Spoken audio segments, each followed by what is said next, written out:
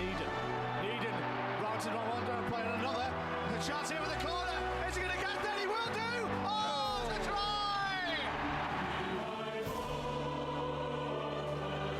Into the Warwick 22 from Dulwich. And Zigru, is he there? Dulwich College, the dynasty continues. Blake Edwards with a run. Mr. Seelitz! Bromsgrove with a try! 5.5 minutes to play! The NatWest Cup could be headed to the Midlands, and the Dulwich dynasty could be dethroned. You're the champion.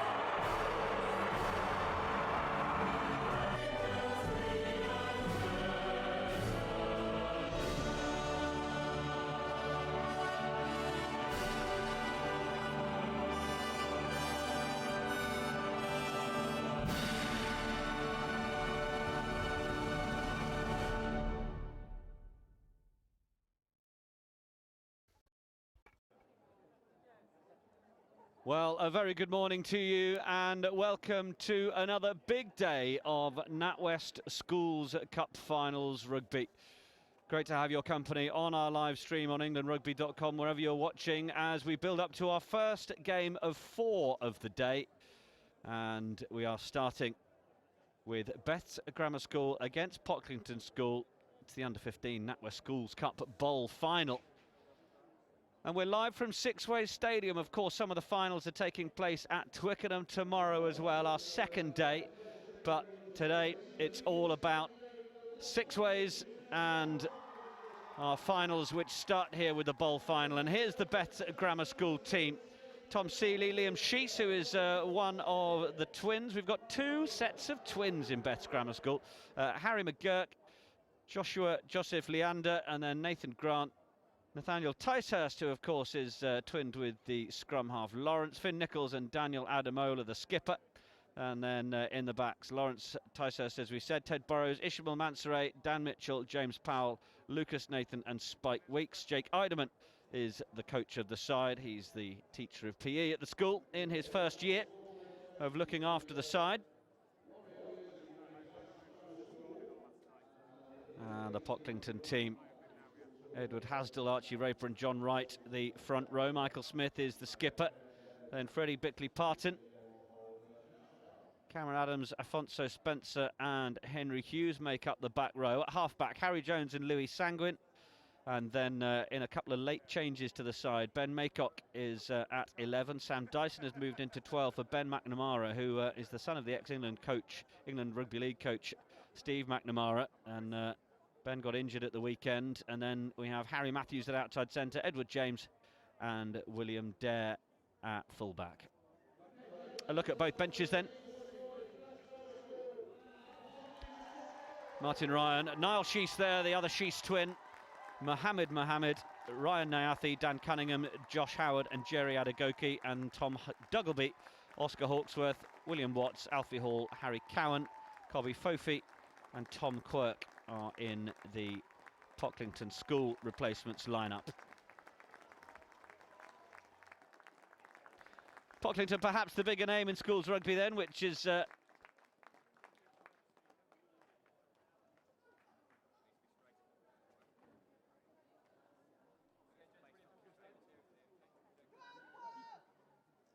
delighted to say that joining me in co-commentary is Dave Rogers. And, well, Dave, you're alongside me for much of the Roslyn Park Sevens last week. We continue with schoolboy rugby at 15s, and we're looking forward to this one. Oh, certainly are. What a very, very exciting time this time of year is for schools rugby. As you mentioned, Roslyn Park last week, of course, the other finals at Twickenham tomorrow. But today, what an opportunity for these youngsters on this playing surface. Of course, it must feel so good coming off the back of a very rough winter to play on a guaranteed surface. Even those who played at Roslyn Park last week, we didn't have the best of the conditions, but it's foggy here today, but it's dry and we're all set to go. Referee for this one is Andy Wigley, as Pocklington's Sam Dyson gets us underway with the kick downfield, and Beths with an early carry, and it's a solid carry to set them up with their first platform as the ball comes back to Lawrence Ticehurst. Carried in well by his brother Nathaniel.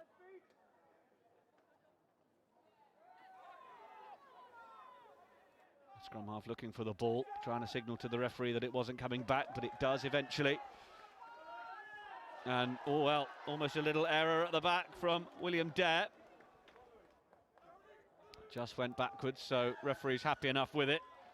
And you could see Harry Jones, the scrum half, looking with open palms to the referee for a decision. And he got it. Interesting chatting to Niall Temple, who was giving me a few extra little bits of information ahead of the game, and he was telling me that as far as Pocklington are concerned, they haven't got the speediest of men out the back. They can handle themselves in the physical stuff, but their only worry is if Beths send the real pace men at them around the outside. So it'll be interesting to see how that pans out. But Pocklington at the moment have put 5 in the line out, and they've kept Daniel Adamola out, but you can expect him to potentially carry this big one up, a real talisman for the side. But, well, actually first it's going to be Bickley Parton who does it, and then there is Adamola. Good carry from him, and the cheer goes up from the Pocklington fans with us. But Pocklington have created some really good room on the outside here, and this is a brilliant run from Harry Matthews. He needs support to get there fast. There was an attempted jackal of the ball, and the referee right on the spot. I think he might have even been penalised for a squeeze ball. Good start for Pocklington. Oh, absolutely. I remember speaking to some coaches last week at Rosslyn Park when Pocklington were brought into Group A at the last second, and they were all worried about the strength that they were going to have. He mentioned lack of pace perhaps in the back line, but the outside centre there certainly put in paid to that in the early phases. Couple of minutes in and they'll get confidence from that. Yeah, no slouch, was he?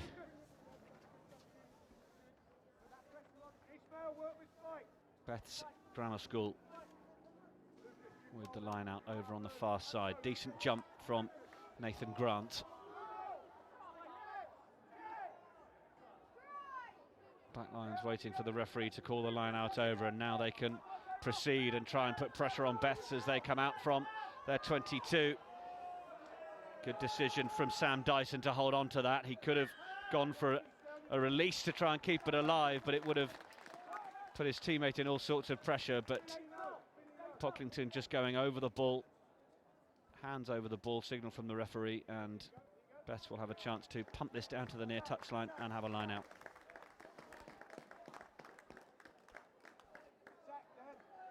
Beths, who overcame Dorothy Stringer in the semi-final.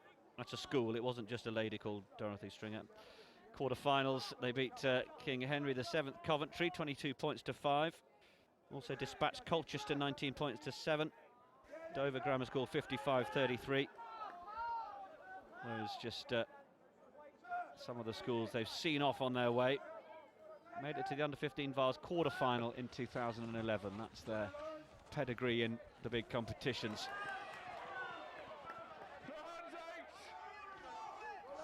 Beths did have a couple of showings in the Emerging Schools tournament several years ago. This is definitely their best achievement in terms of schoolboy rugby, and what a great opportunity it is to give these players the chance to play at an arena such as Sixways, the home of Worcester Warriors. Penalty comes to Pocklington as Beths hold on in the tackle. A lot of the time in the occasions in schoolboy rugby, it's the team that settles first who'll go on to be successful, as I think we're going to have a missed touch with the kick there. Both have given away a lot of penalties. We've had 5 penalties in minutes. Yeah, that can could prove to hurt either side, but it's Pocklington now who have taken advantage in the end, although they missed the touch finder. The clearing of the lines from Beths wasn't too accurate either, and it's going to be another chance for Bickley Parton to do the carrying duty.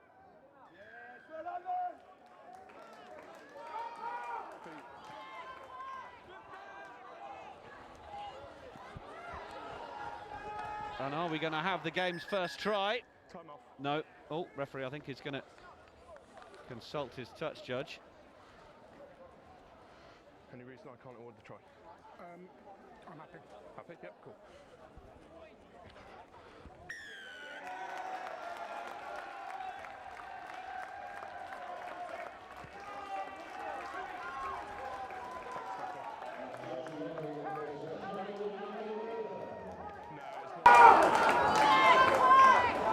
Well, the try's gone down. And it is for Ademola.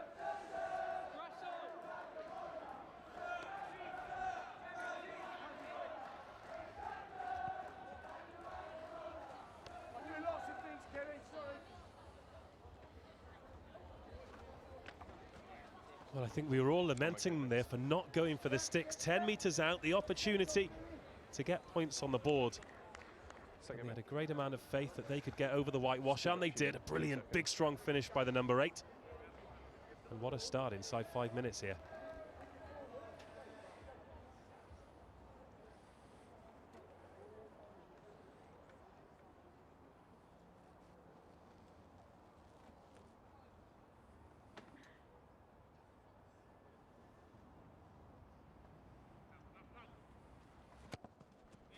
Beths Grammar School with the chance to add the extras, but that one just goes wide. But a decent start from them. First one's onto the scoreboard then, with the try through Ademola.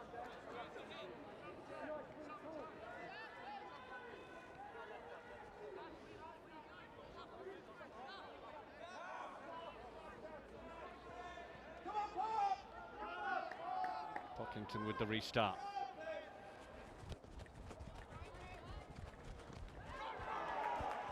Dyson.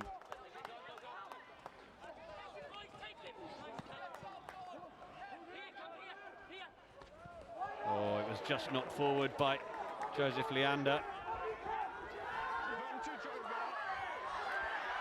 Pocklington now looking to break. This is really nice stuff. Kick downfield ended up straight into the hands of Beth's Spike Weeks. A little bit of a juggle. We've seen a couple of those from Nathan Grant. Now Ademola shrugs off that first tackle, gets a good leg drive and makes a few more metres. Then they get it away to Ted Burrows, plays a bit of rugby at Blackheath.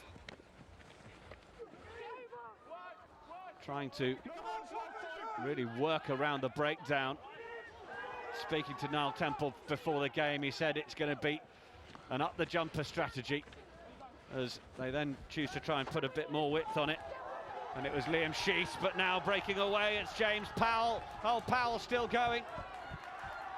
He's not held in the tackle either, despite what Ben Maycock's trying to do. Then a solid arrival from Grant again. He's done some really big carrying for Beths so far.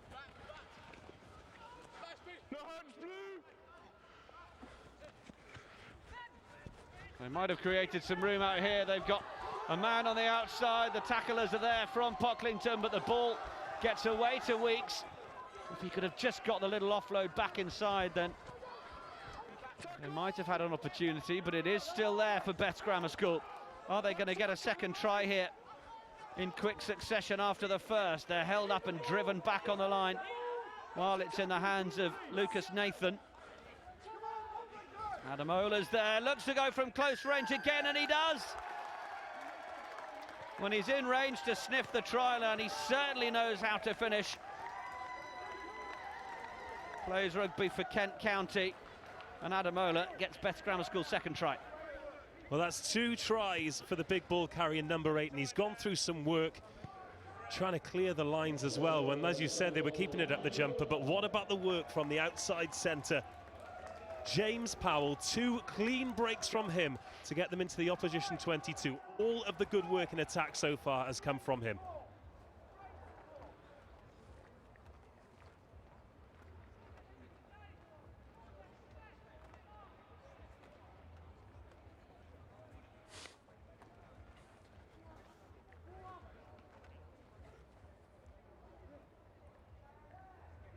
Similar position for the conversion.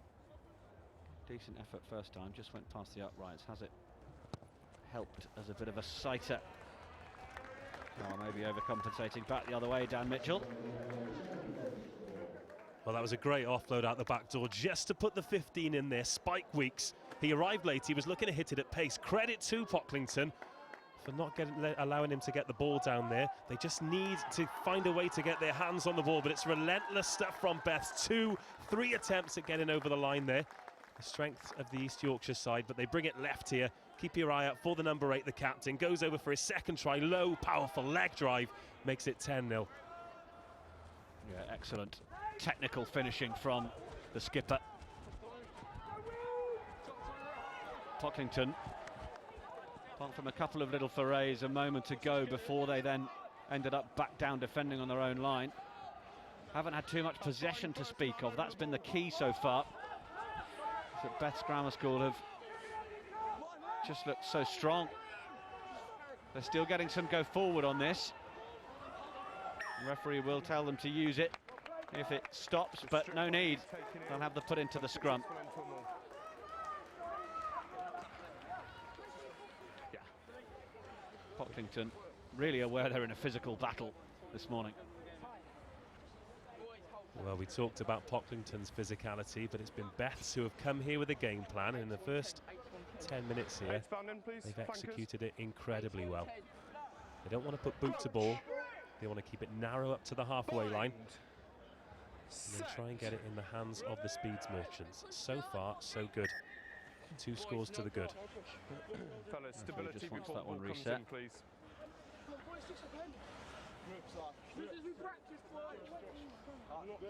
8, just make sure you're bound in for me, please. Thank you. Crouch! Bind! In you go. Messages on social media to @SchoolsCup. Mrs. Steele, best of luck under 15 rugby from Pop School in the Schools Cup. Class 1Y are ready to cheer you on. #bleed blue. Well, they're certainly putting the pressure on there. That's really solid work from Cameron Adams in the player pathway at Yorkshire Carnegie, but it's that man again, Ademola. And then Nathan Grant, so used to seeing those two combining. Service away from Ticehurst. Then they want to put a bit of pressure on Pocklington from the back, but running forward, oh, this is nice from William Dare. Needs the support to arrive, but where Beths Grammar School tried to force the turnover, they didn't release the tackler. So decent play from Pocklington there and William Dare. Well, the first time we've seen any incisive running here. Here comes Dare, steps in, but doesn't really have any options. But they've managed to get the penalty and a little bit of territory here. And Nichols, the man who was fingered by the referee, is not releasing the tackle.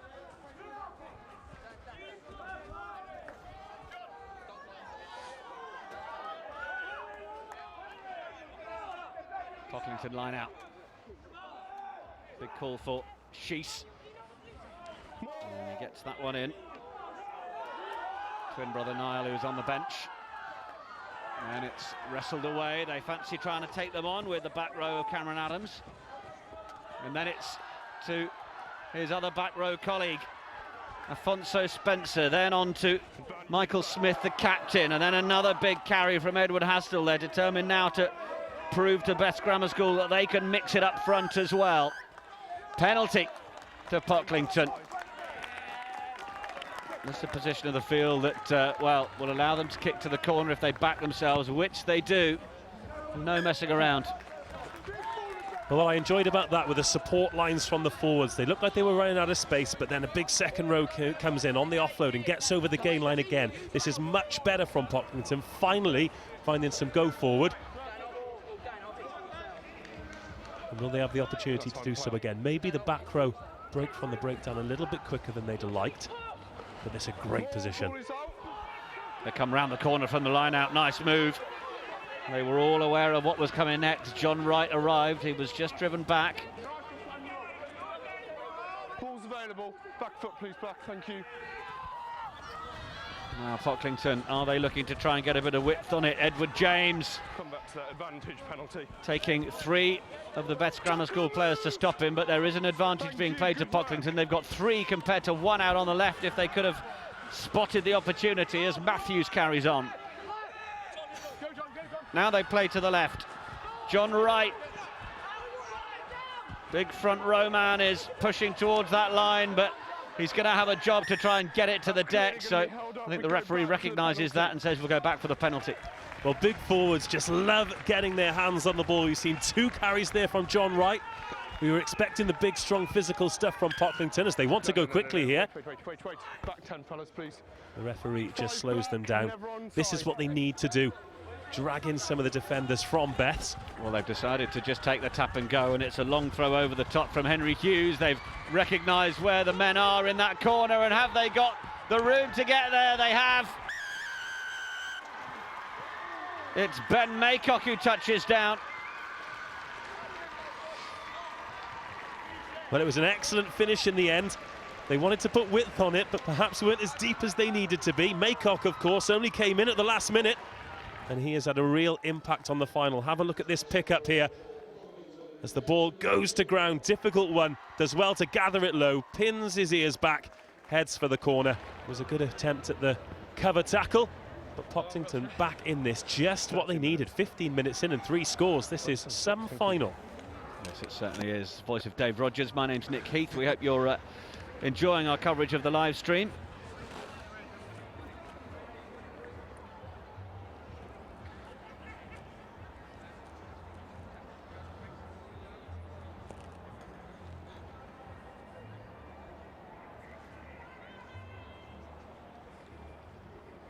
There's an attempt from wide out on the left. Harry Matthews begins his routine and his run-up. Strikes it right-footed. It's not quite going to have the legs. Direction wasn't too bad, but 2 tries to 1. Beths Grammar School still with the lead, but Pocklington will take heart from that. Well, they wanted to go quickly from the penalty. The referee dragged them back. Look how many forwards are narrow there, so they decided to put some width on it, get it in the hands of the backs. The pass wasn't as clean from Sam Dyson as he'd have liked, but it was an excellent pickup from the left winger. Ben Maycock gets on the scoreboard, and Pocklington half the deficit. Hashtag NatWest Schools Cup if you would like to get your messages across for us on the live stream. Plenty of you backing blue. We've got a bit of work to do. That is an exceptional turnover from Ademola. Needs his teammates to help continue giving him the go forward, but they're then happy to send it out and release the backs. Joseph Leander with that carry. Now they come with Dan Mitchell, and now they find it out to the wing, and Lucas Nathan, and then on the wraparound is Weeks, feeds it quickly back in field. Powell again. Good interplay from Beths. Ademola still going forwards, taking a big hit from John Wright, who eventually brings the man down. They're going to have to use some of their bigger men to bring down Ademola. By Black. Knock on. Scrum black ball. I'm really impressed with Spike Weeks, the Beths fullback. He's got a really good habit of joining the line late, trying to hit the ball at pace. That's a couple of times there. He's just appeared on the overlap on the left-hand side. And I think as Pocklington maybe tire later in the game, he might find himself a little bit of space there. Good fullback play. When I say crouch, okay? Thank you. Crouch. Bind. Set.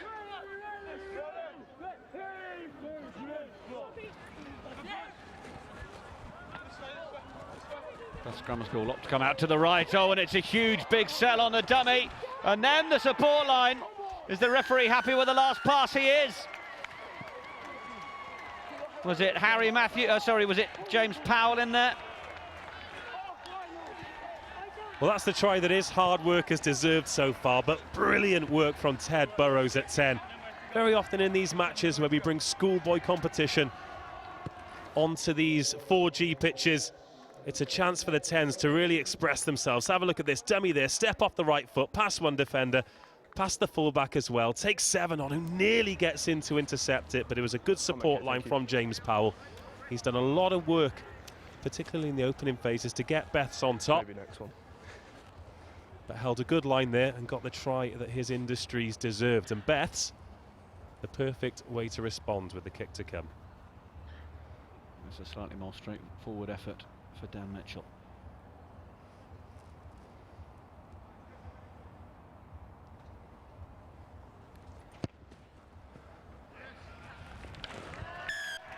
Lovely from Mitchell. And the first successful conversion of the day gets over. And Beths lead by 17 points to 5. Let's take another look at this then. Oh, I'm pretty sure he'll enjoy watching that back. 3 tackles he skipped through. Just timed the pass to perfection. Drew the fullback. And it was a pretty simple finish in the end for James Powell. 17-5.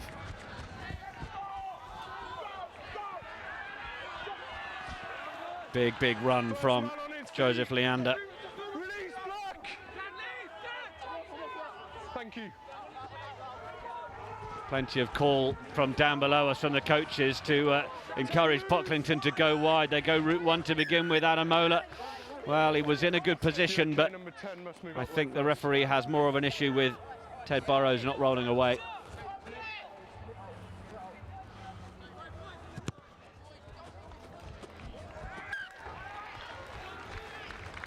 Well, a bit of a get out of jail there for Pocklington, because as you can see, the tackle was made. More work from the 8 there, from the captain. He had hands on it, but the body in the way, the referee in the right place, and another great chance here for Pocklington.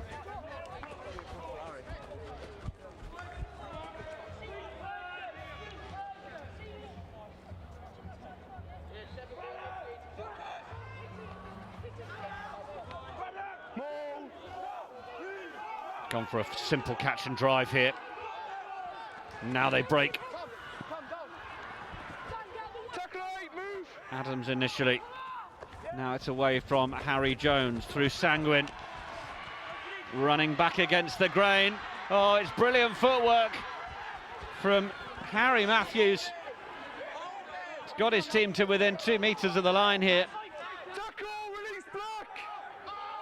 Referee says to play on.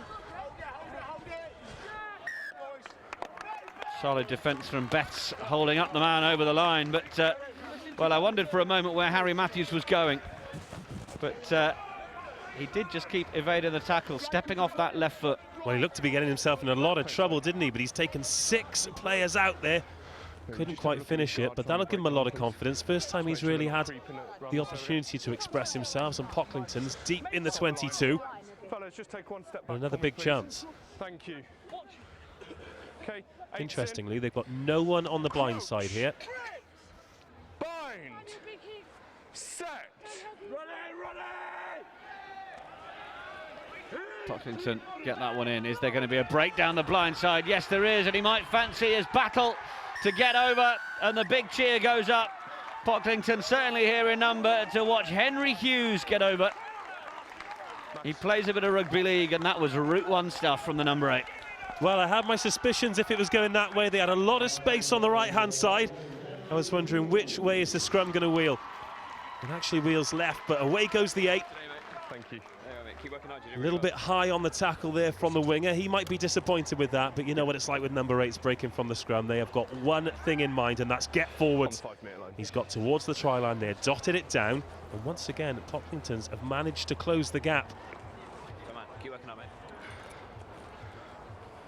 Really important couple of minutes for them now to see how they can withstand the ominous, or the obvious, should I say, Beth's onslaught.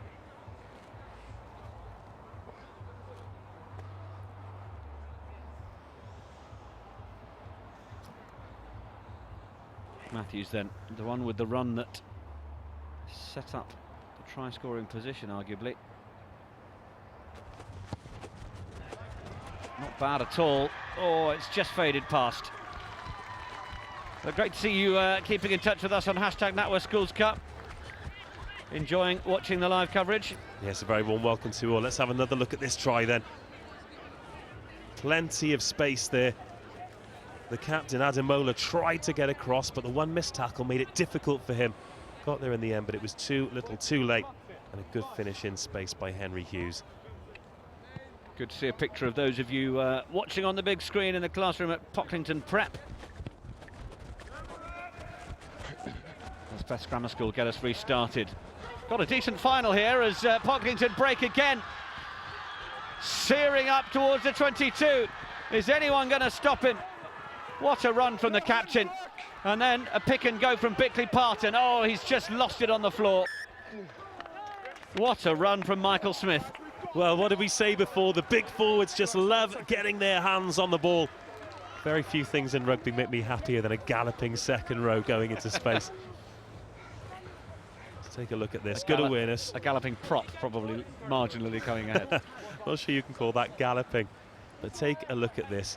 Knows he's got a couple of men to beat. Desperate for someone supporting, but they're back in the 22. Despite the knock-on, this is the place on the pitch where they want to be. Good fight back from Pocklington. A word for Ishamal Mansoureh, who was the man who eventually got back and made the tackle after a few of his teammates perhaps stood up a little high. He got in and got those legs away. Crouch. Bind. Set. Beths under a bit of pressure inside their 22, and well, they opted to clear the lines. It wasn't conventional. Oh, and then there's a knock-on, so this will be an advantage for Pocklington now, and they get it into the hands of Hasdell, who is a decent ball carrier, but he opts to set up the platform, and we might see a bit more of the backs here if Louis Sanguin can fire it out for, well, it wasn't going to be Matthews. In fact, it's been taken in by Nathan. Nathan clears it out of the 22, but all he's done there is find the clutches of Ben Maycock, and Maycock looks to the outside, and are we going to see a try for Sam Dyson? Dyson is in for Pocklington, and this final is bubbling away beautifully. 3 tries apiece, and Pocklington in for another. Well, it's absolutely come alive. As soon as they put boot to ball, it was absolute carnage. There was the chip to the corner. It was well gathered by the man on the left-hand side. Let's take a look at this, but he looked to kick for touch. It was a long clearance. He was asking a lot of his right boot, but it was a lovely step inside there by Maycock, who scored the first try. Puts Dyson in, a good finish for him, beats the flanker, beats the hooker, and brings Pocklington to within 2 points after 26 minutes here. What a first half that we are getting to enjoy here to kick off our schools finals. We have the under-15 bowl final that you're watching, the under-15 plate final to come, and then similar in the under-18s competition this afternoon.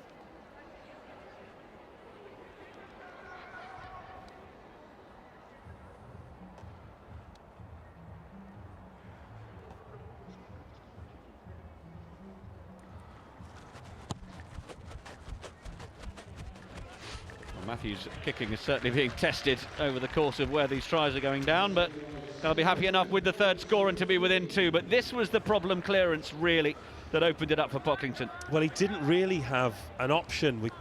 At this age group, of course, we do put a lot of pressure on the kickers. I mean, we just saw it with the place kick there. It's a long way for a teenage boot. But let's not concentrate on that. Let's concentrate on the try, the good work there by Maycock, put in the centre into space, and his awareness of where the try line was and what he had to do to bring his team back into this. Restart from Mitchell. Really, really well done. Nathan Grant competing brilliantly, and then it's Joseph Leander. And it's loose, but there was a hand on the ball. No advantage coming. Scrum. Referee has gone for the knock on there.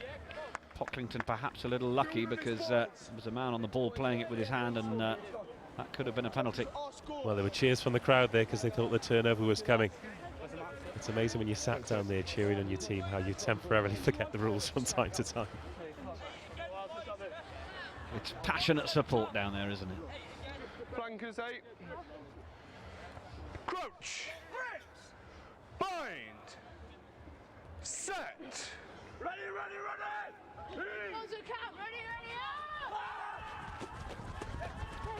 Beths Grammar School coming up to the 22. It's another good run from Ted Burrows. We saw him doing that earlier when he was able to put Powell in for the try, and they're keeping it alive at the minute. Ticehurst Flanker then, Adamola Advantage over. goes backwards to begin with, needs to try and Deep blue. recycle that ball for his teammates, which he does. Then it's Ticehurst Lawrence that time. It comes back to Lucas Powell. Sorry, James Powell. Apologies. Pulling 9 through the rope. Well, there's a penalty being given here. Coaches down below are If you kick it out, that's time. encouraging the team to make sure they ask our referee, Going post. Andy Wigley, Shot called. about how much longer he's got left, and I think the referee's told him that if they kick it out, that will be the end, so their option is to take 3 points. And a sensible option too. It's a similar position to the penalty they ignored before they got the first try. And I think in their exuberance they were going to go for the corner again, but the opportunity to give themselves a 5-point lead going into half-time, especially in a match of this magnitude with the opposition on the crest of a wave, as it were, I think this is a sensible decision. Difficult to split the sides at the minute once they have the ball, each of them looking good.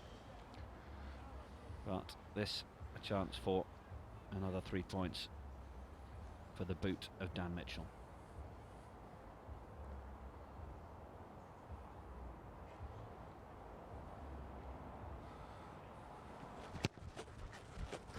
Beautifully struck from Mitchell. No problem at all. So it will be a 5-point advantage at the break for Beths Grammar School.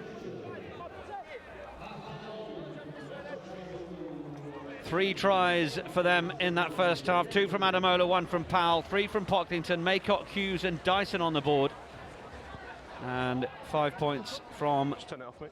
Dan Mitchell gives us a half-time score of Beths Grammar School 20, Pocklington School 15.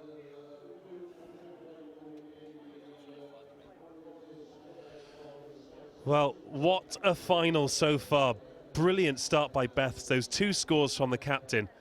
But what I have been particularly impressed with is the character of Pocklington's. It would have been quite easy for them to drop their heads, being beaten at their own game. We expected them to be a big physical forward pack, but they were taken apart in the early stages, but then they mounted the fight back, and they'll take a lot of heart from that. They trail by 5 here, but this final is very much alive. Well, we mentioned earlier how Beths Grammar School came through the competition. Pocklington beat Kings Priory in the semi-final 24-0. Clevedon 18 points to 3 in the quarters. They saw off Birkdale, Millthorpe, Richmond, Wolferton and Hull Collegiate in their various games, or the game against Hull Collegiate was the defeat, sorry, where it got them into this bowl competition.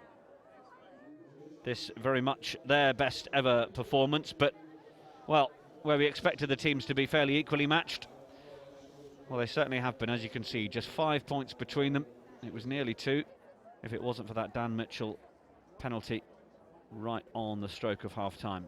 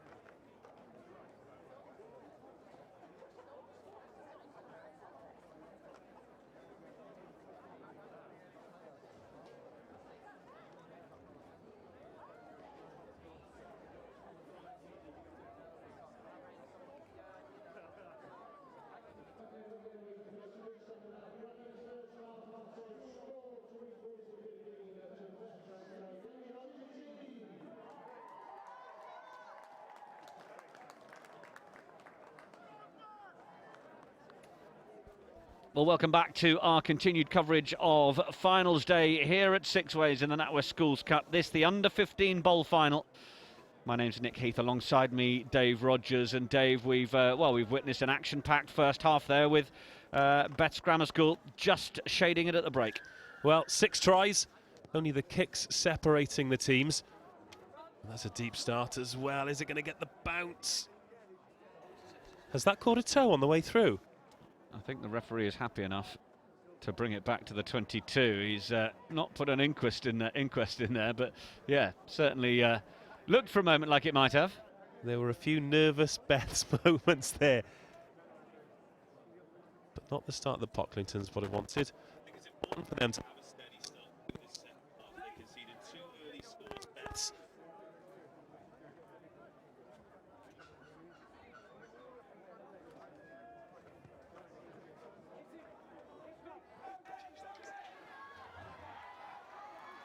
Pocklington with the break up to the 10-metre line. I think we're just checking that our co-commentary microphone is working fully so that we can hear from Dave Rogers. And in the meantime, Louis Sanguin,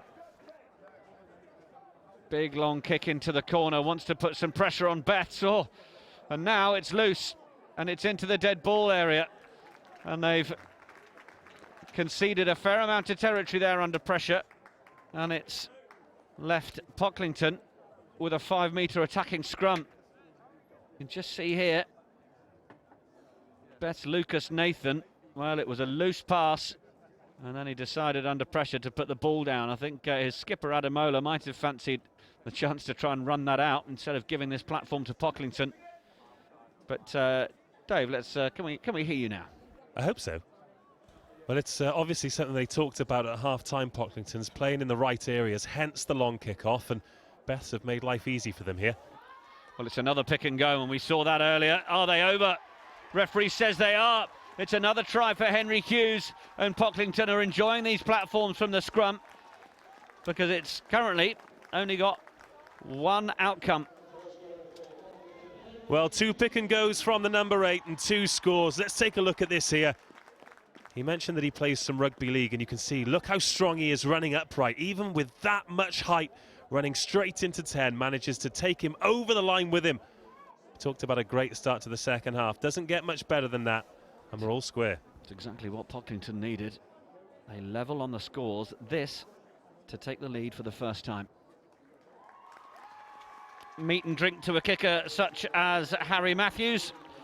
And indeed, Pocklington now shade it on the scoreboard by 20 points to 22 now.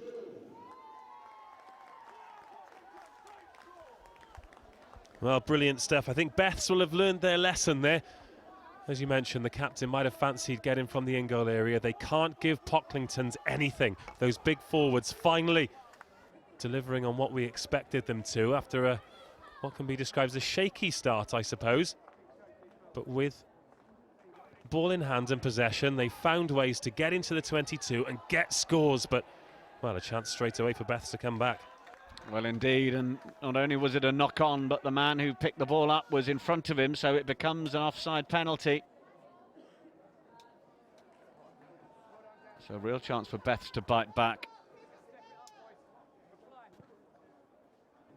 Harry Matthews, incidentally, on that last conversion, will have been pleased finally that his teammates didn't score out wide. Thanks, mate. Opportunity to get his first 2 points from the boot, which he took. Now, Lads, that's their line out time. Okay. Yeah, those That's your kicks from mark. out wide, he had a very Set the gap. methodical What's that? Are you on? approach to things, but under the just get sticks, back. nope, just Back come on up the and boot it. Interesting to see that it's Where you are. That's fine. Lawrence Ticehurst, the scrum half, who takes on the hooking duties. The underarm throw, we saw plenty of that at the Roslyn Park Sevens, but they're getting a real trundle on this on Beths Grammar School. Pocklington with little answer to it. They're trying to put more men into that maul, and it does just temporarily stop, but Ademola at the back crashes down, and my goodness me, what an efficient catch and drive that was from Beths Grammar School. A real warning sign to Pocklington Yeah, I got you, mate. that they can kill them from that form of set piece. And Ademola with his hat-trick. Yeah, what a day this is for the captain. But let's take a look at this again. They've applied it in their own territory as a way of getting out, of keeping it narrow, but that just marched forward.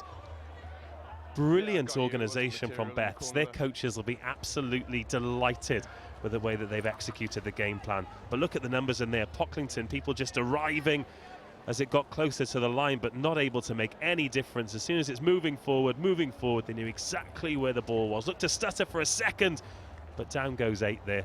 That's as easy a try as he'll score all season.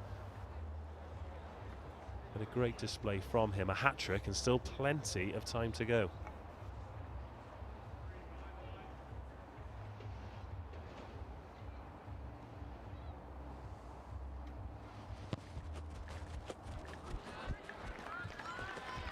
Conversion just fading to the left. So we're back to where we were just before that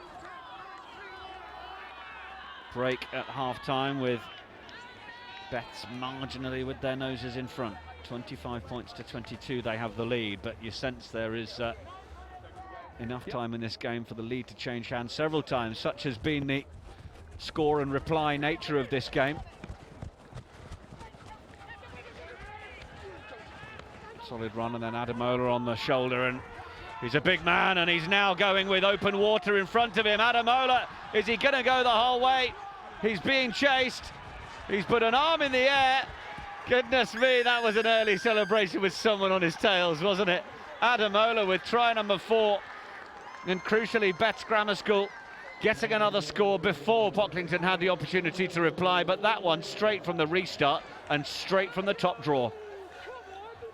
Well, that was an early celebration, but it was an excellent offload there, as all good back rowers do. Offered himself at the offload, picked it up well inside his own half there. He's gone 20 metres already, and he's only just up over the halfway line. Thank you. It was a valiant chase there from Sanguine, but look at that celebration, 15 metres out.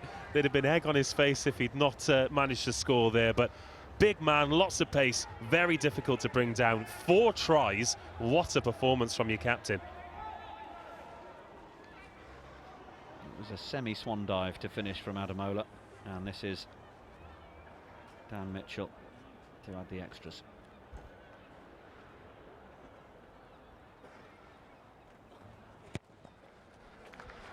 No problem from Mitchell. 10 points now, the gap. Well, Pocklington have shown that they can come back from a 10-point deficit previously, but this was quite some score. Well, you called it a swan dive. I'm not sure it was as graceful as that. His try just a couple of minutes prior, we called it the easiest that he'd score all season. This was probably the most difficult. Didn't have to beat a lot of tackles, but had to have great awareness of his surroundings, even when he put his arm up as the attempted tap tackle was coming in. All of 75 metres, fantastic score. I don't know whether I love that or I hate it, Dave. It's one of those. He's certainly enjoyed it anyway. Beths Grammar School coming forward again. They'll have real confidence as a team with what the captain has done for them. Sheese, then on to Ademola, and then they come away through Nichols, and now they've got room with Lucas Nathan on that far side, one of those players playing up a year. They've got a couple of under-14s in the lineup. Dan Cunningham on the benches, another one for Beths Grammar School, a few more in the Pocklington lineup.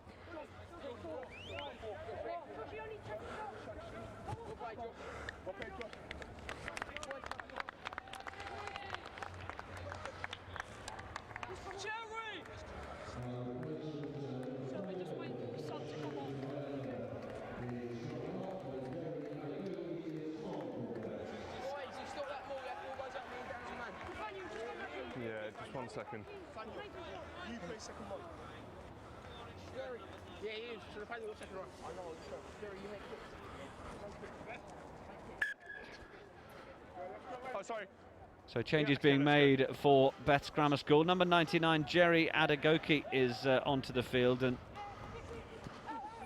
there is a lovely little story about Beths Grammar School sending the shirts away to be printed, and they said to the replacements, well, you're on the bench, you can have any number you like. What would you like? Adegoki said, I'll have number 99. Then they were called by the RFU, said, you do realise you need to be numbers 1 to 22. The printers had already done their job, and he's on as number 99. And why not? Absolutely, why not? Big day, big number. Hopefully he'll make a big impact. Absolutely. Crouch. Bind. Set. Hold Good it. platform, good opportunity for Beths again, and it's a solid tackle. Needed to be on Dan Mitchell because they were building up another head of steam, and Ademola goes around the corner at the breakdown. Ticehurst feeds Nathan Grant, but You help bring him to ground, you assist. no tackle, release not on the tackled player from Pocklington, excuse me. 7, not releasing. Well, an important couple of minutes here for Pocklington's, because another score, and surely it's game over. They've shown that they can come back from 10 points already, but then they managed to get themselves some territory. They're being pinned back here. Beths, well, with the tight game plan they've had, 7. they'll be looking to suffocate the life out of this final now. Blue on the line, please, fellas. Blue on the line.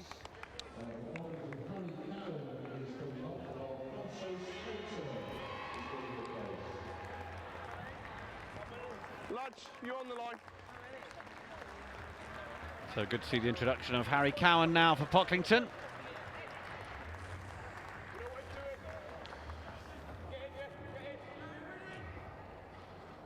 On for Afonso Spencer. More. Now we've got the familiar look of a Beths Grammar School maul, but Pocklington beginning to defend that really well. Then Ademola goes himself. He's in search of try number 5. But Ticehurst now gets it away. Burrows step in field with that really physical outside centre, and James Powell. Play on. Now the ball is hacked through from the new man Cowan, 20. but they will have to go again through Beths. Ademola is brought to the ground, looking all the while he was to his outside. There's an advantage being played, and trying to run up that touchline. Finn Nichols just run out of turf. Well, the danger there from the driving maul again, but it was Big John Wright, number 3 for Pocklington. He was holding that one up pretty much on his own, marching it towards the touchline. Gargantuan effort there from the prop forward. 10 points between the sides. Crouch. Bind. Set. Ticehurst Hold your push, Blue. gets it away from the back of the scrum. We're not going to see Ademola doing a peel from the back this time, and then building up a real head of steam into 21. the tackle was Mitchell. Not afraid of the physical stuff. Lucas Nathan, penalty Beths. And Pocklington are just going to be had a word with here by the referee. Fellas, quick. Yeah, let's take a look at this here. Saw some feet go up in the air from the tackle. Okay, he's lifted him. Just needs to be very careful. Just the pick and go, yeah, and he was lifted there. His legs did go up. I think the referee happy that a talking to will suffice. There's Cameron Adams there, perhaps doesn't know his own strength. Yeah, absolutely. Well, what's going to be the option for Beths here? Are they going to opt for the scrum? Do they fancy a tap and go? Ticehurst just taps, and they will go. And he gives it to Powell again, and now they're trying to find some width. Oh, and it was knocked on. Didn't quite work out for Adegoke. 14 Blue. Well, let off there for Pocklington's.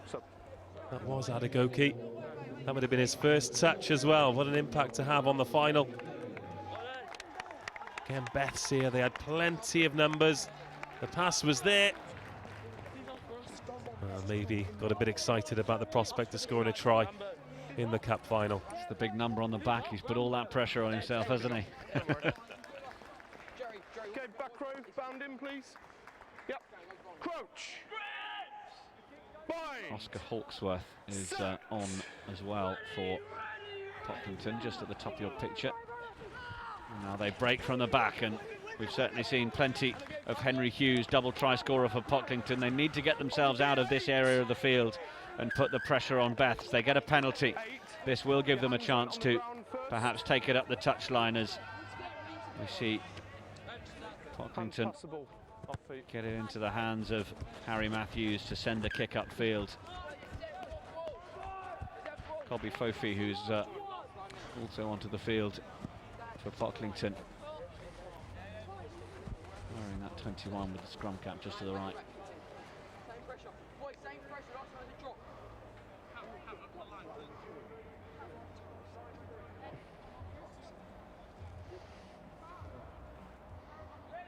Pocklington needs secure ball here. Fofi's the man who jumps, easiest one to lift because he's certainly one of the lighter. Back foot. Thank you. It's a really good drive by Pocklington there, making a statement here to Beths that when they get themselves organised they can go too, but they're going to have to get this out unless they're planning to score a try from 60 yards out on a rolling maul. They've got a penalty advantage now. Coaches are encouraging the players to use it. And also encouraging James Powell to get onside as well, because he was just admiring the Pocklington forward work. Oh, it's just been knocked on by Pocklington there, but they had the penalty advantage. Coming in at the side of the maul, and Matthews will take it up the touchline, and if they can get even closer, well, it might be the maul. Oh my goodness me, he's got that absolutely inch perfect. They're going to have every metre up to that 5 metre channel to go, and this will be a worrying moment for Beths as they work out how to defend the driving maul from Pocklington. Well, what a kick that is. Got to win the ball first, of course.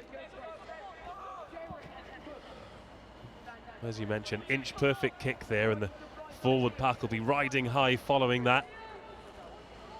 And I would not bet against exactly the same thing happening from the line out here. Here we go then. Who's it going to be? It is Fofi again, and last time he was able to get down and direct his forwards around him. At the minute, it's not become the maul that they might have wanted, and then it's been knocked on. Is there going to be turnover ball here for Beths? They've got the advantage, but it's been knocked on by Ademola. But crucially for Pocklington, they just couldn't get the maul to form. And this has ended up being a let-off for Beths. Well, at this age, of course, the lineouts are uncontested, so Beths had the chance to really set themselves and get the counter drive going before Pocklington's could form. Smart play from Beths.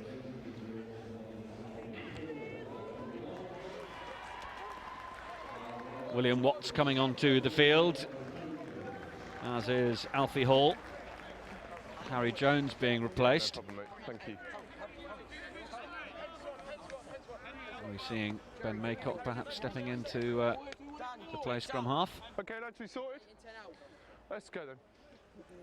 No, sorry, it is William Watts. There. Right, crouch. And interestingly, they've got Henry Hughes, the big number 8, defending in the centres here.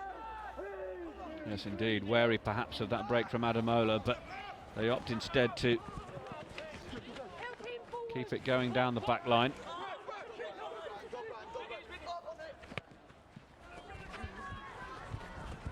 Ted Burrows the one happy to make that initial carry, but as Pocklington struggle to defend, Ademola picks it up and sets up the platform. Ticehurst. Harry McGurk with a really good break here. McGurk took on the last line of defence, but William Dare did just enough. But there is a penalty here.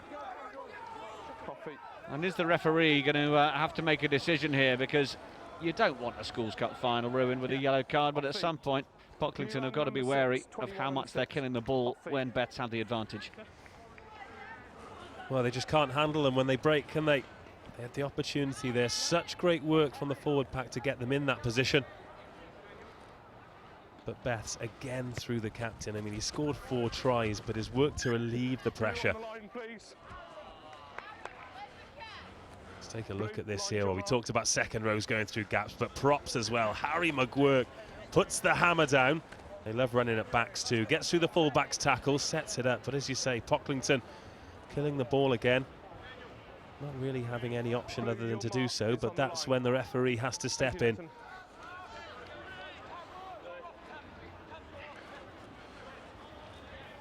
Ticehurst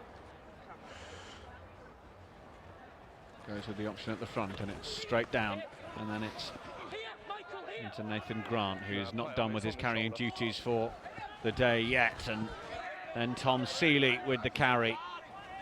Ticehurst gets it away. Man running around the corner was Liam Sheese, one of the 2 sets of twins we have. in this Beths Grammar School side. Ticehurst, it's just gone out the back, but Grant will happily tidy it up. He did have Adegoke looking forward on the outside, but he couldn't free his arms to get it away, so takes it in the physical stuff. And then Ademola, who's brought down by a combination of two of the Pocklington defenders, but then they go for a bit of quick hands, and they might be creating some room out on the left here. Oh, perhaps it needed to go.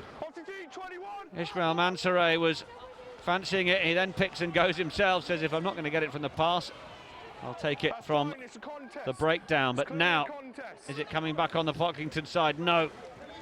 The competition for the ball on the floor has seen Beths with it. And Pocklington have got themselves a penalty as Beths go off their feet to try and secure the ball. And they tap and go quickly.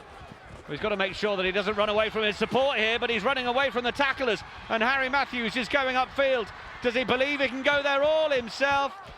Well, the intervention from Beths as Spike Weeks came across was just enough. Let's have another look. Well, what a break and great awareness as well. All the crowds here at Six Ways are beneath us, and I can almost feel our commentary position shaking. Thank you, mate. I'm not entirely sure how that ball has ended up going out of play, but it's gone forward. Well, well, well. I don't want to say chance gone begging, because he'd sort of fabricated it himself. There he goes, he's gone quickly. He was aware that Beth's defence would be flat-footed. The chase was on there. It was Nathan Grant. Let's take a look here. He's got the ball in his right hand. Cross comes 15. Oh, he's actually passed him as well. He's just lost it out the right, and there perhaps is an argument for keeping the ball in both hands. Well, we'll put that one down to rotten luck, but just under 10 minutes to go here according to our clock. Is there life in Pocklington yet? Okay. If that try had gone down, well, it certainly would have tightened things up for the run into the final whistle. Come up a bit there. Sounds cool. Scrum.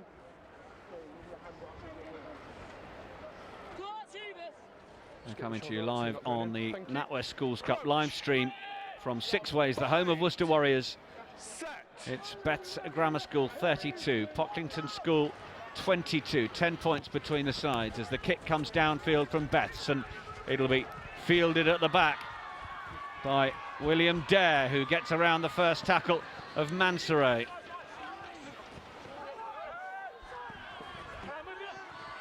Pocklington coming and twisting through the tackles with Cowan, the replacement, who's looked good since he's come on. And now the man who made the break a moment ago, he's still going. He's a real threat, Matthews. But then the ball comes squirting out the side. Referee's not happy with it, and Matthews is on the floor, perhaps needing a bit of attention. Well, maybe just a breather, because he's had a lung-busting couple of minutes. Keeps hold of it well there. Remember, it was his run against the grain that set up the opening try. And he's really working hard to try and be the catalyst. He might have taken a knee from Ademola as he came into the breakdown. Make sure you keep him down. And let's just tidy up, make sure players are arriving on their feet. Andy Wigley just wants a word with Ademola. Yeah, thank you. Yeah. I think credit to the referee. He's refereed the big moments well here.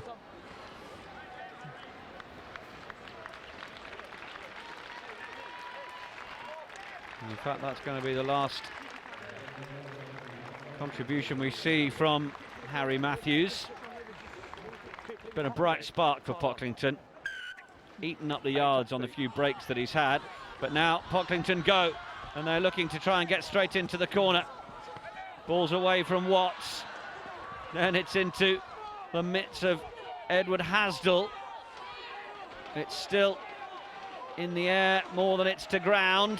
They desperately want it to ground because otherwise Beths will force the turnover here. They get it there. Fofi guards it. Duggleby helps it get away. Then it's with Adams. And now, we're going to see our first yellow card of the game. And I think it's going to Ted Burrows. Goodness me.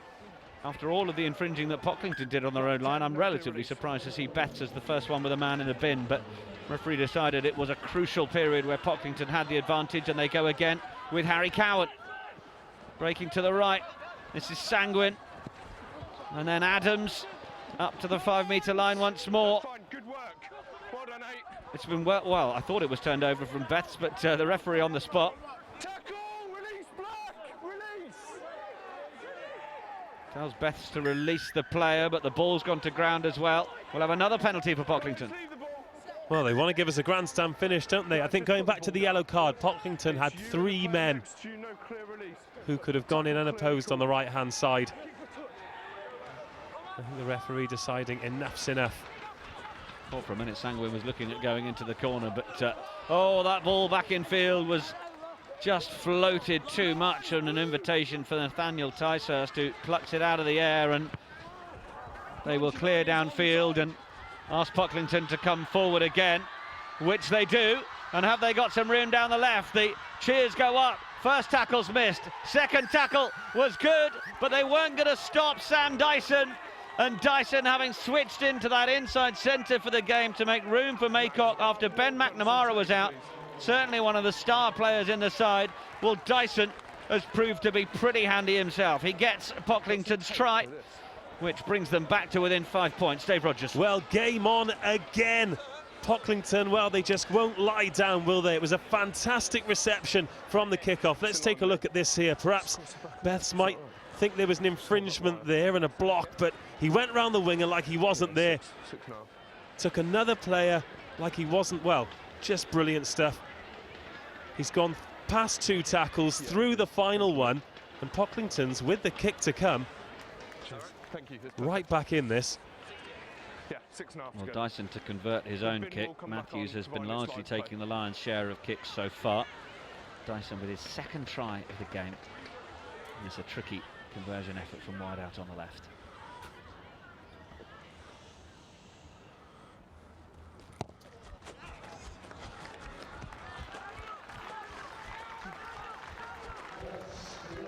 Thank you, mate.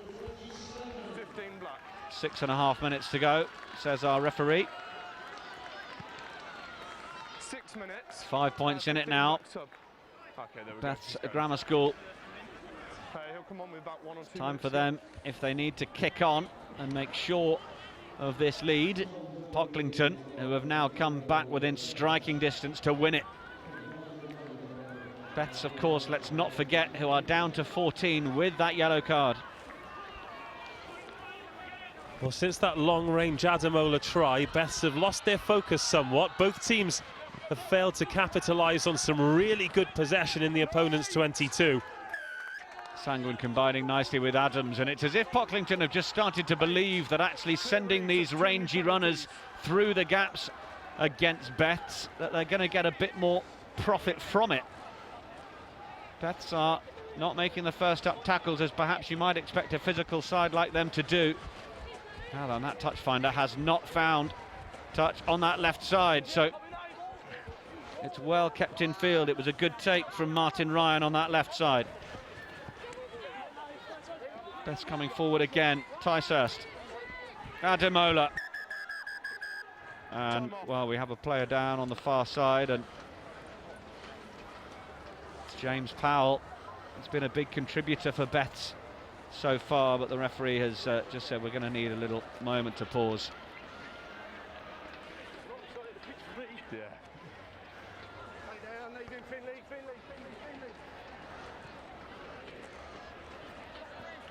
I didn't see what happened on first viewing. Certainly we hope that James Powell is okay. Well, we can see some of the leaders on the field there just trying to bring their players in and go through some final plans here. I think the break-in play might do Beths a favour and just allow them to compose themselves and see if they can maintain the discipline to see this one out. As for Pocklington, well, they're right back in this, and I think for them, they just need to throw everything at it because they don't want to leave this pitch with any regrets. They've trailed for the vast majority of this final, but even when they were 2 scores down, and off the back of the captain Adamola running in a 70-metre try, they still found a way to stay in this final. And now, with a few minutes to go, plenty of time on the clock, they're just 1 unconverted score behind. James Powell isn't leaving the field, he's back to his feet. and keen to play a role in seeing this game out for Beths Grammar School. Time on. Crouch. We are just 5 minutes away from our first piece of silverware of the day. Who is going to have their hands on it? Beths Grammar School. Come again. The man who was just down, but he times the pass well, and they did well to find Mansoray, who's come over onto this right wing, but the support's going to be needed, and Fofi got there and is trying to force that turnover, but the clear out is eventually a really good one. Sheese. Ticehurst. Grant. Get it into a maul. Pocklington trying to lift it up. They've got more men on the left. Beths Grammar School, if they can use it, but crucial turnover for Pocklington as Beths Grammar School were getting up ahead of steam with ball in hand. Well, they couldn't get the ball out there, but they had a 4-on-1 on the left-hand side before Pocklington responded. You've got 3 minutes to go. Second. You've got to match their numbers because they're putting the ball in. So, Dave, as we reach the end of the game, a chance to reflect on perhaps who's made the most outstanding contribution. Well, I don't think it'll be surprise to anyone that Daniel Ademola gets man of the match. Tireless work, ball carrying when his team were up against it inside his own half, and that's without the 4 tries that he scored, including that spectacular solo effort, but still plenty of life in this game. Pocklington knocked the ball forward in the tackle. The tackle was the reason it went forward, and it was strong. There's Niall Temple just giving some words to Daniel Ademola. It was interesting chatting to him. He said he was the coach for the first few years of this team, and then he's handed it on to Jake Eiderman. He says as soon as he's handed it on, they've taken them to the final. I said it's very much like that moment where you loosen a jar and give it to someone else who opens it. Someone else is going to get all the credit, but certainly Niall Temple has been big in the development of this team. Ademola, now will he make the offload? He does, and now they find a bit more room to the left. Mansoray, oh, he's going for the corner. Mansoray, have they stopped him, or has he got the ball down? Oh, it's a great try for Beths Grammar School. Eshamel Mansoray has got the ball down in the corner, and that might seal it. Well, I think that's the one that puts this game to bed. Mansoray, he's done a lot harder work in defence than he's had to in attack in this final so far, but give him half an opportunity. And let's look at this finish. Again, it was a great pickup from the captain. Got round 10 and 12, and we sensed as soon as he got this offload away that danger could be afoot for Pocklington's. Picks it up, still plenty of work to do. Has a man outside, and there we go, that big fend there. Gets round the replacement, and then shows strength to match the pace. Drags the defender over the line with him. It's a really strong finish from Mansoray. Just double check. Max, have you got time now? Ademola, Mitchell, all combining well. Not an awful lot the likes of Oscar Hawksworth and Louis Sanguin could do to stop that try going over into the last, almost the last minute of the game. Can you just confirm? The referee is just checking how long left as we await the conversion.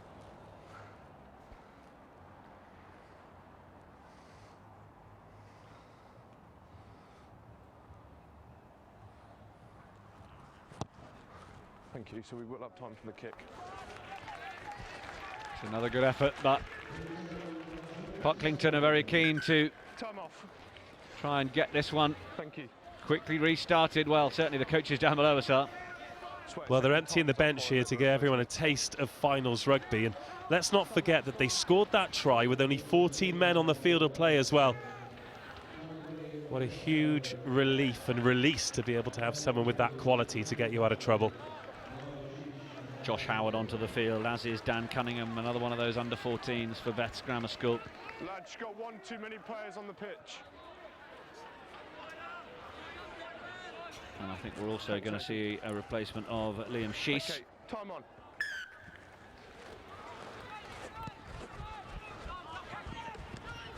And there is the other Sheese, Niall Sheese, who is taken out in the air. Very careful with your timing, please. Pocklington perhaps a little lucky that that man is not spending some time off the field. Kick down towards that touchline. Is it going to bounce before it goes in? That is excellent from Dan Mitchell. Puts the pressure on Pocklington. Asks the question of whether they can do it from their own 22. But at this stage, within the final minute, Beths Grammar School have got this job done. Got 1 minute to go. Just under.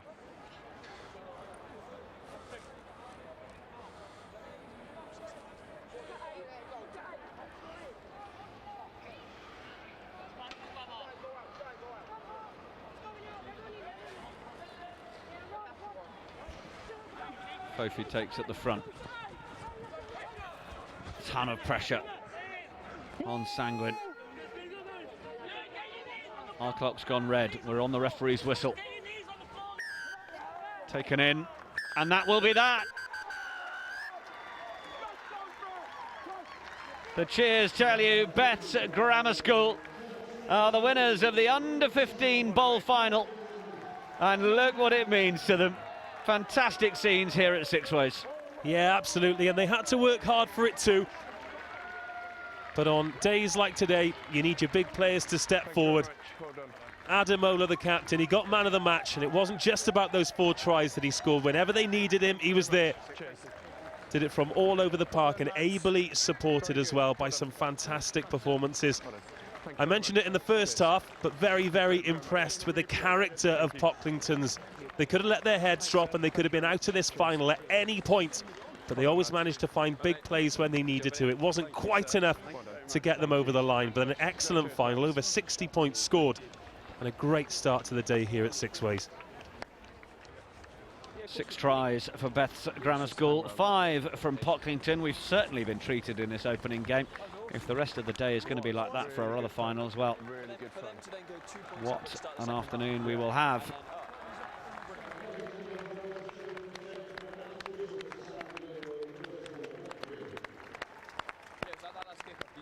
Coming on, and they're like, we want number 1, 5. Yeah. I was like, oh, just do it. Just go, just go. The rest of the games are like that, we're going to have an happy day. So full-time score in the under-15 bowl final of the NatWest Schools Cup, and it's Beths Grammar School 37, Pocklington School 27. Let's have a little look back at some of the highlights from our first match of the day. Well, the chat before kick-off, Nick, was all about the Pocklington pack and the strength that they were going to show, but it was Beths and their big forwards that got us started. Here's Ademola's first try. Just, I think it caught Pocklington's a little bit unaware. Never sure who the big ball carriers were. Well, it was all about Ademola there. This is the try in the second half that nearly got Pocklington back into it. Great work up the blind side there. Pirouette from the kick, using pace to beat defenders and strength to carry them over the line. At that point, we thought Pocklington might be back in this, but of course it was the brilliant solo effort from Mansoray. Back to the first half then, it was the dangerous fullback Spike Weeks. We talked about him joining the attack late. Nearly forced his way over the line there, but Pocklington, of course, holding him up. But then the space was on the blind side. Took one more phase. Again, it was the big winger. They often carry the ball like forwards these days, but he couldn't get over. But keep your eye on the captain here, number 8, Daniel Ademola. Stays low. Good agility for a big man. And there's no stopping him from there, particularly with those upright body positions from Pocklington. This was the first show of, well, any kind of attack from Pocklington, and it was a lovely pick-up off the toes as well from the left winger, Ben Maycock. He was switched out to the wing just before kick-off, and, well, with 1 try and 1 assist in the first half, that was a vindicated decision. Here's the big ball carrier, Henry Hughes, getting the first of his 2 tries. Yeah, certainly showing Daniel Ademola anything you can do, I can do too. Oh, absolutely, 8 on 8. And this was when Pocklington's got themselves right back into it just before half-time. The kick into no man's land. Here's Maycock again on the ball, skipping by the tackle, and then executing the 2-on-1 well to send in Sam Dyson. That was the first of his 2 tries. Of course, we saw the second already. So at half-time, there was the penalty, of course. 20-15. We knew we were in for a great final then, and it carried on in the second half, much as it did in the first. This was that well-executed drive from the Beths pack. So disciplined. I think the coaches will be really pleased with the way that the pack managed to hold things together. That was a great release of pressure. And there Ademola just dots it down at the end. You can see a couple of heads drop in there from Pocklingtons, but they soon picked themselves back up, and they had to, because they came under pressure again straight away. All that tough work Ademola had done. Again, Henry Hughes showing I can do that too. Straight from the back of the scrum, taking some players over him, but this was the try of the match. Ademola picking it up all of 75-80 metres from the line. That was the halfway line. He just tiptoed over there. We'll let him off this early celebration. Look, the hand goes up, but thankfully for him, he didn't take his foot off the gas, because he was under plenty of pressure there from Louis Sanguin, and not the most graceful of swan dives over. Pocklington defended valiantly, but Beths just kept coming and kept coming. Plenty of pressure on the line. No try that time.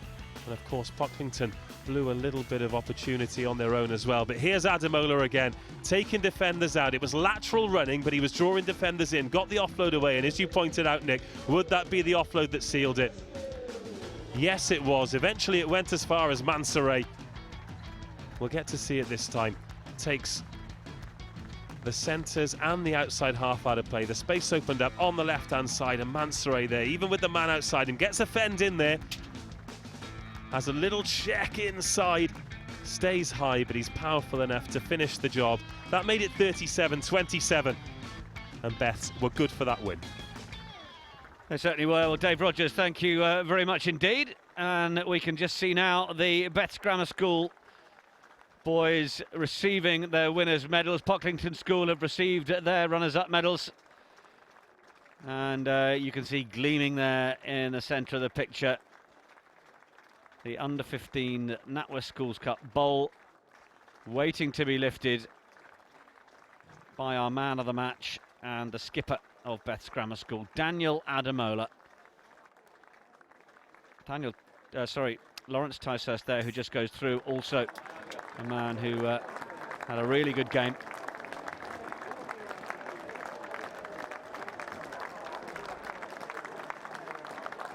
Pocklington sportingly applauding every man who's come through from Beths as well. Photo opportunities.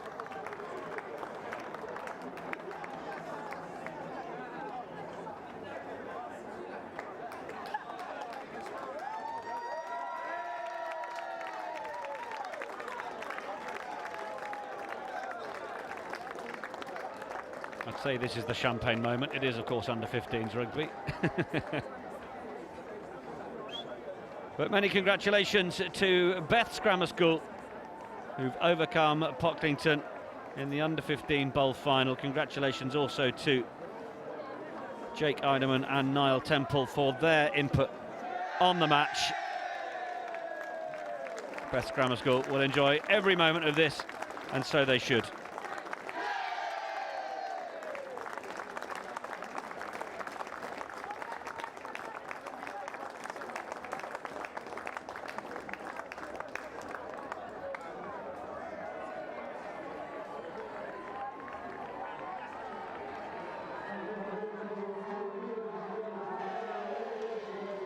Well, they're continuing to enjoy every request of them that's made from the photos, whether it's officially at the presentation board or whether it's from their schoolmates over the course of the afternoon. We hope you've enjoyed our coverage of the under-15 bowl final. Of course, our day of rugby continues, but for now, from Six Ways, it's a very good afternoon.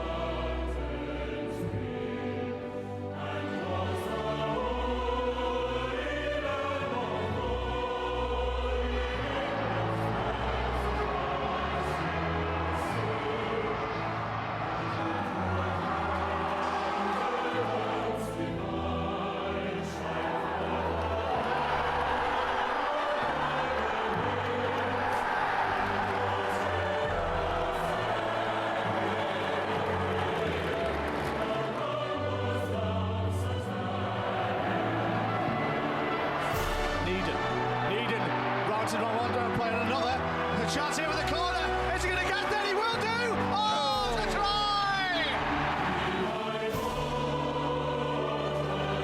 Into the Warwick 22 come Dulwich.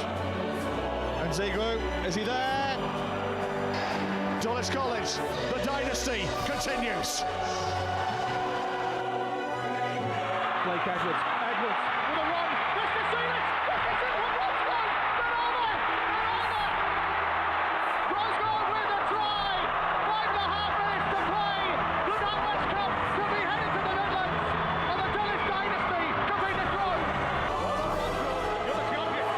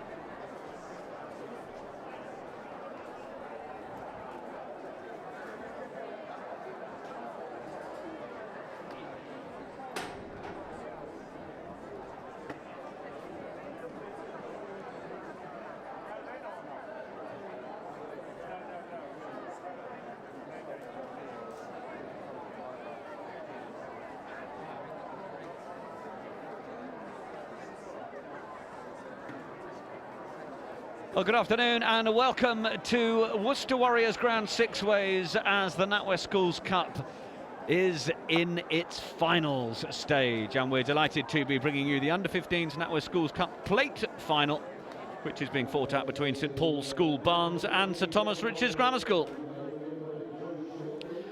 Two teams then, St Paul's School Barnes in the forwards, the front row, Harry Morley, Hamish Elder and Luke Biamonti. The second row in the engine room, Teddy Monroe-Davis and Aidan Atkinson. The back row, Brendan Chow, Henry Hasty and number 8 George Lyons. The halfbacks, Archie Turley and Ben Griffiths. And on the wings, William Evans and Nikita Forrester. And in the centres, Freddie Elchingham and Luke Scott. Fullback is Charlie Hill.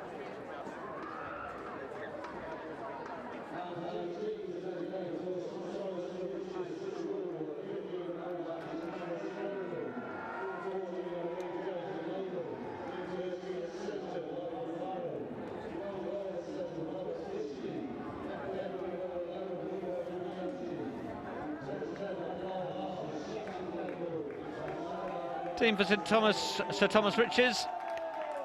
Up front we have Dennis Gunn, Luke Carr and Hassan Amma.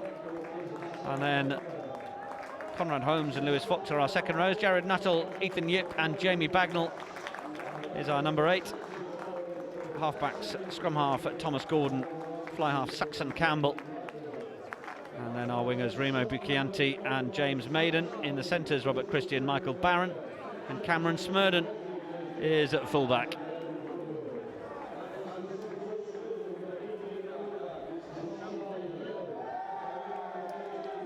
And the replacements, Sharia Amir Ahmadi is number 16, Alex Davis 17, 18 Daniel Wiley, Connor Sinnott, Henry Pincott, Freddie Harris and James Evans make up the rest of the St Paul's bench. And for Sir Thomas Rich's, Scott Munden, Owen Morris, Jack Stanley, Mitchell Chukwuemeka, 20 Ted Jameson, 21 Benjamin Major and 22 is Ben Woodward. So the under-15 play, well, it looks like being a pretty high quality game, as you should expect from a final, with two teams though that have gone far in the cup, in St Paul's and Sir Thomas Rich's, both knocked out of the cup by pretty small margins really. St Paul's losing out 15 points to 10 to Epsom. Sir Thomas Rich's an even narrower result against Chosen Hill by 12 points to 10. And then, well, in the plate they've taken out a few big names. St Paul seeing off the likes of London Oratory, KCS Wimbledon and St Benedict's, while Sir Thomas Rich's have waved off Seaford College. And a really tight game against Bishop Veazey's, 6 points to 3. But neither really having picked up a Schools Cup title before. St Paul's have reached the under-15 cup final twice. They've never quite got over the line. Sir Thomas Rich's twice losing the under-15 Vase. So for one of these sides in this game, a first title will be on its way.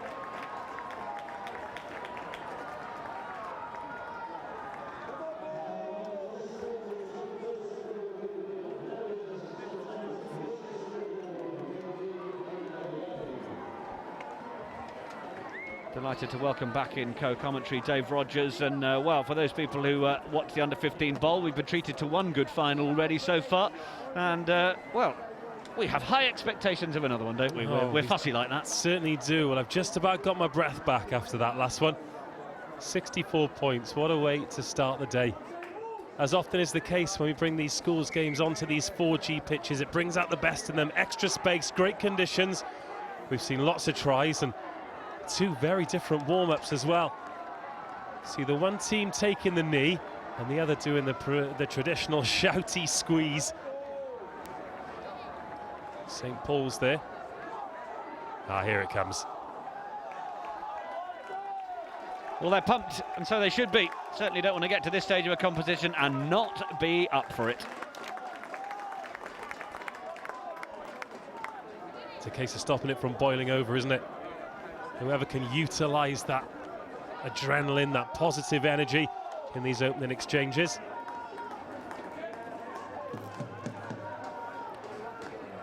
Ready to get the game started then. Ben Griffiths kicks us off from right to left, and, well, somewhat frustratingly, no doubt, for his St Paul's teammates.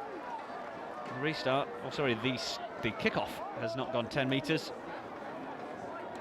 Messages coming through on Twitter. Good luck to the under-15s teams in the plate final from Thomas Light. Do send us your messages of support wherever you are watching. Hashtag NatWest Schools Cup. We'd love to hear from you. Maybe you're an aunt and uncle tuning in, a gran and a granddad of some of these pupils. Maybe you're tuning in at work on the sly.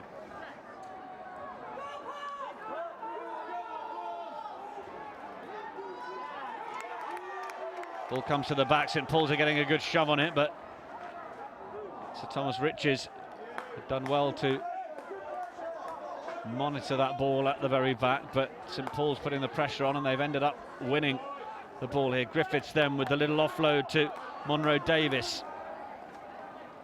Griffiths again coming onto that ball nicely, and then feeding Brandon Chow. Now they come to the right. Griffiths again.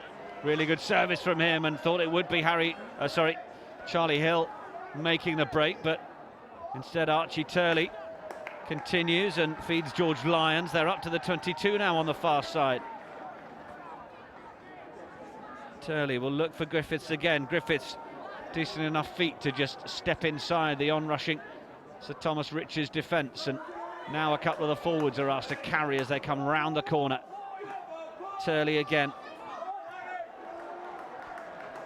Plenty of numbers in there for St Paul's, making the yards, but Sir Thomas Riches have turned this one over after all of that bluff and bluster from St Paul's.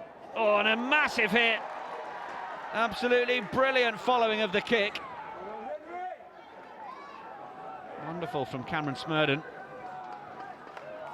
Look forward to seeing a bit more of that as the afternoon goes on. Then another big one. Tackles up. Certainly powerful from Sir Thomas Riches. Scragged in the tackle is Luke Scott. Plenty of ball possession from St Paul's, but also plenty of solid defence from Sir Thomas Riches. Maul is called by the referee. Turley adding his weight before deciding whether he's able to get his hands on it coming out. St Paul still going forwards. There it is, and now the ball comes to deck. They've done well there, St Paul's, to manufacture getting that ball out. Griffiths nearly caught with the ball on the wrong side, but Turley with enough time to be able to get it away, and then it's Harry Morley. Needed to just get rid of the ball as he entered contact, which he did. St Paul's will have a penalty. Sir Thomas Riches not rolling away, and well, it's a first opportunity to bring in Dave Rogers. Well, what a lung-busting open period of play. Sir Thomas Riches, 3 minutes there, well, 3.5 minutes in the end as that excellent hit goes in. We've had a few of those. Sir Thomas Riches, big physical start. Look at that, 2 men in the tackle there, 2 back rowers getting together. Sir Thomas Riches there, but St Paul's pretty relentless in attack, but that's a mistake from the penalty as well, but they've got away with that. Well, they have. It certainly didn't find touch, but it's ended up being a knock-on advantage, and will set a real platform. Chow with the first attempt at making some extra yards. Now coming in off his left wing is William Evans. Turley, Griffiths. Oh, and a nice outward drifting line from Charlie Hill. It's been knocked forward. We'll stop for the scrum. St Paul's in these early stages very much knocking on the door. Just a couple of observations that I was going to talk about before that penalty didn't go to touch. I've been impressed by the options that the halfbacks have had. Despite having all that possession, they still kept their structure offensively, but Sir Thomas Riches proving a tough nut to crack here in these opening exchanges.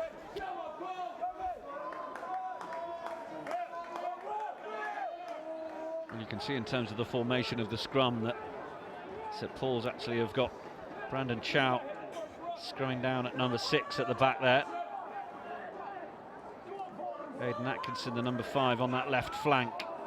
Oh, and there was a little bit of blocking there. It was accidental obstruction, but it will turn possession over to Sir Thomas Riches. And, well, job number 1 here. Get the scrum right, get the ball, and clear the lines. Well, no sooner have I admired how organised they are in attack than that happens, but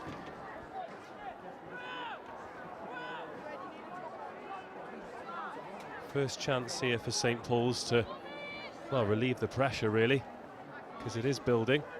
5.5 minutes gone here. They've not spent a lot of time outside their own half, if not 22.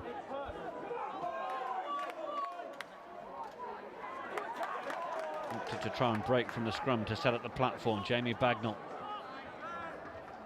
The ball is rocketed back.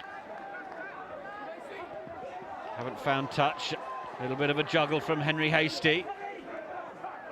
Gets a bit of go forward. A little bit more lateral though, but Turley now. Round the corner comes Luke Biamonti. So Thomas Riches forced the turnover. Referee happy enough with it. And the box kick from Thomas Gordon. First up tackle is missed, then a dainty little chip, but it's ended up going into touch. So Thomas Riches will have the line out. Well, still pretty lung-busting start, isn't it? Yeah, plenty of ball in time play in the opening, what, 6.5 minutes? Yeah, so Thomas Riches managing to clear the lines there. Have a look at the line out here. Of course, still uncontested at this age group, so a chance for the team in defence to set. It's with Ethan Yip, but he's knocked it forward in the tackle, and we've seen a little bit too much of that from Sir Thomas Riches. Keep handing the ball back over.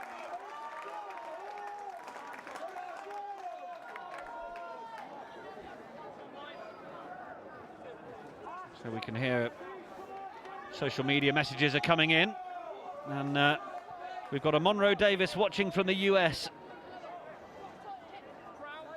relative of the St Paul's School second row Teddy, of course. What relation are you, Ben? Get in touch with us once more.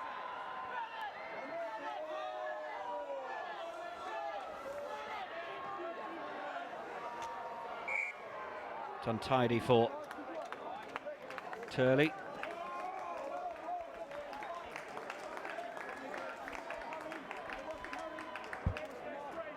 Yeah, important passage of play here for both teams, because St Paul's have managed to set their stall out, and Sir Thomas Richards, they're doing a lot of big defence, a lot of big tackles.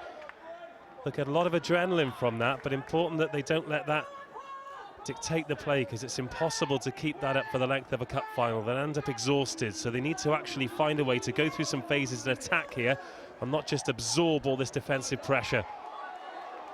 It's nice running from St Paul's, bit of a training ground move, and well, look at the pace in Luke Scott. He was brought down much to the cheer of his teammates, but they need to make the clear out and get possession, and the referee says it will be a penalty to St Paul's as Sir Thomas Riches go offside.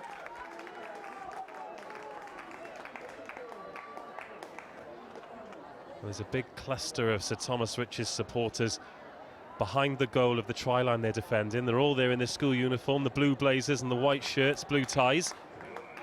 And they were, well, I think that cheer was as much of relief as anything when that attack was brought to an end, but a lot of pressure here.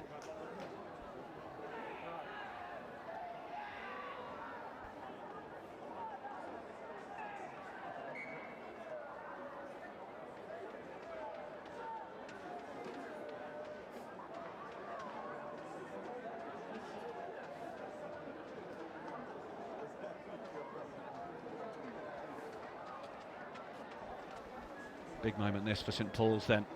Got to retrieve the ball from the stands first. Here comes Hamish Elder.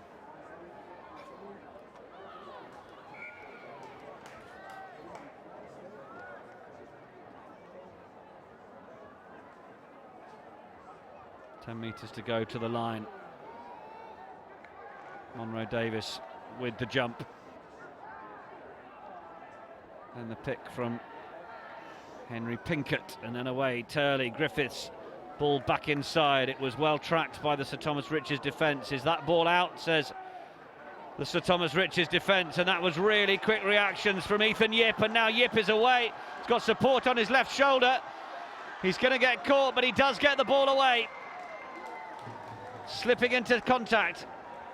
Brilliant awareness from Ethan Yip. It may be a penalty to St Paul's at this stage, but it was wonderful work from the open side, communicating with the referee as that ball was out, and made an excellent turnover and break. Well, textbook 7 play that was.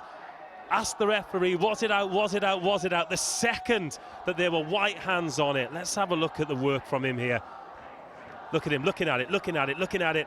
As soon as it's in the scrum half's hands, in he comes, stays off his feet, rips it away, and makes 60 or 70 metres. He hit the travelator once he got to the halfway line, but the left winger was there in support. And that's the first real glimpse we've had at that danger man. Excellent play from the open side flanker.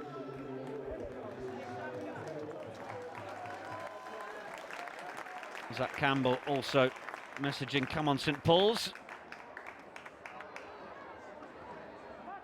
That's our second row Teddy's father, who we have watching in the States. Embarrassed by the commentary mention. Well, we can keep doing it if you like. Very warm welcome, Ben. Great to have you on board. Coming up to 12 minutes played then. We are still scoreless in this, the NatWest Schools Cup under 15 plate final. My name's Nick Heath, alongside me Dave Rogers. And we've seen plenty of St Paul's so far. Sir Thomas Riches weathering the storm defensively, and a couple of breaks themselves, but they can't seem to get possession for long enough to really put a lot together. Be interesting to see how they look when they do, but they get a penalty now as Brandon Chow just gets caught.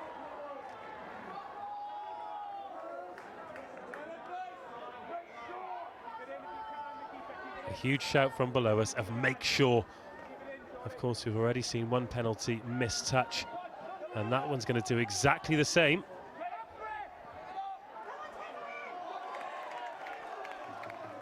Good tackle on Luke Carr, but he's done well to just turn and get that ball presented. And it's away from Gordon. So Thomas Riches in this area of the field really for the first time. Hassan Ammer places it back, and then Gordon again. It's a decent long ball from Gordon, and then a little chip through on the outside channels. Two men going for the ball. Referee says play on, and it's hacked forward from Michael Barron.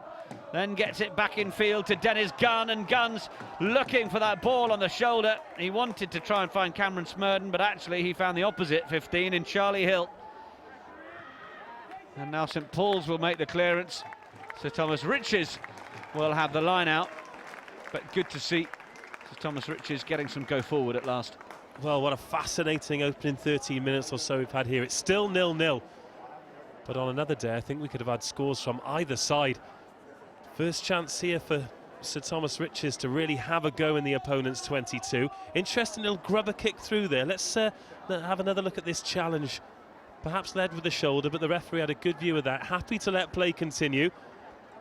And the ball just wouldn't stop for them to really have a good go at it. But another front rower, ball in hand there. Great awareness all around the park from Sir Thomas Riches. And now St Paul's have got a bit of pressure in their own 22. Let's see how they deal with this.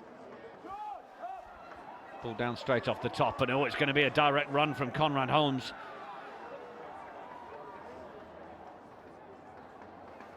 Gordon looks at the options. They've got a penalty advantage here, so they've almost got a free shot as Hassan Ammer again comes charging onto that.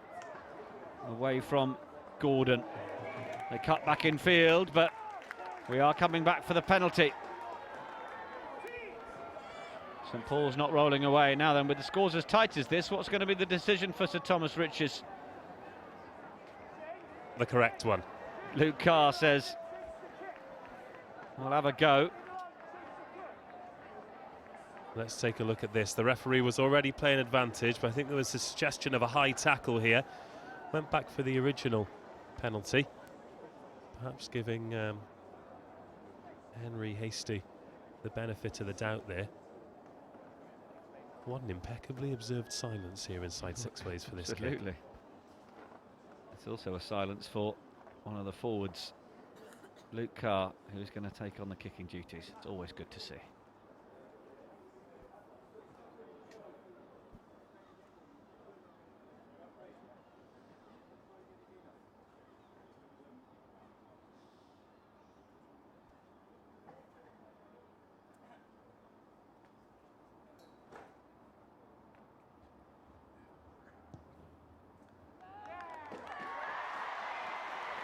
Cheer comes up from the far end as the Sir Thomas Riches faithful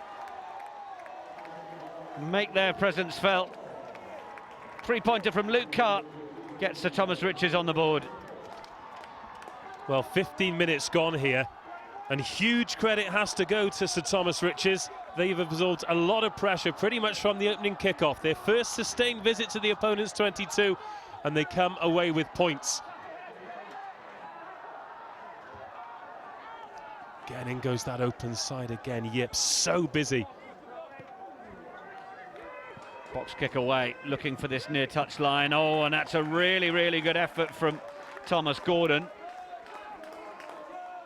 Lovely stuff from the Sir Thomas Riches scrum half. I think important for St Paul's to realise here, they don't necessarily need to force anything or change anything. They've made inroads, ball in hand.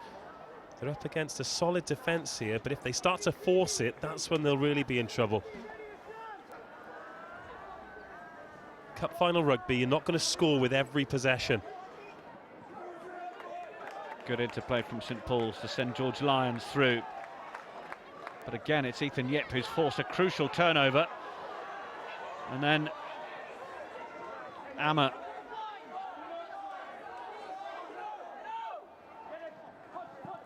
Thomas Gordon.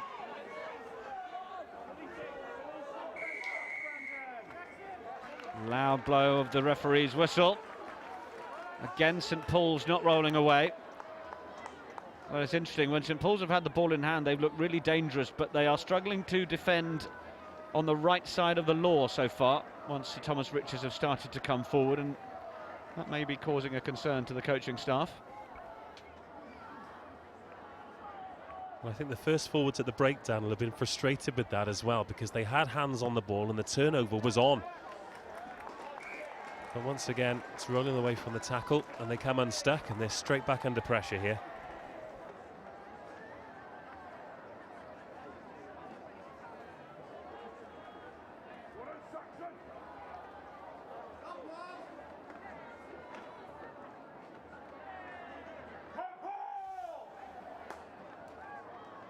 Luke Carr, part hooker, part goal kicker. Gets his arrows right as well. It's at the back with Yip.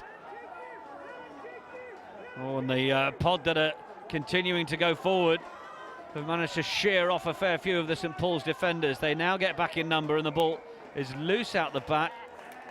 And, well, the referee has given the scrum to St Paul's. And he's deemed that the Sir Thomas Riches players, I think there was a bit of detachment as that maul came forward. It effectively became an accidental offside, and that's why St Paul's are getting the scrum. Yeah, let's take a look at this again. Again, it's Yip with his hands on the ball. Yeah, they broke away there. Bit of a detachment, and come back in. Referee, once again on the spot, wanted to take a good look at it. Louis Fox and Dennis Gunn were doing some really good work, and there is the Sir Thomas Riches support, enjoying a day away from the classroom. Coming up to the Easter holidays, of course.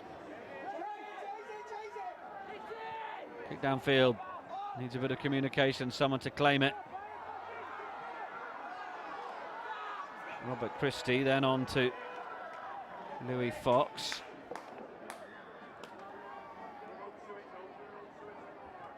Oh, pass didn't find Conrad Holmes, but there was an offside from Sir Thomas Riches, from St Paul's.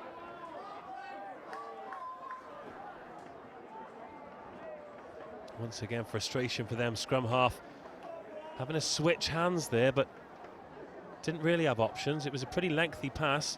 Defensive line was certainly a yard or two in front of the back foot from that breakdown. It's going to give Luke Carr another opportunity at the sticks. No problem with the first effort. Well, it's those errors in key parts of the field that are costing St Paul's at the moment.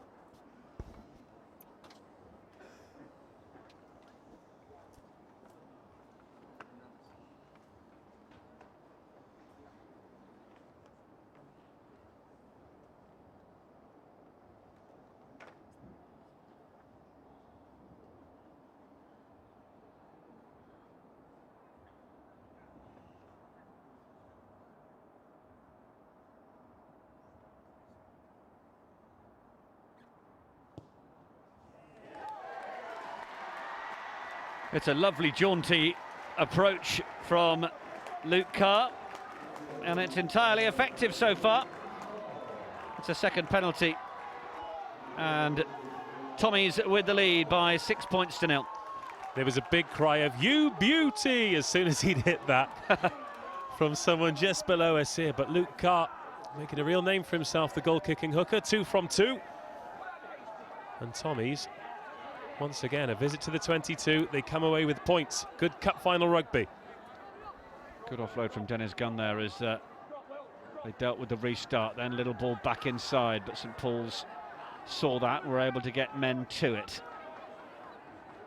It's Thomas Riches having weathered that early storm of pressure from St Paul's, where they had plenty of possession in the opening 10 minutes.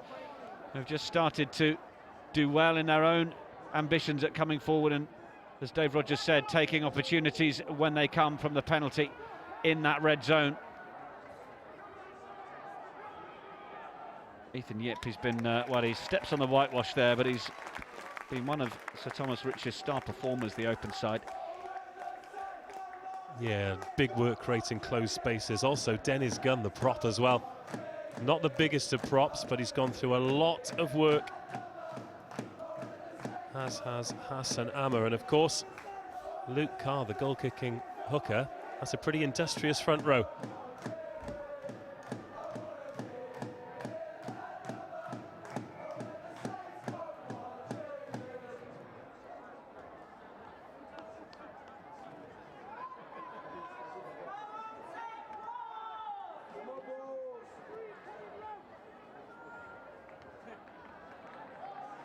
What can St Paul's do from here? So Thomas Riches intelligently not engaging at that line out, so they weren't going to allow St Paul's the chance to set up a maul. Big tackle in midfield as Luke Scott comes onto the ball, and now Sir Thomas Riches trying to force the turnover. Look who's in there again, it's that man Yip.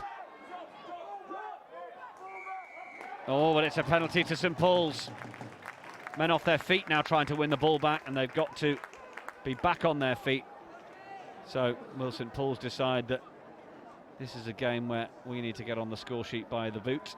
Indeed they do. Time for the tee. Yeah, important for St Paul's to get something on the board here.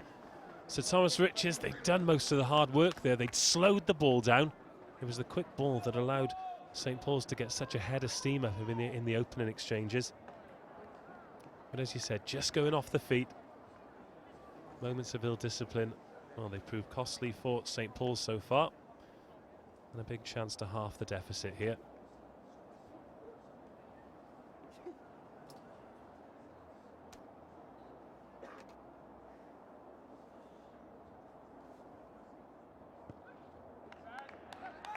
Griffiths with no mistake.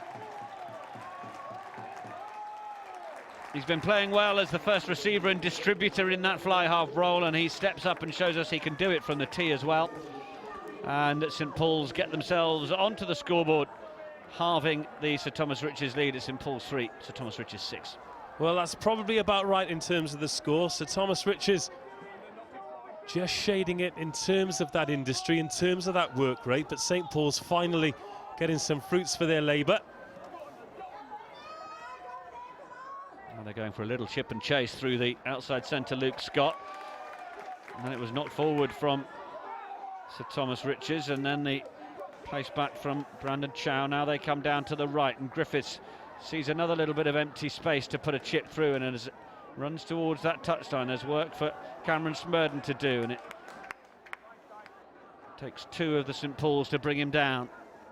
George Lyons in there, trying to step through and make the offload, but Turley was there to tidy up from St Paul's, but the referee says, well, we'll come back for the knock-on. St Paul's with a really good position right in the middle of the park here, just, 10 metres outside the Tommy's 22. Well, I like this from Griffiths. They went through the hands in the opening phases, and although they made inroads, they put their forwards well in the line of fire, and there were some huge tackles from Sir Thomas Riches. So the outside half just trying to mix things up, trying to kick for territory. And they find themselves in good field position here. A few minutes before half time. Let's see what they can do with it. Turley gets it in. The break from the back is from Chow on to Turley. Dummy runner, and then it's Luke Scott again, but he's bundled into touch. He is a strong centre, Luke Scott, but Thomas Riches aware of the threat and getting the numbers there to take him in to touch.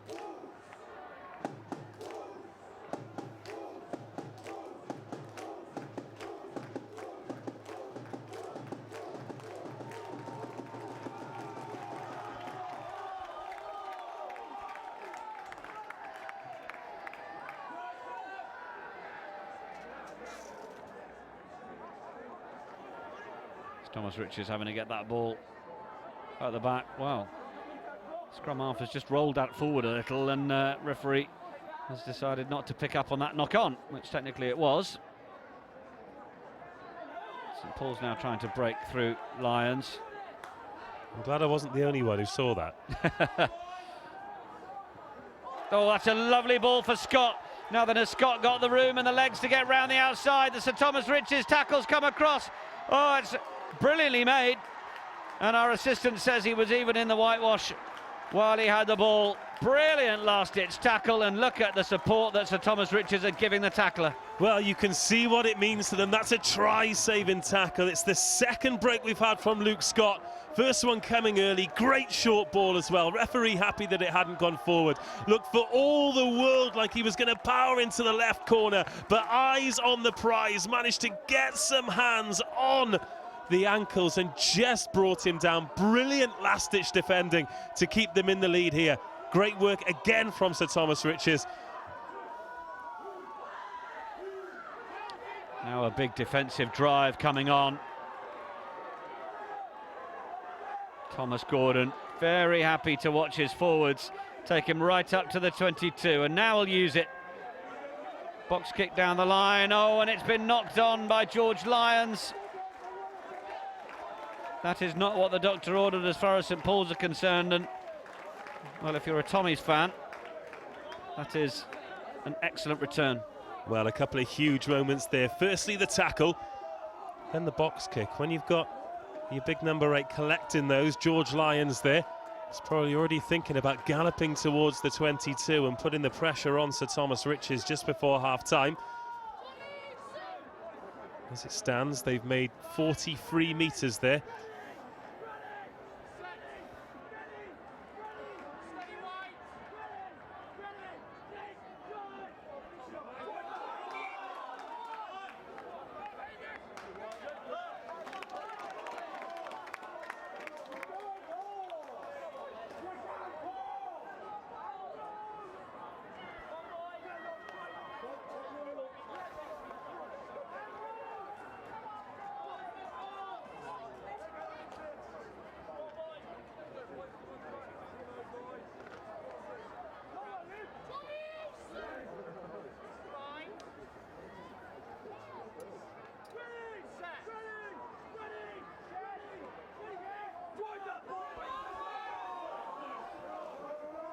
There at the back for Gordon. Gets it away, a slightly deeper pass away from Saxon Campbell, and then a little pirouette through the tackle from Smurden, who is then eventually brought to ground. Luke Scott makes the tackle and the release and goes for the turnover. That is really good from the Sorry, my apologies, it's Hasty. Henry Hasty, the number 7. I thought it was Scott for a moment. Full credit to Hasty, and that is open side work at its best.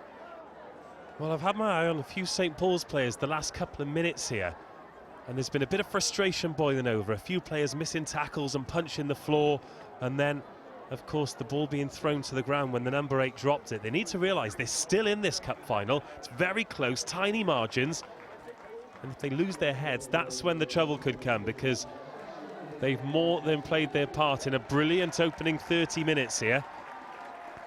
And when our clock goes red, of course, we play on the referee's whistle here. A couple of substitutions being made, but they have a fantastic opportunity to pile the pressure on just before half-time.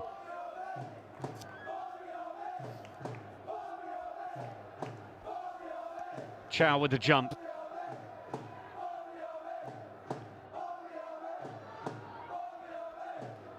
Tackle is made. Now it's away from St Paul's. They feed it back in. Sir Thomas Riches on their feet, winning it back. But, well, the referee has given the penalty to St Paul's. Not entirely sure he was this side of the ruck when they did win the ball back legally. But it's going to be a let-off for St Paul's, and it might be the chance to level the scores. Well, Ethan Yip was the guilty party there, but brilliant work again from him to get his hands on it. It's a nightmare for any team when you're playing against a live wire open side like him. Real thorn in the side, and I'm not sure he'll let that infringement there get in the way of the way he plays. The referee just having a bit of a chat to Sir Thomas Riches there. Another impeccably observed silence, and real chance for St Paul's to go in half-time all square.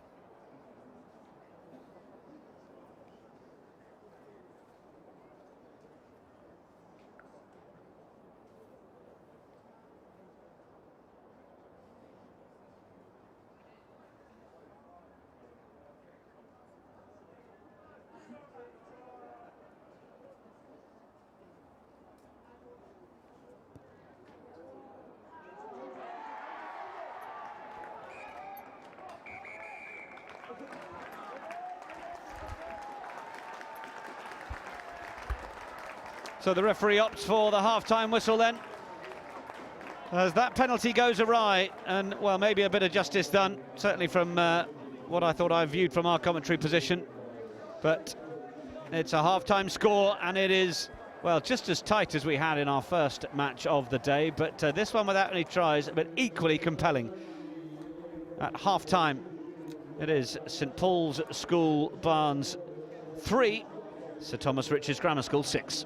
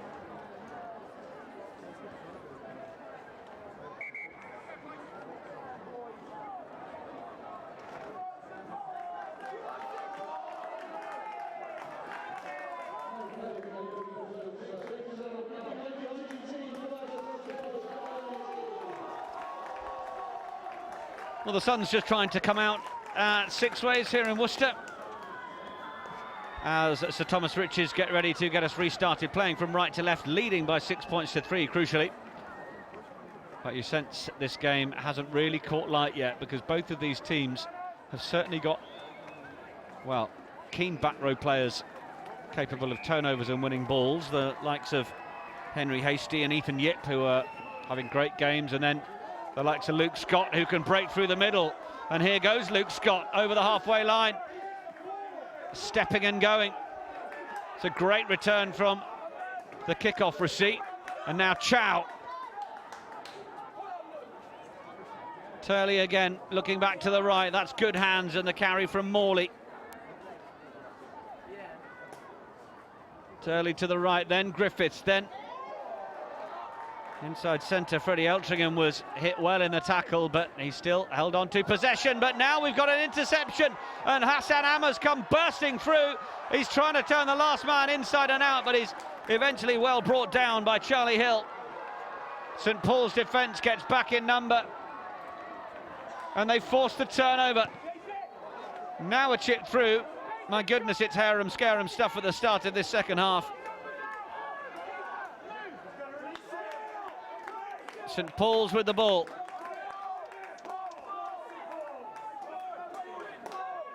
They get it to ground. It's there for Archie Turley.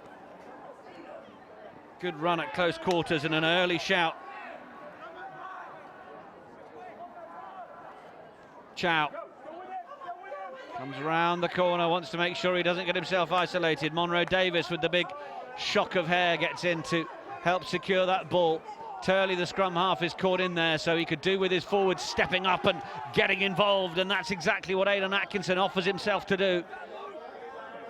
This is a good spell of play from St Paul's, but one of the Sir Thomas Riches players is just getting some attention out of the picture to your left. So Griffiths thinks about the little ball over the top. Monroe Davis. Turley off to the right now. Hill has Evans next to him.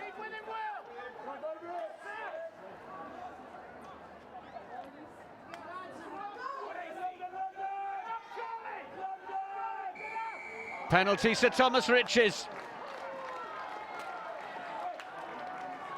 Well, they got themselves in a tackle situation where they couldn't hold on to the ball, and Sir Thomas Riches have benefited from St Paul's transgressing.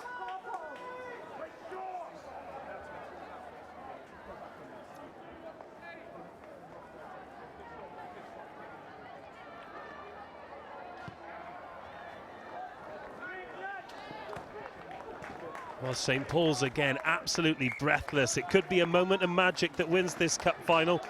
And who'd bet against it, coming from Luke Scott. A brilliant early break. He's had a couple of those now. Eventually, though, he was hauled down just over the 10-metre line, getting his team on the front foot. But once again, Sir Thomas Riches absorb all of the pressure, and they put in some absolutely fantastic tackles. Take a look at this one here. Lift, kept his opponent in check at all time. It was Freddie Eltringham, and then the turnover. Once again, that hard work in front row with the ball in hand. Dennis Gunn there, should I say. Second time he's had the ball in hand. Great to see front rowers burrowing forward. Now there could be a gap around the corner of this breakdown. Hastie had to step in, and now Chow trying to force the turnover. Conceded the penalty. Didn't release the tackler, or the tackled player, I should say. You can see there needs to be a clear release, and Chow didn't demonstrate that to the referee, despite being in an excellent position to force that turnover.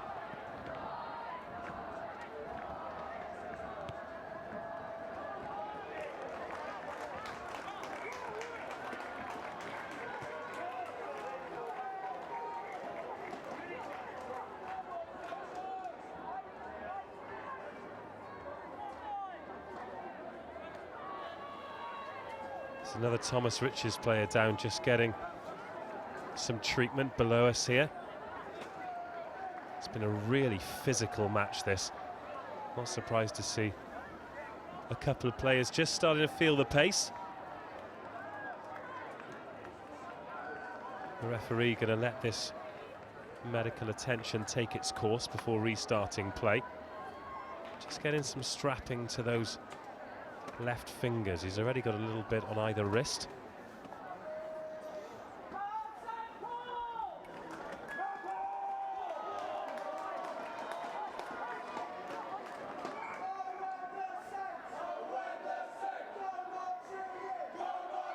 Luke Carr, man with the 6 points to his boot so far, gets it down. Dennis Gunn gets going. Gunn with that magnificent intercept and break a few minutes ago. May have led to a try, but then it's knocked forwards, and it's Altrincham who managed to get the turnover, but as Sir Thomas Richards put the pressure on, the referee decides we'll come back for the St Paul's scrum. Well, the danger man Luke Scott's going to be making his way back onto the field of play, which will be a real relief for St Paul's School. A lot of hard work from both teams in the kind of central areas. But one of them, well, if one of them can find a cutting edge, that could be the difference here. Well, 5 or so minutes into the second half. Tentative is the wrong word, but all that hustle and bustle seems to be going to waste when we get to the danger area. Once again, St Paul's in possession, but from their perspective, very much inside the wrong 22.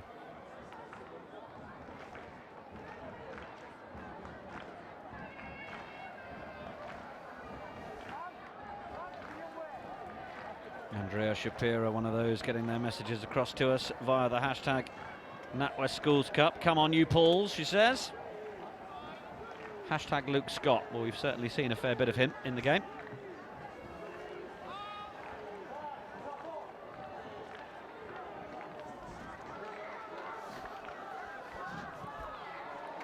Ball is cleared by St Paul's.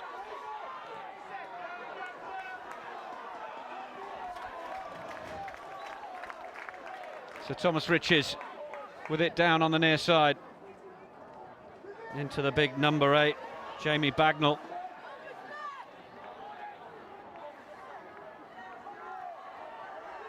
Close quarters carry.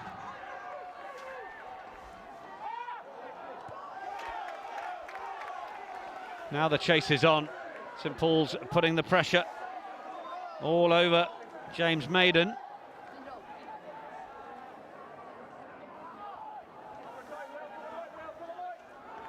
Real characteristic of Sir Thomas Richards' play has been the way they've scrambled well.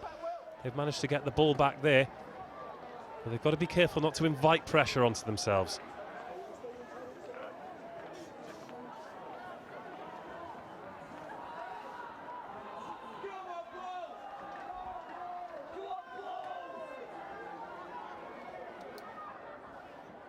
Ball's back on the St Paul's side now. Chow is there, but he's just going to provide a guard for Archie Turley as Griffiths ships it on. So Thomas Richards get round the ball through Campbell, but Griffiths again. Oh, and then a really big drive in the tackle. Nothing wrong with that. And they go straight through, but the cheer from the Tommies faithful. They're loving the big hits going on and stopping St Paul's, but St Paul's just getting a bit of go forward on it now from Griffiths, though. It needed to be quick ball away. Big smash from Hassan Amma. And now they're planning to try and take them into touch. I think it might have been Amrit came off in the tackle, but some really good tackling from the Tommies rugby boys. Well, there were 3 absolutely monster hits in that phase of play there. St Paul's, they keep on coming, but they will be tentative. There's a change coming on here. Number 14 for St Paul's making his way onto the field of play. But no matter how big and strong you are, no matter how much you want to say that you're fronting up, these kinds of tackles, they really do take it out of you. Jamie Bagnall there with the first one. Then they come again. Ball at first receiver. It goes wide. Coming rushing out the line. It's the front rower, Hassan Amma. Strong defensive work there from Sir Thomas Richards. They used that for a catalyst to try and get their attack going in the first half. Still no tries here, but both teams very much in with a sniff. Well, the free kick for the early engagement against Sir Thomas Riches has seen St Paul's kick it downfield. They're trying to put the pressure on Sir Thomas Riches here, and they do force the turnover. Really good from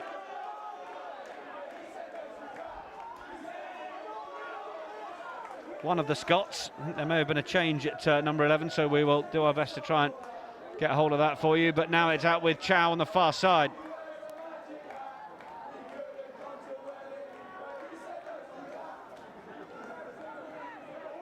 That's a nice offload from Monroe Davis to the man arriving on his shoulder.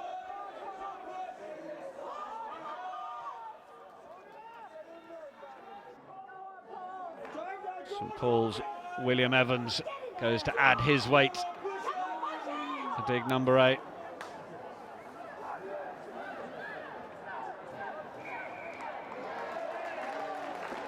And again, Sir Thomas Riches managed to absorb the pressure and come away with the ball.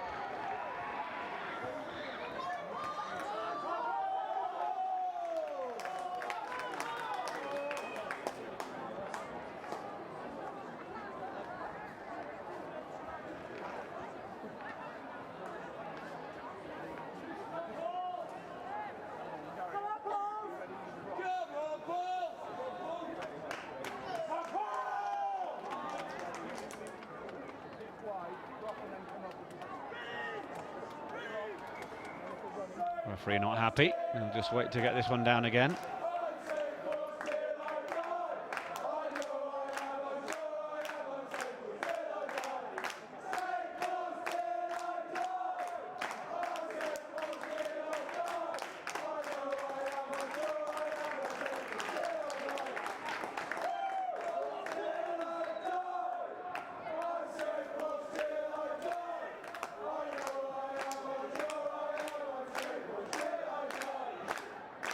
Referee waiting for it to steady down before he gets that in, and then, well, effectively it's just toe poked forwards from Sir Thomas Riches and comes back on the St Paul's side. Good area of the field if St Paul's can mount an attack, trailing as they do on the scoreboard. Griffiths wants to try and probe it into that left corner. Decent thinking, but Cameron Smurden is back there. It doesn't get it on the first attempt. Players have to release if they're going to go back in for the ball. And it was knocked on from a white hand. So Thomas Riches will have the scrum. Well, again, Ben Griffiths from 10. Looking to kick into territory. Let's take a look at this. It was a little bit of hesitant play there from the scrum half, just looking for his outside half. He knew exactly what he wanted to do, putting Cameron Smurden under pressure. Those little grubber kicks, an absolute nightmare for 15s to deal with. Good chase on his own kick as well to pin Sir Thomas Riches back. Once again, they've managed to scramble and get away without conceding the score, but a big scrum here, particularly as the last one went against the head. Ted Jameson with the feed. Big shove from St Paul's, but they break down the right side to Thomas Riches. Big tackle in from Hasty.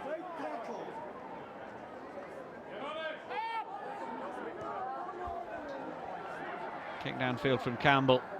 Oh, the ball is just sat up nicely for the onrushing chase from James Maiden. And Sir Thomas Riches, well, they go route one again and take another 6 or 7 metres, but they may find that they're in danger of getting turned over if they get isolated. They've certainly got more width on it here if they were to choose to take the ball out into more open field and keep plugging down that narrow channel. They're all rucking through it. St Paul's will have it. Well, no protection on the box kick there, and no option either. The inside centre was stood about 25 metres away from the ball carrier, so it was telegraphed. But a great break here as well. Just relieving the pressure, taking it away, dragging in defenders. But at this moment it might have been worthwhile where it went wide. They had a good 7 or 8 spanning the width of the field, but it's a great pickup off the toes from the outside half as well. Had that gone to ground, they'd have been under all kinds of pressure.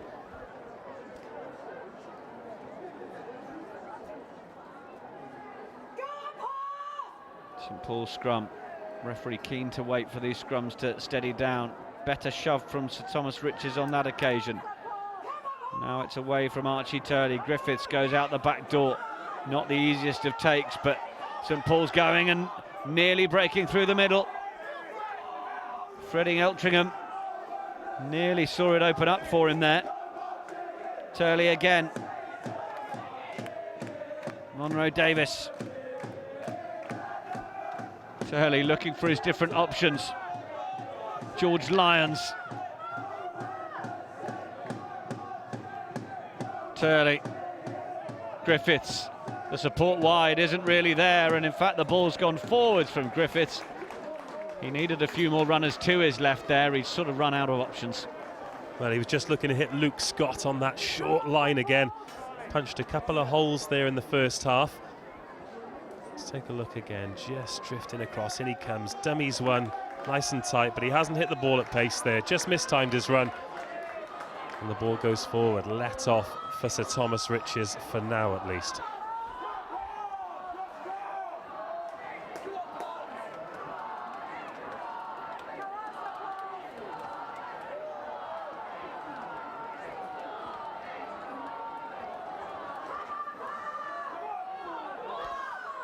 Ball comes out the back for Sir Thomas Riches. They looked like they were trying to offer Cameron Smurden down the blind side. Smurden thought he might even be getting it as well, but this is Amir Ahmadi. And he fires it back into his fullback Charlie Hill, who arrives, but Sir Thomas Riches again putting the pressure on. Both of these sides almost under more pressure without the ball. Sorry, with the ball than they are without. Defences are putting so much pressure on the ball carrier that the turnovers are occurring regularly. Holding on to possession seems to be the real problem for each of these sides, as Eltringham decides to try and come down the left-hand channel, and Luke Scott tries to bounce out of the tackle, gets the offload away, and Turley had a job to do to get hold of that on the floor. Chow. Sir Thomas Riches nearly getting in position to turn that over again. Turley again. Griffiths wants to put some pressure on the Sir Thomas Riches back line, but the chip forward is the chase not effective enough initially, but then the follow-up tackle gets there and is effective. Has to be said. Chow, he's picked and gone really well around those corners, Brandon Chow, today. He's given them good go forward, hasty as well, but he's got to make sure he doesn't get isolated. George Lyons on that occasion. Charlie Hill, but it's a penalty to Sir Thomas Riches. So much of this game being played between the 22s, Dave Rogers, neither side really able to hold on to possession and just make it tell towards the try line. It's a difficult one to call, really. I think credit has to go to the defensive effort of both teams, particularly the back rows at the breakdown. Every time a tackle's made, there seems to be the sniff of a turnover again. As soon as a back row hits the ground, there's a load of bodies over the top there. It was George Lyons that time. St Paul's have looked marginally more dangerous when they've had the ball in hand, but Sir Thomas Riches, so much work in defence. I said it right at the top of the half. It could take a moment of magic to separate these two teams. And they've got about 12 minutes or so to come up with it.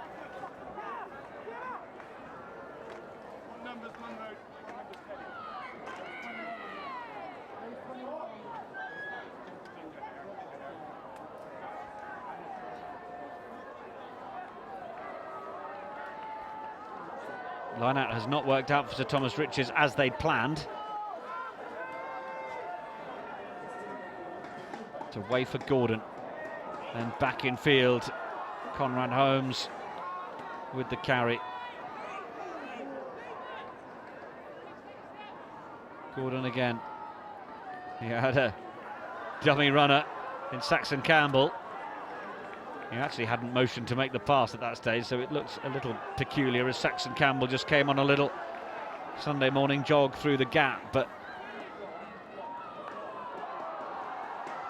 there he is again. More effective that time from Campbell. And again a mistake in attack, coughs up possession.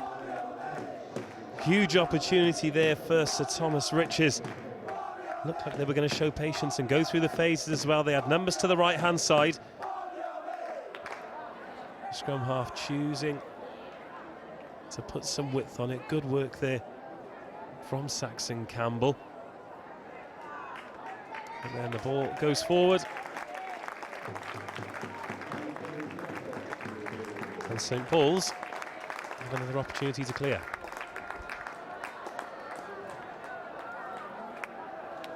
Changes being rung by both sides.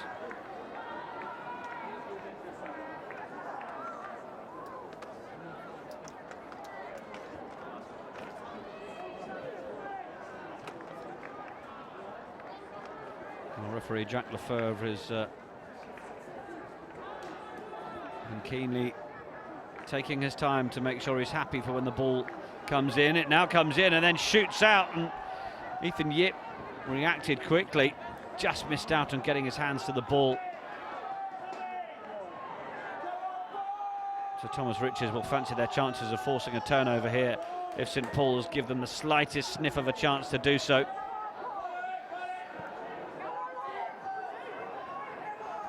Offload is made. So Thomas Riches, good tackle from Scott.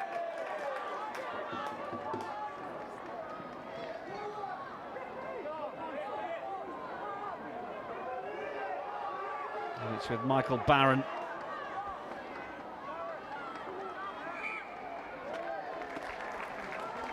The referee says it's all a little untidy. We'll have the scrum.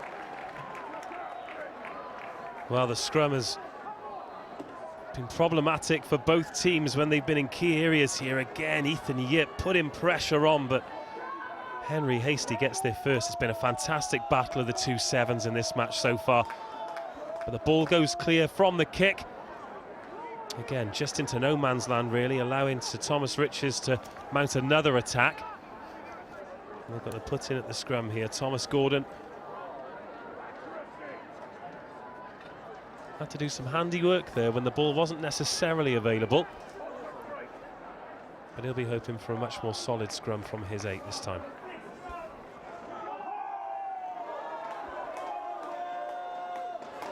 To Thomas Riches then. What can they create from here? Not quite sure whether it's Dennis Gunn on this near side or whether it is the efforts of Monroe Davis, but certainly when this ball's getting in, Luke Biamonte on this near side, but when the ball's getting in on this Thomas Riches side, it's almost always shooting out the other side on St Paul's. Got to be careful with their feet when this comes in. Now, I'm not suggesting for 1 second that players don't always play by the rules, but with the referee over the other side, I can't help but feel he was perhaps being a little bit too honest with the feed there. Now there's the break from Sir Thomas Riches. Thundering up into the tackle. St Paul's got to be careful not to get penalised for lying on the wrong side, but it's going to be another run from Jamie Bagnall. Better from the number 8 there, but have they lost it forwards? It's with St Paul's again. And Chow with the clearance, or feeds the clearance. It's a turnover from Griffiths.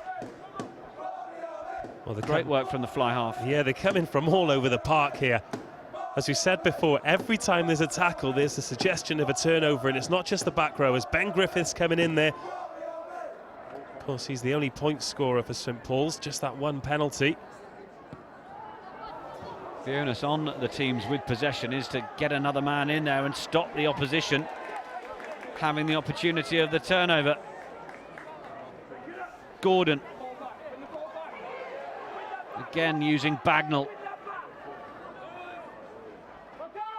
Now he goes a little wider and we have a semi-crossfield kick from Campbell, but it's only been taken down by Charlie Hill, who will run it out of his 22 and needs support. Finds it from Amir Ahmadi. Juggling it around in there, and there was a high tackle.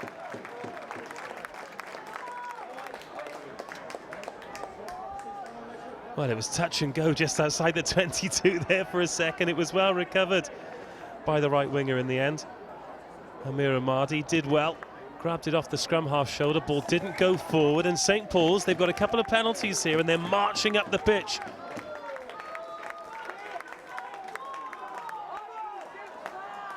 Of course, a scoreless second half so far. If they can forge an opportunity here, and Sir Thomas Riches, well, the clock certainly won't be on their side. But at the moment, the scoreboard is. Yeah, so Thomas Riches still leading by that 3 points.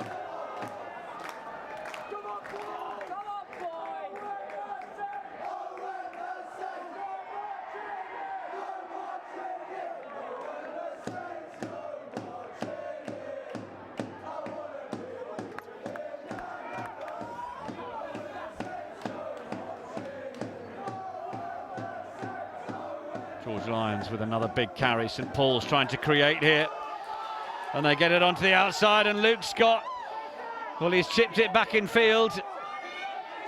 Oh, moments there. Really nicely worked by Jack Stanley. Under plenty of pressure, I thought Luke Scott was about to provide the match-winning moment. Clearance kick downfield. Hasn't made touch. James Evans then, one of the replacements onto the field. Oh, and referee said a knock on. Looked to me like it came off the boot, and he's blown the whistle for a change.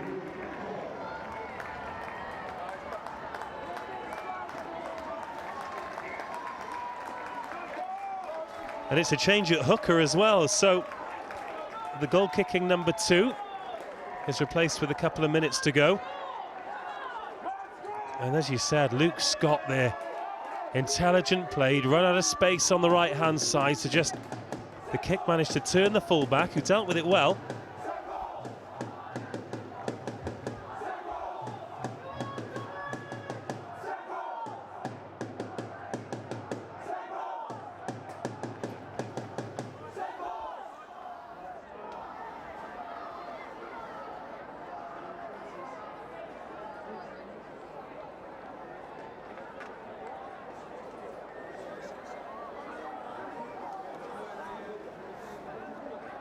Well, as we enter into the last few minutes, this game could still turn.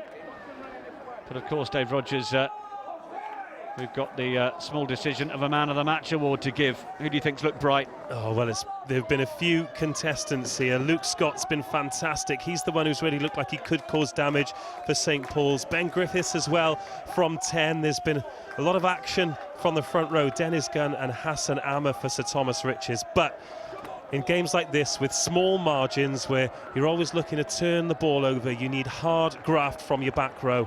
And I think Ethan Yip, the number 7 for Sir Thomas Riches, he's packing down in the scrum at the moment, is a worthy man of the match. The scoreboard on his team's side at the moment, but as you rightfully mentioned, still plenty left in this game, and St Paul's have managed to turn over another scrum.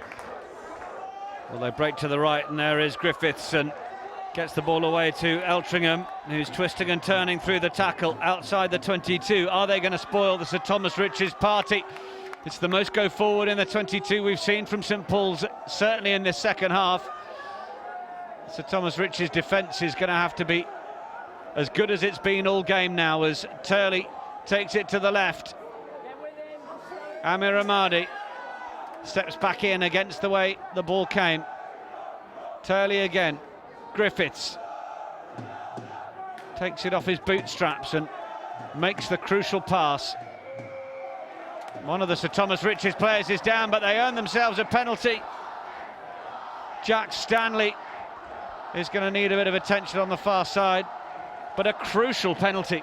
Well, the speed of the line lift in defence there from Sir Thomas Riches was exceptional. Ball going to the left-hand side. They knew it was going to the danger man, Luke Scott, so they targeted him, got a man out quickly. Let's take a look at this again. Straight on. No, that was the tackle afterwards, but again, it was going to 15, so they rushed out the line. It's actually the player down who made that tackle. Really important interventions Players from Sir Thomas Riches really knowing that they can make a difference, not with the ball in hand, but just by making individual tackles, individual moments.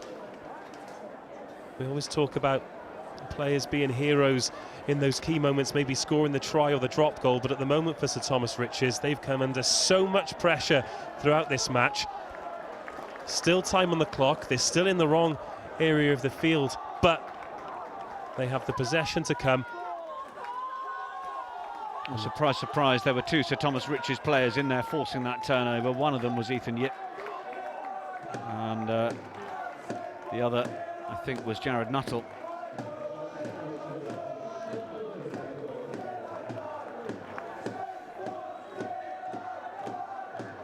So, we had a momentary bit of time off from the referee. Our clock will be as best a reflection as we can give it, but that touch finder from the penalty has not done so, and Amir Ahmadi with it, and now the counter-attack run from Charlie Hill up to the 10-metre line. St Paul's, one last roll of the dice to try and win this under-15 plate final. Amir Ahmadi. Griffiths is down briefly. Now it's Turley and Brandon Chow. Turley again, he's worked so hard all game. Griffiths, Luke Scott. Door was closed on that occasion for the outside centre. Turley, Griffiths again. Oh, it's a floating pass to run onto for Hill. Then he plays it back in field. George Lyons sets up the platform again. Thomas Riches might have caught themselves a little narrow here. If Scott can get himself going with some pace, it's a really good support line from Eltringham. And then Amir Ahmadi once more. So Thomas Riches' defensive line is being stretched one way and then t'other. Option that time, Harry Morley. Our clock's gone red. There may be a minute or two left on the referee's watch, but it's Eltringham who gets in there. Tackle in there from Michael Barron. There's an offside penalty coming. Luke Scott trying to step his way through. Oh, it's a brilliant run from Scott to just a few metres out. St Paul's, well, they couldn't get their hands on the ball, but we come back for the penalty. And this is a huge moment now, because a penalty would square it all up on the scoreboard.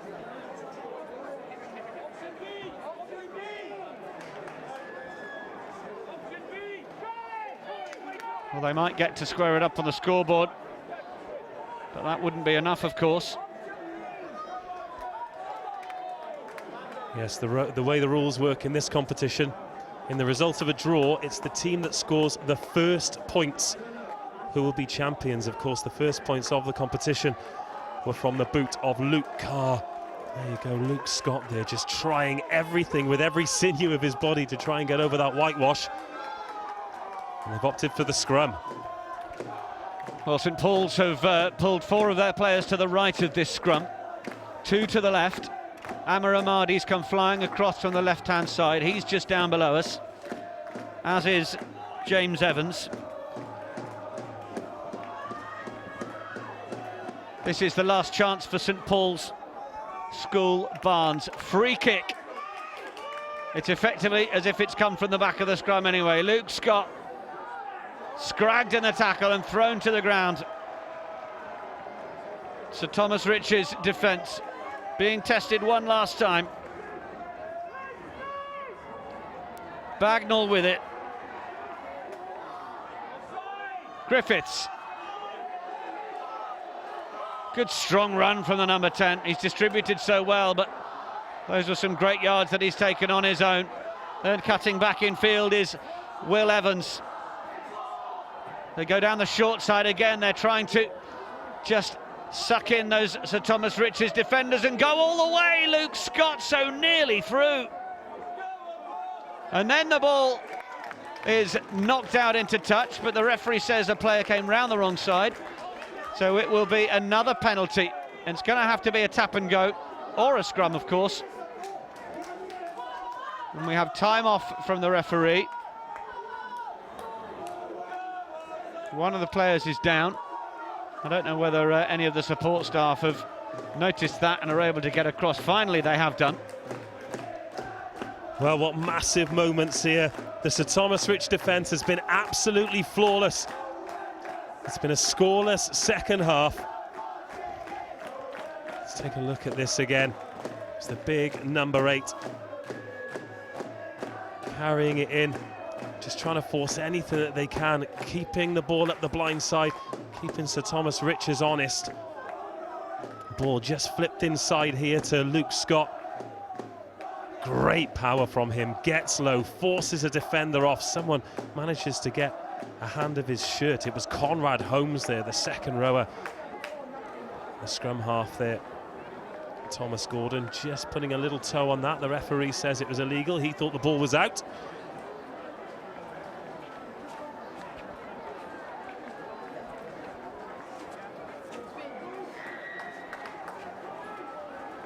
Oh, they go quickly. Oh, they're that close. But St Paul's, I think, have just had it ripped right on the line. Sir Thomas Riches, they'll be keenly asking the referee how long.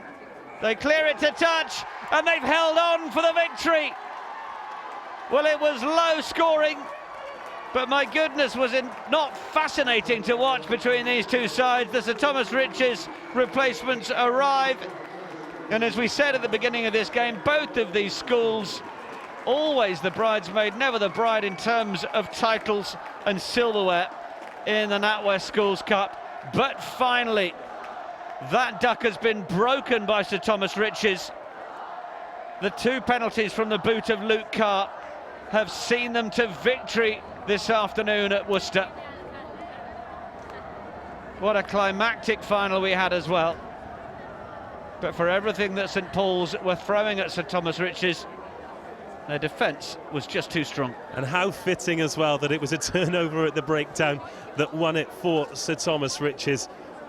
I mean, the history books will say 3-6, but that was far from a boring game. So much drama throughout. I can't remember seeing a defensive display like that from either team, really. St Paul's Barnes, they were relentless, but Sir Thomas Riches, well. I'd like to see a replay of the final bits as well, because I think it was Ethan Yip. After we'd given him man of the match, it was a toss-up between him and any number of players, including Luke Scott or Ben Griffiths. But well, we were in that dangerous position, weren't we, with such a tight game as this, as awarding a man of the match that could have been on the losing side, given how much St Paul's were knocking on the door. Well, that turnover, along with all of the others that he had his hands quite literally in, as valuable as scoring a try there. What a brilliant final. We've had 2 very different matches so far today, but in terms of drama, well, what a fantastic spectacle here at Six Ways. Yes, absolutely. Of course, coming up, we move into the under-18 bowl and plate finals further on this afternoon. But great to see the sportsmanship from both sides.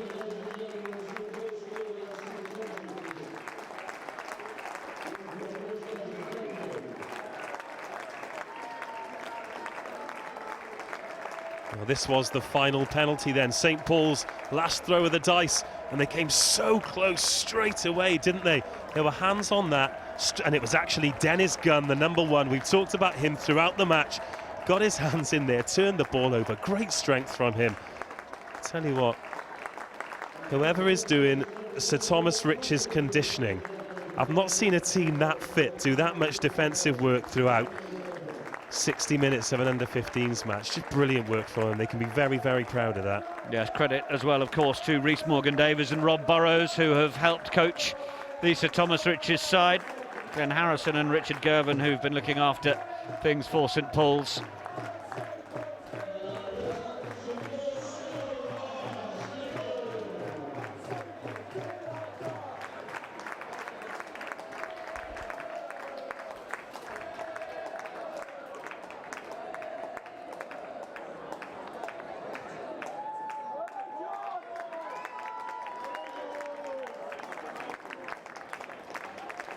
So I appreciate the comments of Dave Rogers once again during our NatWest Schools Cup under-15 plate final. Congratulations to St Paul's School, Sir Thomas Richards.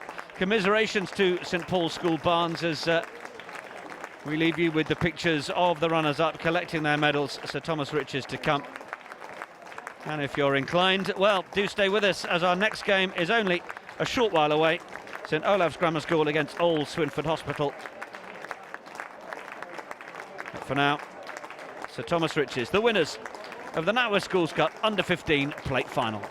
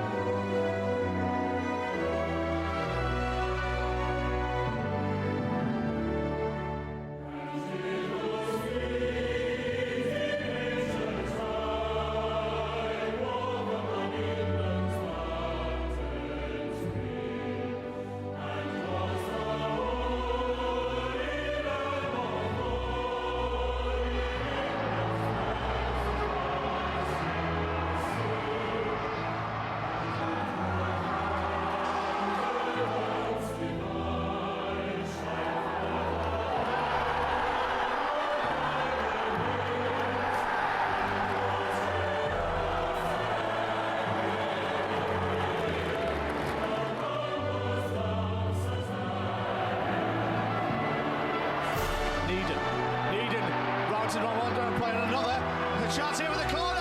Is he going to get there? He will do. Oh, the try! Into the Warwick 22 come Dulwich. And Zegru, is he there? Dulwich College, the dynasty continues. Blake Edwards. Edwards with a run. This is it. Bromsgrove with a try.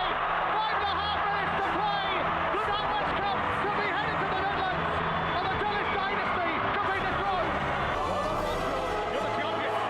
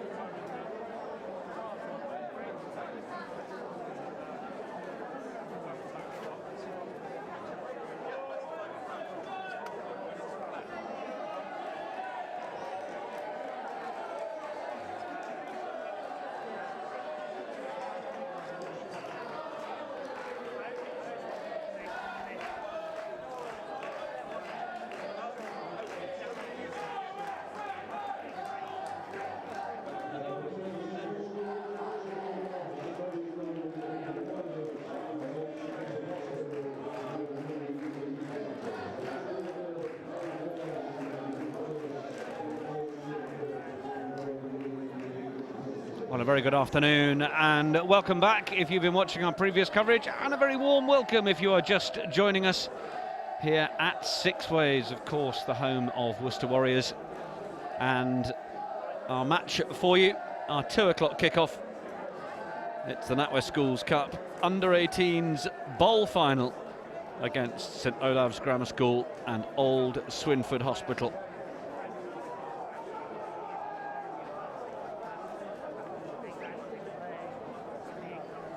We've had 2 fantastic games in the Under-15s competition this morning. And we're fully expecting the Under-18s to continue. We can have a look at the St Olave's Grammar School lineup then. And in the front row it's Jordan Adesina, Alexander Albarosa and Charles Peck. In the second row, Hai Duong, Kosi Nwuba. And then in the back row, Aldia Chua, Rhys Savage and Finn McPherson. The backs for St Olave's: Matthew Lane, James Tate, John Oxley, Charlie Stocks, Oliver Tompkins, Aaron Grandidier, and the 15 is Niall Yohal.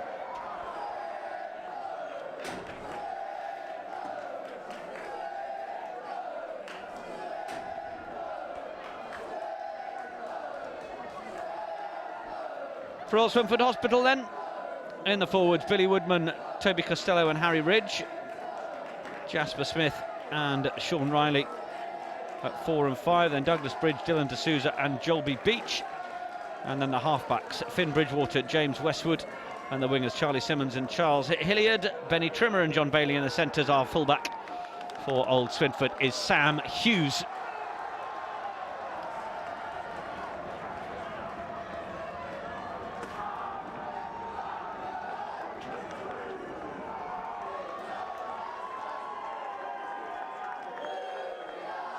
The replacements: St Olave's Darshan Varma, Kaman Crisp, Carew, Toomey, Goulbourne and Ogun Yamadi. And for Old Swinford's Brennan, Fraser, Wooldridge, Wootton, Fellows, Peel and Taylor. So it's the NatWest Schools Cup Under-18 Bowl Final. And we are ready to get underway.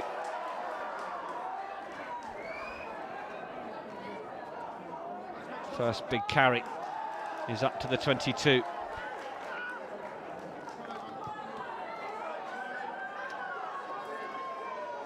Ball taken at the back, and now they've got the opportunity to run it up, and well, maybe the possession might find the touchline, but no, they come back in field.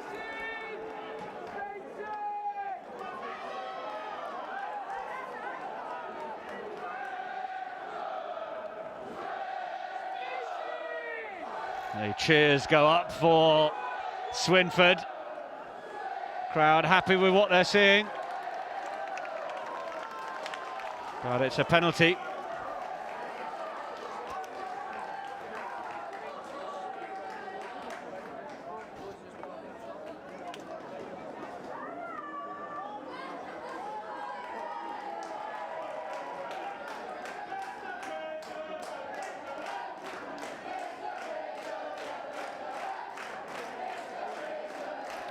First opportunity of the match for some points then. St Olave's Grammar School.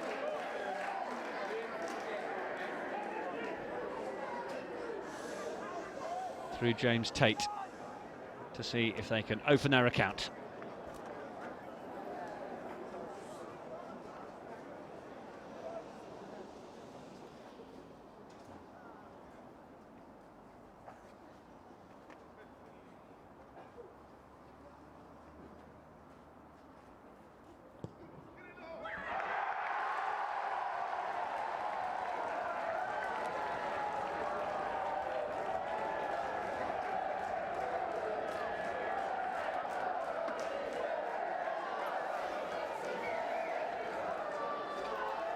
Well, the penalty missing, and it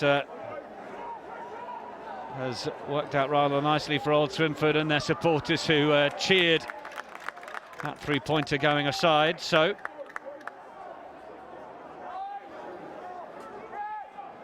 Old Swinford on their 10-metre line.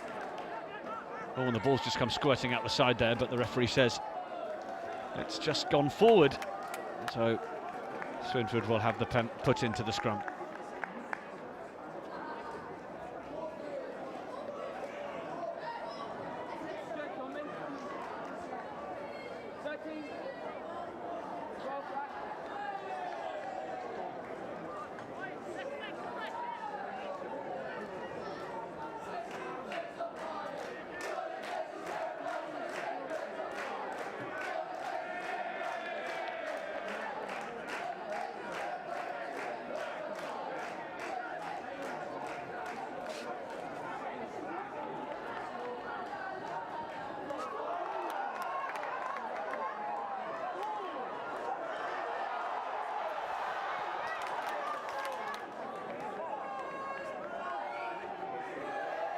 Another big carry through the middle. There are some really big physical hits in this one.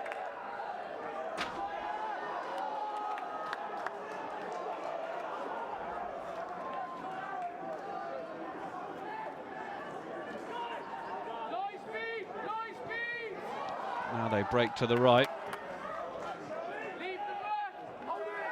He's not held in the tackle, so he can help himself to a few more yards.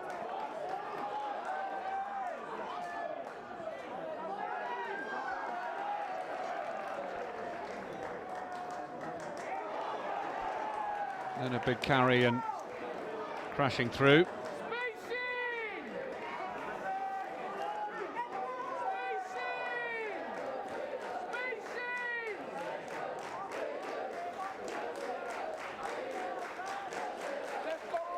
Swinford still knocking at the door, but the turnover ball for St Olave's is good. Oh well, it's back on the Swinford side. Looked like it was being wrestled away there, so are we going to see our first try as Swinford's get ever closer? But I think there's just been a little bit of accidental offside. St Olave's will have the scrum underneath the shadow of their posts, and it's nice that we have some shadows. The sunshine coming out now.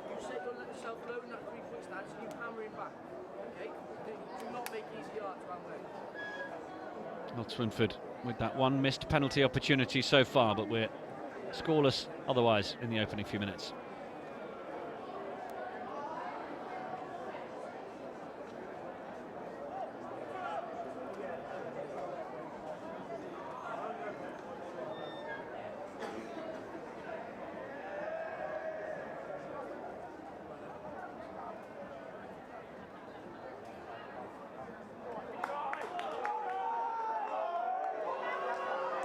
That's a hell of a shove from old Swinford, putting the pressure on St Olave's defensively, and then they knock it on. Advantage being played to the boys in blue, but they can't take full advantage.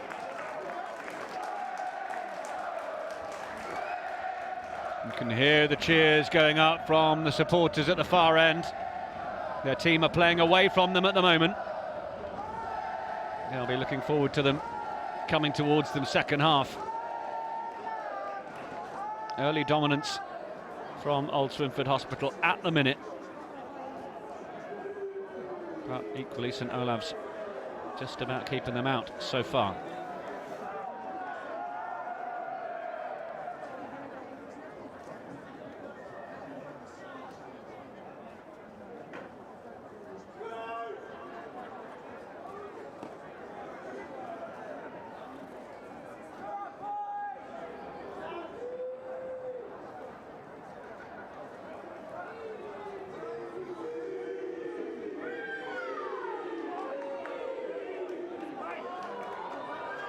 Swinford's go blindside.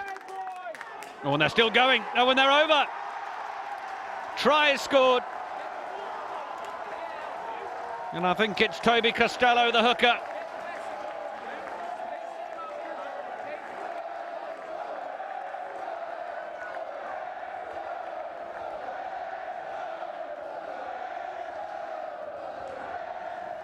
Or in fact, it's Benny Trimmer, the centre. They break through Jolby Beach and then Trimmer. Really good strength from the inside centre, just what you expect from a man in that position.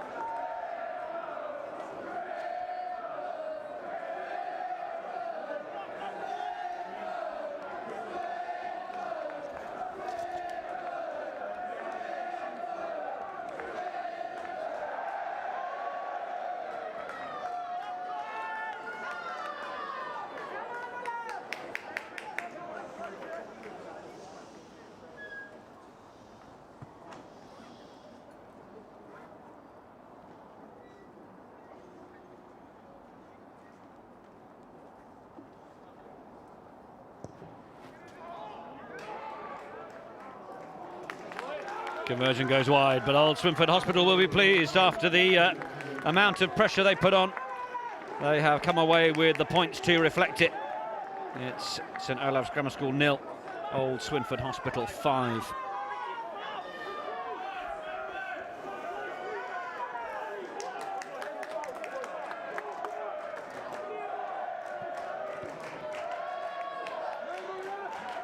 St Olave's with the restart then.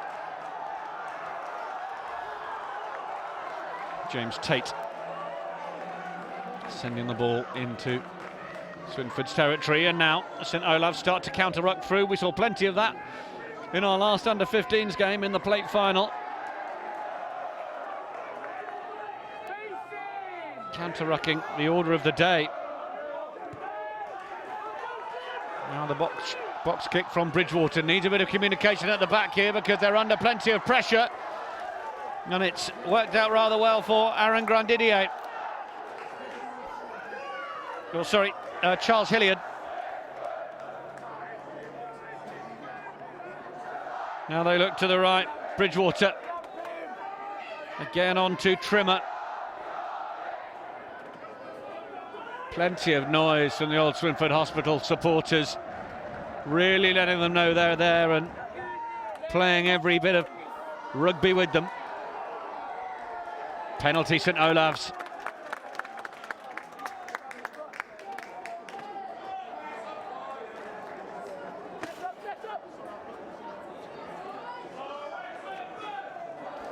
Here's the chase on that kick through from Charles Hilliard. Niall Jahal under an awful lot of pressure at the back. Bounce of the ball not helping them either, but now it's Charlie Simmons back in field to Sam Hughes, and Hughes takes some good yards going forward. Ball's there for Bridgewater. Now they come again round the corner. Sean Riley now. Bridgewater looking for it. Eventually it's going to come. And again, call from the coaches down below us is about the spacing.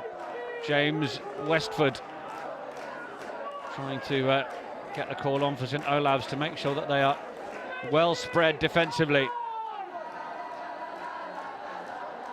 And Swinford's still with possession. It's close quarters stuff to get into the 22, which that latest surge does by a yard or two. Now it comes again. Westwood on to Trimmer, the try scorer.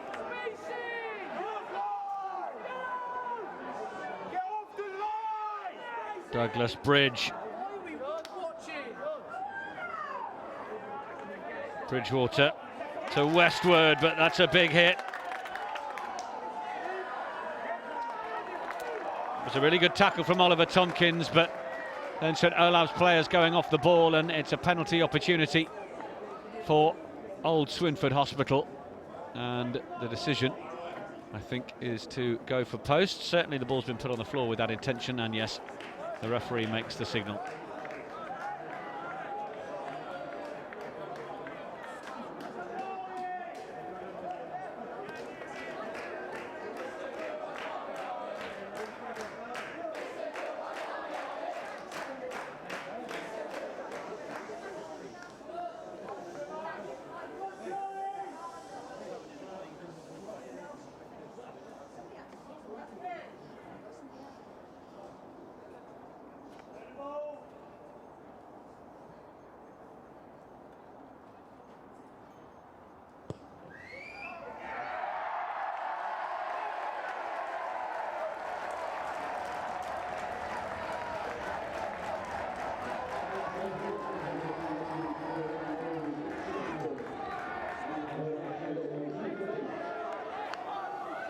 Great effort with the penalty.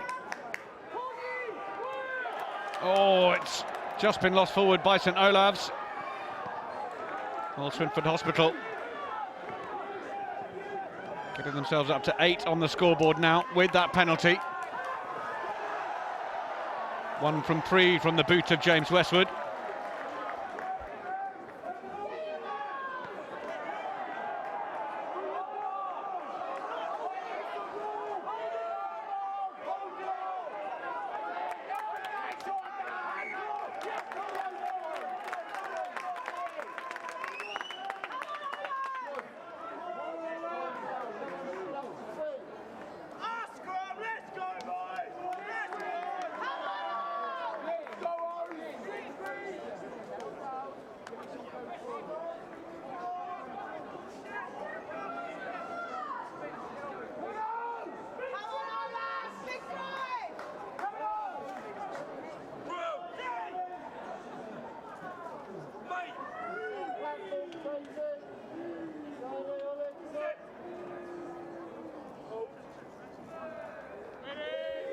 Ball's in from St Olave's.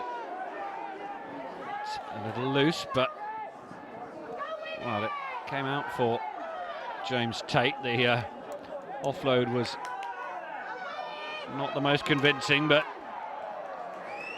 Kossi and Wuba. Good to see one of the St Olave's players coming onto it with real pace, but now Old Swinfords are going to try and hold this one up or shepherd it into touch, and they've managed the latter. They'll be satisfied with that. At the minute, St Olave's really yet to make their mark on the game.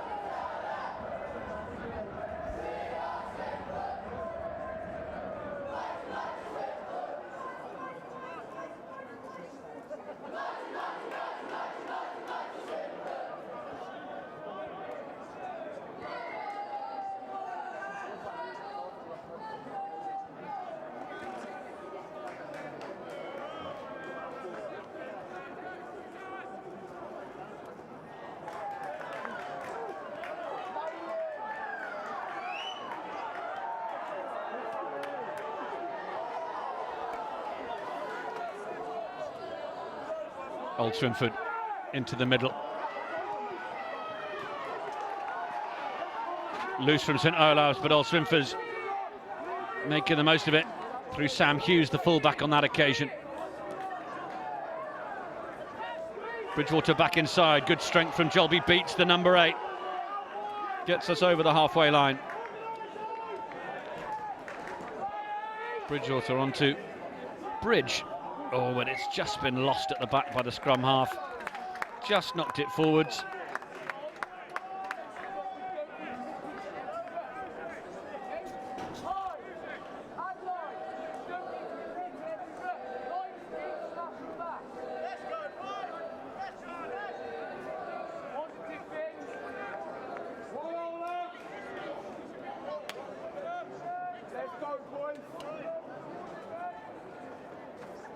Could see the referees ducking and diving out of the way.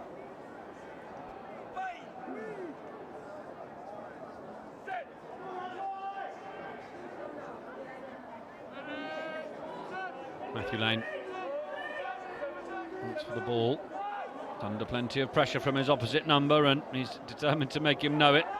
And now this is a really good break from Aaron Grandidier. The tackle was good. Did the ball go forward out of the tackle? Referee happy enough for play to continue. Solid break from Grandidier.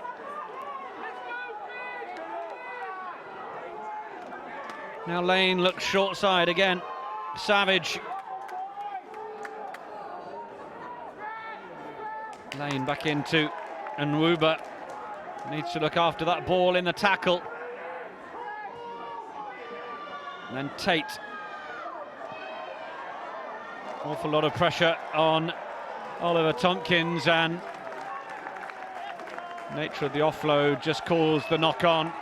Bit of frustration across the back line of St Olave's, but perhaps they would be better just holding on to possession in the tackle area and getting the support there rather than looking for those slightly panicked offloads.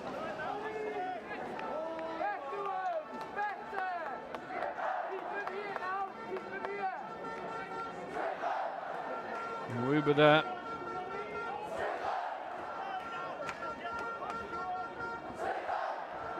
Got the ball back.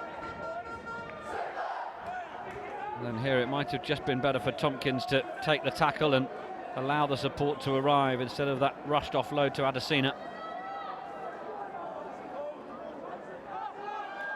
Pick and go from Beach, and a good fend, which the fans like. He's a solid lump. Bridgewater back in field for Sean Riley, the second row.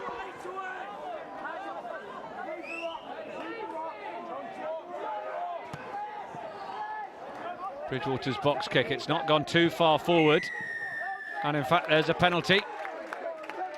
Players not retiring within the zone, and although St Olave's go quickly, the referee not happy, it's from the mark.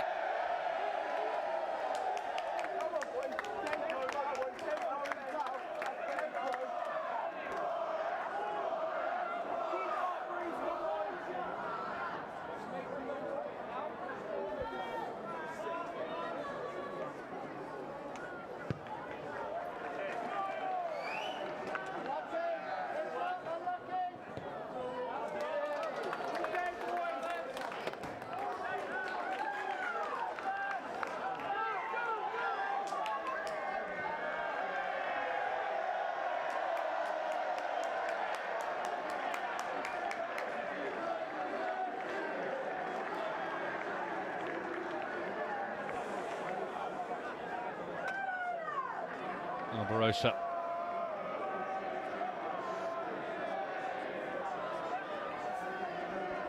Jump at the front. Wasn't the easiest to take down for Matthew Lane, but now Tate goes out the back. Long pass from Grandidier. And into the hands of Oxley, and Oxley still going.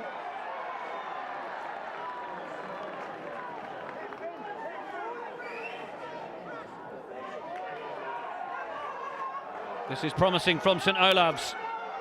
Being held up initially. Got to try and get the ball to ground. And there is a penalty because the player wasn't released. He got his knee to the ground, and that is enough as the tackled player to be on the ground. And then the tackler has to release him. Technical stuff, but crucially, the penalty for St Olave's. Tackle made on Cozy and Wuba. Then they get it back out.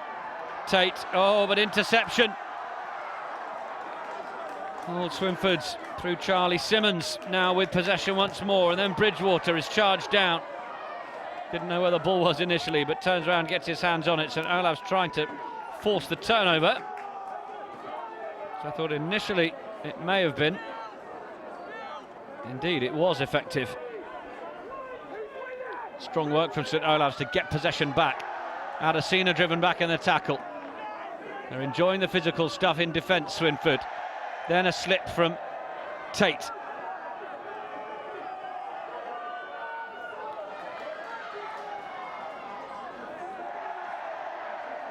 It was knocked on by St Olave's. Grandidier.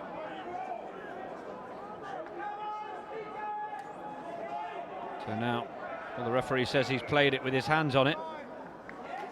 It says it was knocked on. No excuses with regards to the surface, of course, with the 4G pitch that there is here at Sixways, allowing both forwards and backs to enjoy a decent running track to get their game going.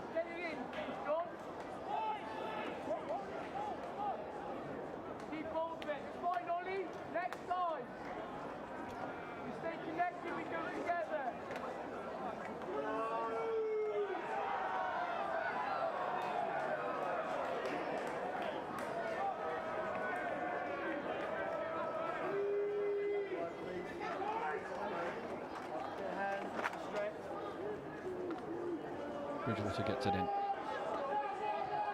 Picked by the big Jolby Beach, and then support from Trimmer, the centre, and the offload is brilliant. And now they really get going. They've got one man on the outside, and they feed it to Sam Hughes, and Hughes, is he going to go all the way? The last tackle is brilliant. Absolutely brilliant from Niall Johal. And it needed to be. Try saved.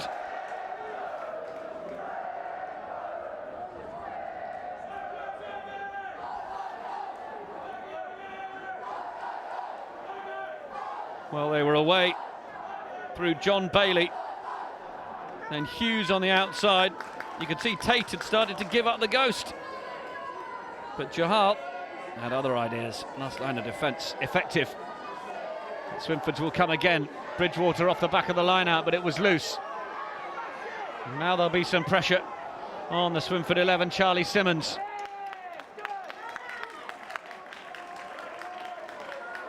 Offload went forward. St Olave's have done well in terms of pressure, and they will have possession.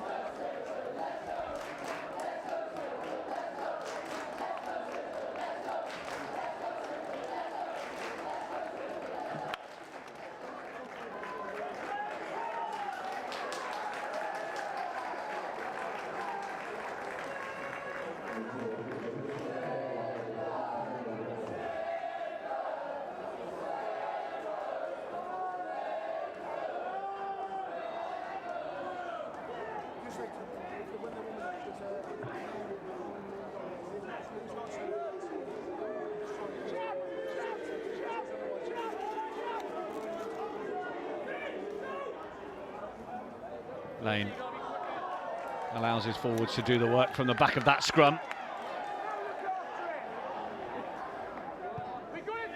Now he puts the box kick up. Chasers aren't too near it to put the pressure on Simmons, so...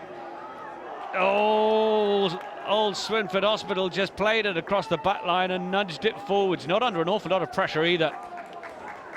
So St Olave's will enjoy that little win.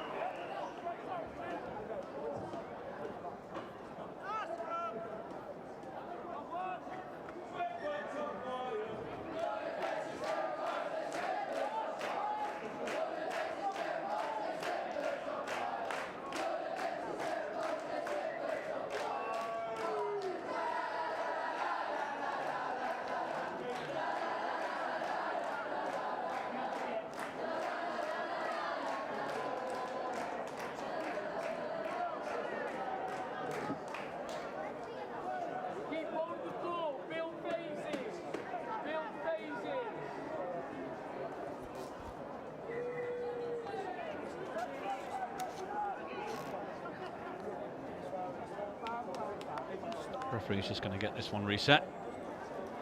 Little word with both of the front rows.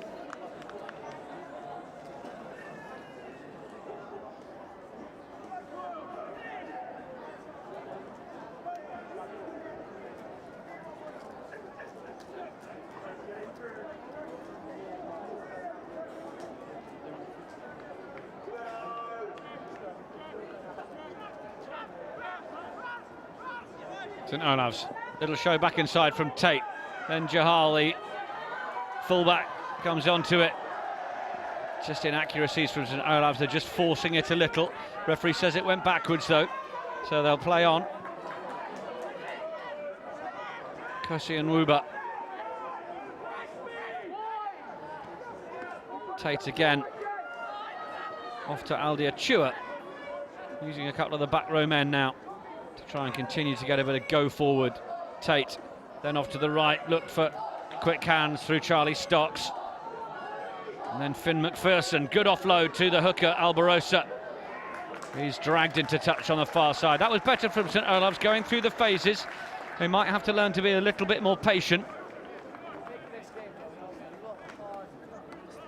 It was a quick old pass on from Stocks to find his number 8 McPherson, but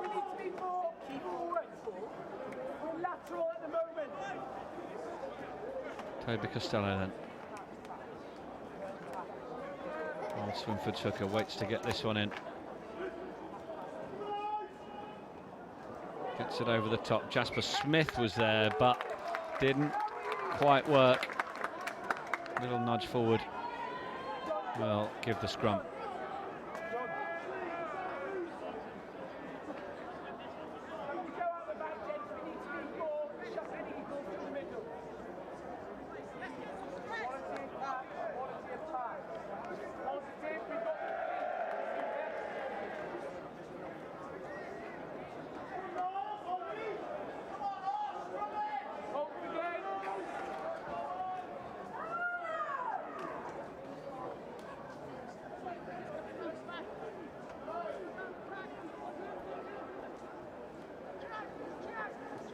Big moment this for St Olave's. Can they make it work? Well, they've gone down the blind side, but the scrum had turned against that side, so it maybe needed a bit of a rethink because St Olave's have only made that harder for themselves through their commitment to go that side from McPherson. They needed to get the shove and wheel the scrum slightly around that way to shorten the journey he might have had to make.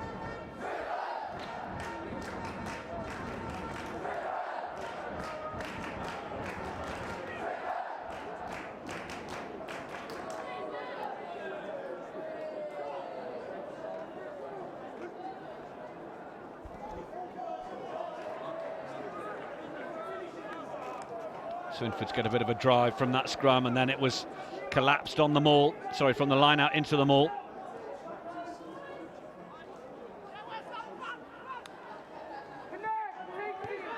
Old Swinford's trying to find a bit of space downfield, but in giving possession away, the referee decides that's not enough of an advantage from the collapsed maul, and he just wants to have a word. Finn McPherson just spoken to, as is Charles Peck. He was the man deemed to have brought it down, so final words of warning.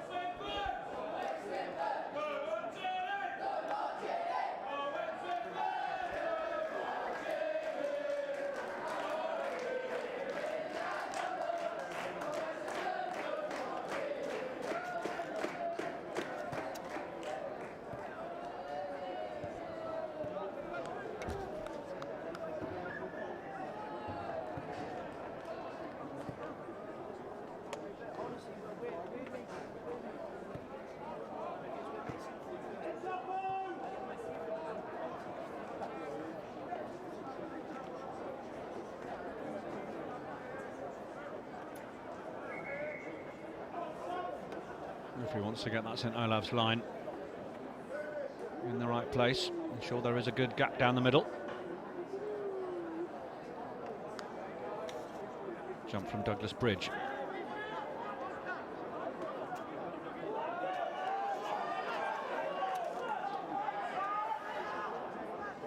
And offering himself straight through the middle. Swinford took a Costello. There for Bridgewater again. Calls down on the touchline of line speed from the St Olave's coaches. And they have forced the turnover. And they've decided to go quickly through Matthew Lane. They're shipping it through the hands at the minute. Needs somebody to take on the defence, and that's certainly what, well, they're going to do through Finn McPherson, the skipper, but they're going to be forced into touch and give the ball over so easy. Is it the right option?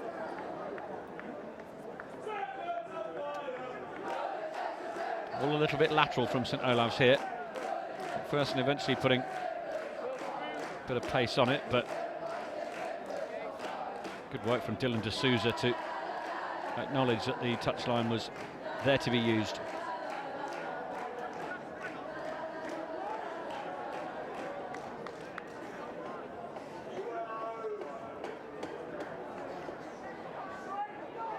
Good jump at the line from Smith. It's encouraging the drive on, and they make a good few metres and then they break through D'Souza, the man who was making the tackle just a moment ago. Smith again, the line-out jumper, and they're all throwing themselves into the cause here. Bridgewater was a little bit static. Might need to get a little bit more on it. Good tackle as John Bailey comes in, was hoping to make more yards out of that, but the St Olave's wall was relatively solid. And then Westwood, it'll go himself. Bridgewater chatting to the referee. Harry Ridge around the corner now. Then a bit more pick and go from Smith. They're making yards at a time here. Now they come out the back door. They've gone for the little chip over into the corner from Charlie Simmons, and it sits up well for John Oxley. Oh, but Oxley's pass back in field was loose, and then it's been knocked on. All a little bit loose from both sides. It's resulted in a scrum.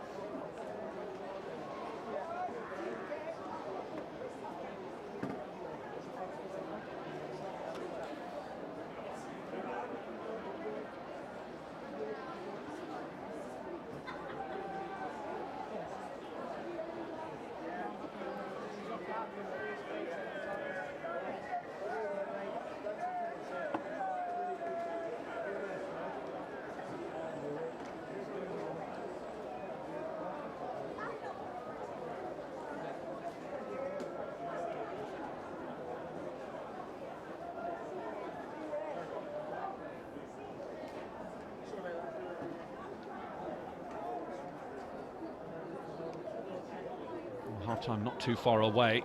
Can old Swinford Hospital put another score on the board before the break? St Olave's Grammar School haven't really threatened the scoreline at the other end. They've got men out to the right if they could use them here. St Olave's start to get the numbers there. Westwood scragged well in the tackle. Good defence. Bridgewater happy to let his forwards do the job again. St Olave's counter-attack or counter-ruck non-existent on that occasion. It's still more of the close quarters stuff between the forwards who are wrestling it forward. Douglas Bridge on this occasion going so close.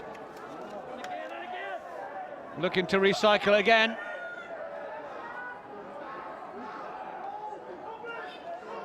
Surely old Swinfords can make it tell from here. One last pass out to the corner, and the try is scored from Sam Hughes.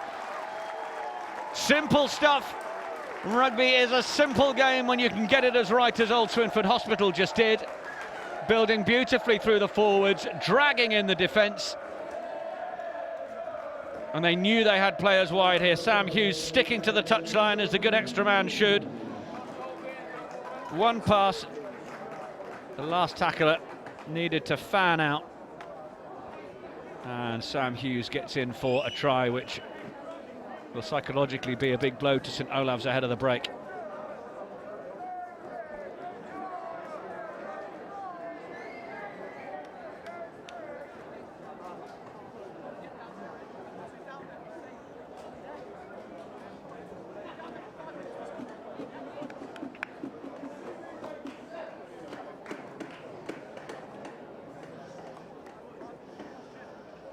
James Westwood, 1 from 3 so far. Just another tricky effort out from the right side.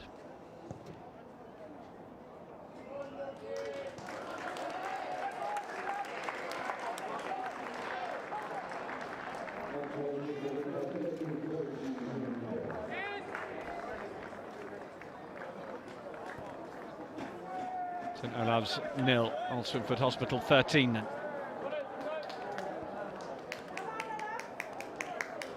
And the referees decided that that will be that for our first half. So both of the teams taking their moment to refresh themselves at the break. And we can just have a look back at some of the highlights from that first half.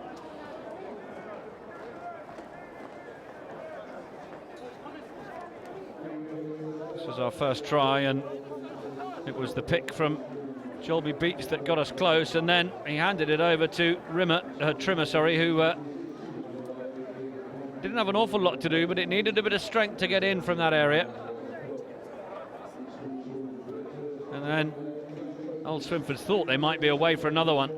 Sam Hughes, his first bite at the cherry, but a really good try-saving tackle from Niall Jahal, bundling him into touch, thwarting the opportunity.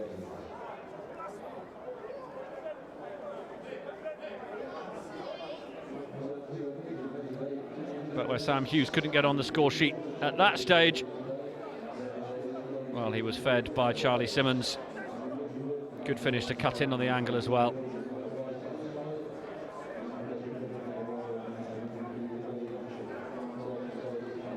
It's at that stage that the inside man for St Olave's, Oliver Tompkins, was coming across, so he needed John Oxley to push out and take the last man. But that was how the end of the first half finished. And we have a half-time score of St Olave's Grammar School 0, Old Swinford Hospital 13. Second half to come.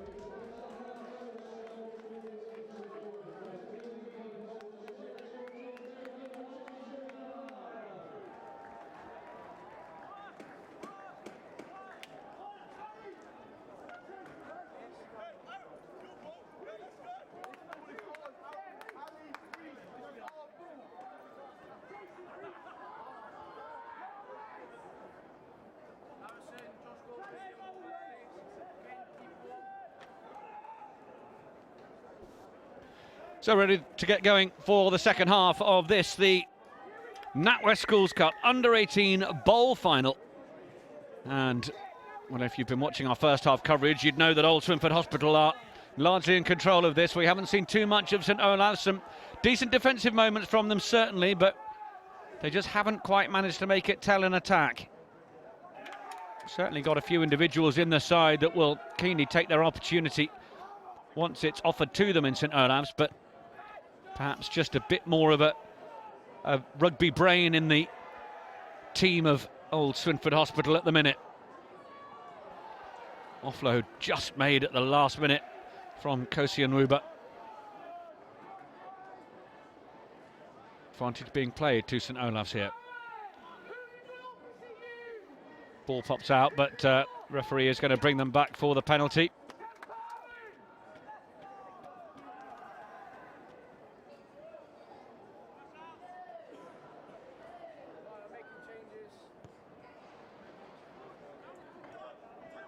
On the ball into touch on the far side. Good opportunity to bring in Dave Rogers, who is alongside us in co-commentary for this second half. And, well, Dave, I think it would just be interesting to see a little more from St Olave's this second half.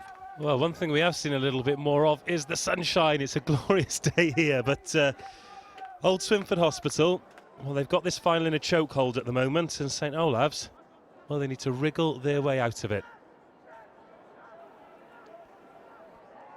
Great take from Old Swinford's at the line out through Jasper Smith. Benny Trimmer, another good carry from him. They seem to have more traditional players in traditional holes in this side, Old Swinford's. Big back row, and then big carry from the inside centre. They've also got a big carrier in John Bailey as well. Both the 12 and 13 really happy to punch it up. Trimmer a slightly taller, lither character, and Bailey a little shorter and squarer, but both of them equally good at doing a job. Well, that's not what you want. What you want from your hooker on the floor there, Albarosa. Blatantly obvious, right under the referee's nose, just putting his hands on the ball on the floor there. Just putting his team on the back foot straight away when a positive start to the half is what they need.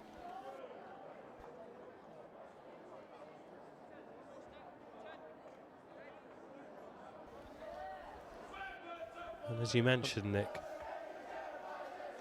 defensively they've had their moments of St Olave's, but there's only so much pressure they can absorb, and when they're on the wrong end of the scoreboard already, they need to be careful. Well, this could be another chance for Old Swinford Hospital here, and it comes out from Bridgewater through Westwood, and they're flinging it down the line.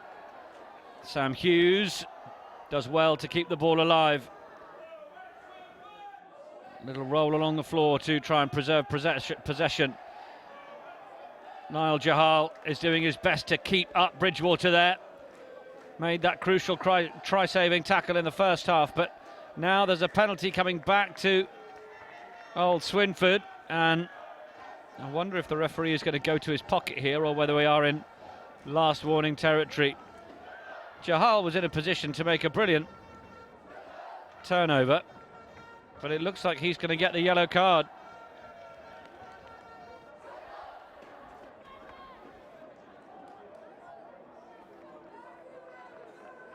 Well, he looks very disappointed with either the decision or himself. It's difficult to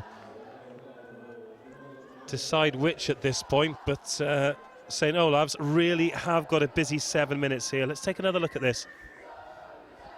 He certainly does his best to hold him up at this stage. It's whether the referee deems that, oh, you think it may be a little high. Well, maybe taking the choke tackle rule a little bit too literally there. But he watched it all the way down, the referee. Well, can Old Swinford's now turn the screw?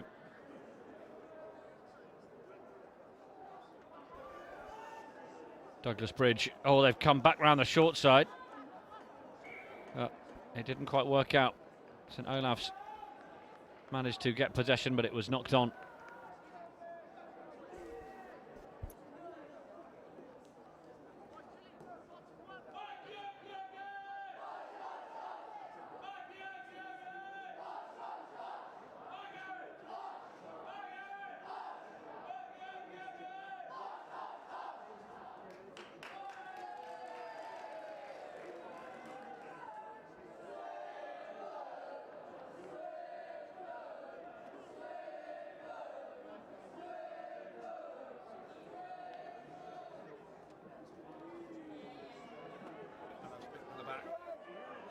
And Woober up to the 5 metre line. Turnover was not legally done from Old Swinford. I think for a moment Matthew Lane tried to take a quick one there, but it didn't quite come to pass.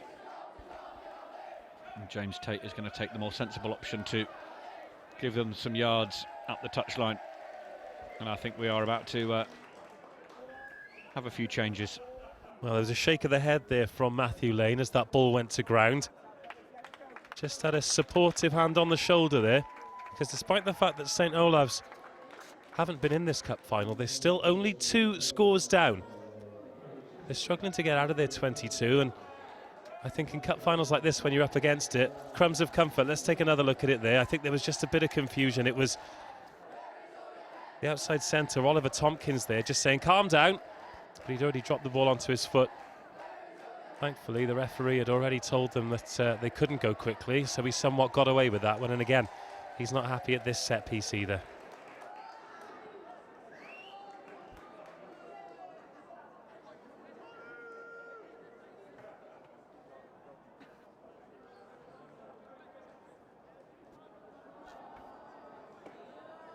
I think the referee just encouraging the players to ensure they are listening to him. And when he's ready for play to continue, ball is taken at the back from D'Souza. Bright little terrier of a character. Bridgewater, he's got a runner. Costello. Now they pick and go round the corner, and not so much the corner, but straight through. Beach stopped just short. Then another little pick and go. Will it be another bit of route one from the forwards? Well, while they're in that sort of close range, you expect so. The referee gives the try, I think, or is he given? I think he's gone for a moment of time off. Just look at the body language and the body positions from St Olave's, though, while we await the referee's decision. They're upright. They're not really putting any pressure. I'm not surprised that the Old Swinford Hospital players gone for it. Let's just take another look at this now. It was real hard graft. Like you said, the rugby brains for Old Swinford Hospital seem to be working a little bit more as we're waiting for the referee's decision. Try's given. I thought that'd be the case. Let's follow this all the way in then. Stop just short of the line, but just here now, there's no one putting any pressure on the ball carriers as it goes through the line there, pulled just short. We've got a man down in the red scrum cap, but high body position. You're never going to be able to put any pressure on the person who's literally inches away from the line. They've made that too easy for Old Swinford Hospital, I'm afraid.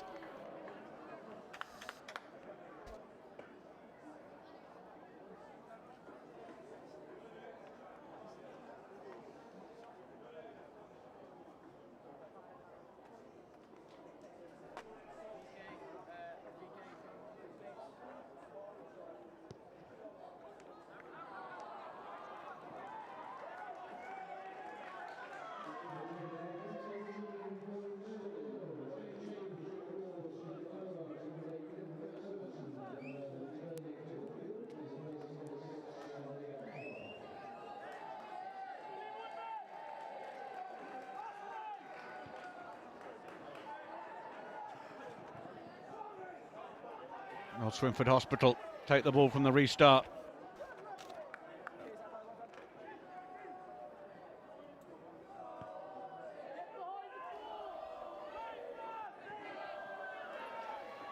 McPherson looks for the support of Joshua Goulbourne.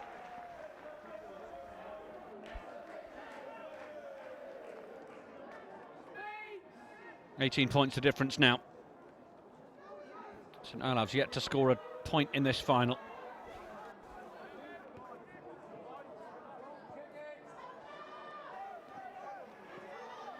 Now Hughes. Oh, it's a lovely show.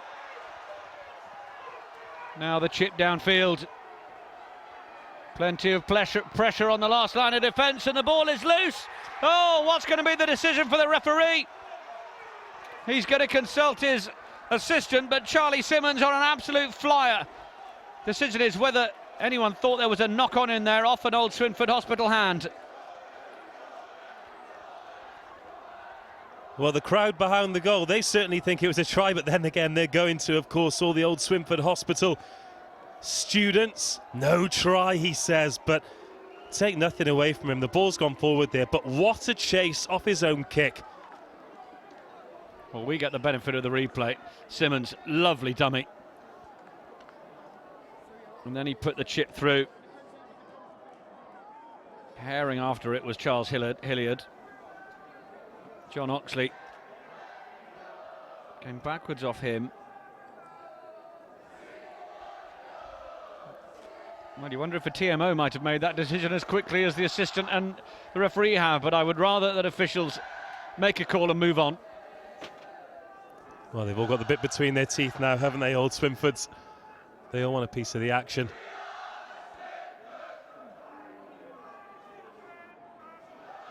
Tate kicks it downfield. It's and the shout, I think, went from Charles Hilliard there to his number 7 D'Souza, but by picking that up, D'Souza was immediately offside, and that was just foolish. Absolutely foolish from old Swinford. Oh, that's a lovely support line, straightening up brilliantly from Harrison Crisp. And they're doing their best to try and keep it alive at infield, but now they do step on the whitewash. Well, Matthew Lane, the scrum half, when they had the penalty in their own half, he wanted to go, still trying to inject some pace in this St. Olave's. Lovely timed pass there to try and release the winger too. So the return from the sin bin of Niall Jahal, which brings St. Olave's back to a full complement.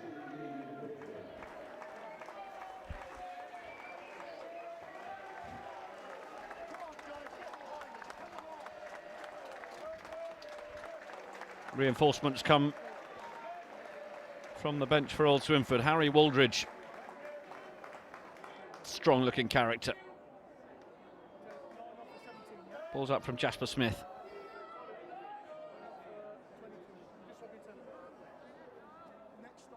Finn Bridgewater.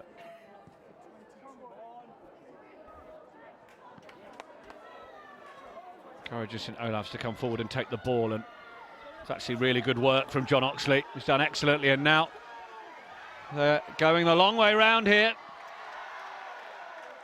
Joshua Gilbourne with a great run, but we've seen a little too often from St. Olave's that they get up ahead of steam, they get into a tackle, and then they lose the ball. Ball retention has proved to be a real problem for the team in purple today. Well, twice into attacks. I mean, I'm sure other days the ball sticks, and that's how they've got themselves to the final, but really, as we have a look at that excellent take there from the kick, he gets away from the tackle too. Quite literally nothing going their way today. Some of it has been self-imposed, and how often do you see it as well, that when you're behind on the score sheet, all of a sudden that ball doesn't stick. But still, a little bit of territory here.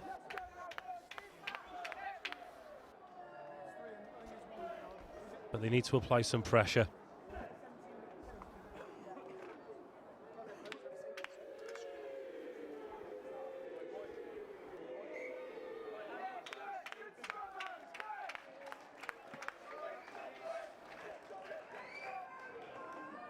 Jahal, who has stepped forward for St. Olave's in the scrum half role, putting the pressure on Finn Bridgewater.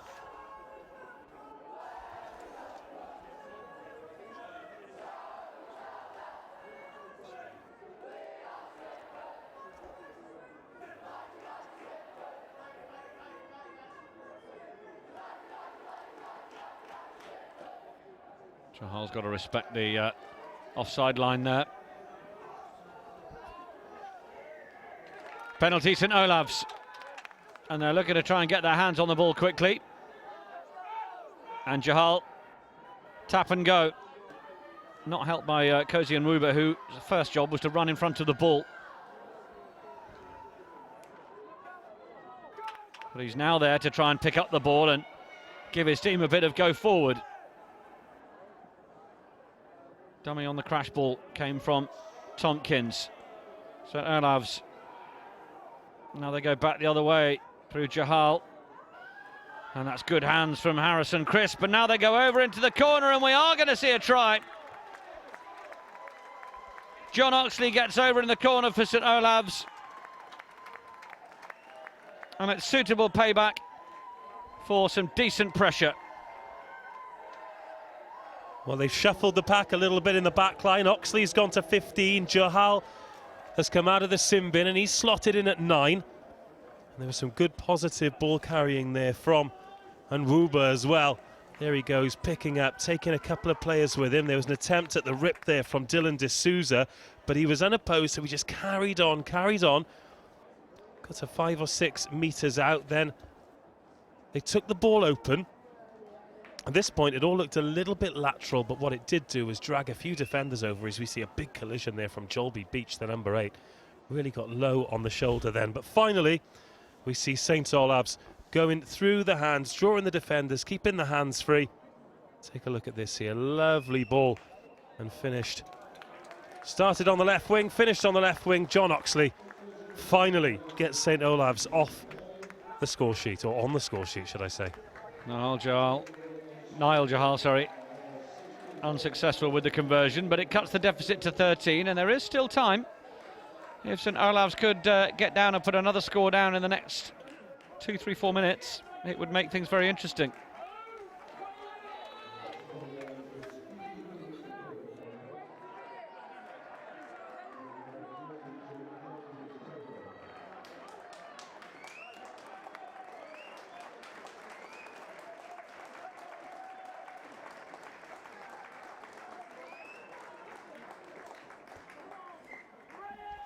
So more changes being made by both sides, and well, Benny Trimmer, big centre for Old Swinford, has completed his contribution.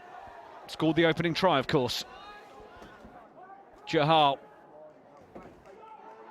The replacements are combining well here. It's almost like the... oh, just as I said that, commentator's curse. My apologies, Joshua Goulbourne. You can blame me for that one. Well, whether they blame you or not is one thing, but it's the same thing that you pointed out no more than 5 minutes ago. Just when they build up a head of steam, when they look like it could be on, all of a sudden the ball is lost forward. They've spent so much time up against it in this final. To be still within 2 scores with this amount of time left on the clock is a real testament to the heart and the guts. We talked about the stranglehold that Old Swinford Hospital had on this match. Maybe they put in a little bit too much in the first half, because all of a sudden they look a little bit tired out there. But now they've got their chance to get their hands on the ball here and suck up a bit of energy from St Olave's in defence. Bridgewater again keeping things firing. Cutting back in is Joseph Brennan, replacement with the number 16. Now they might have some room out here if they can commit the defenders on the inside shoulder, but instead all they've done is give it away, and Nwuba is the grateful recipient for St Olave's. And they get the guards there. Good awareness from Adesina to help out there. He's a good physical player, the number 1. Jahal. St Olave's trying to find a bit of width on it and looking for chinks in the defensive armour, and Oxley goes again. Cuts back in field. The support was there in number, and well, Old Swinford tried to force a turnover, but they weren't in a legal position, so Jahal will take it quickly, and St Olave's continue with possession at this stage of the game. Finn McPherson perhaps needing the ball to do a bit more of the work than his legs. Runs 25 metres, but sideways more than forwards. That's a lovely little show.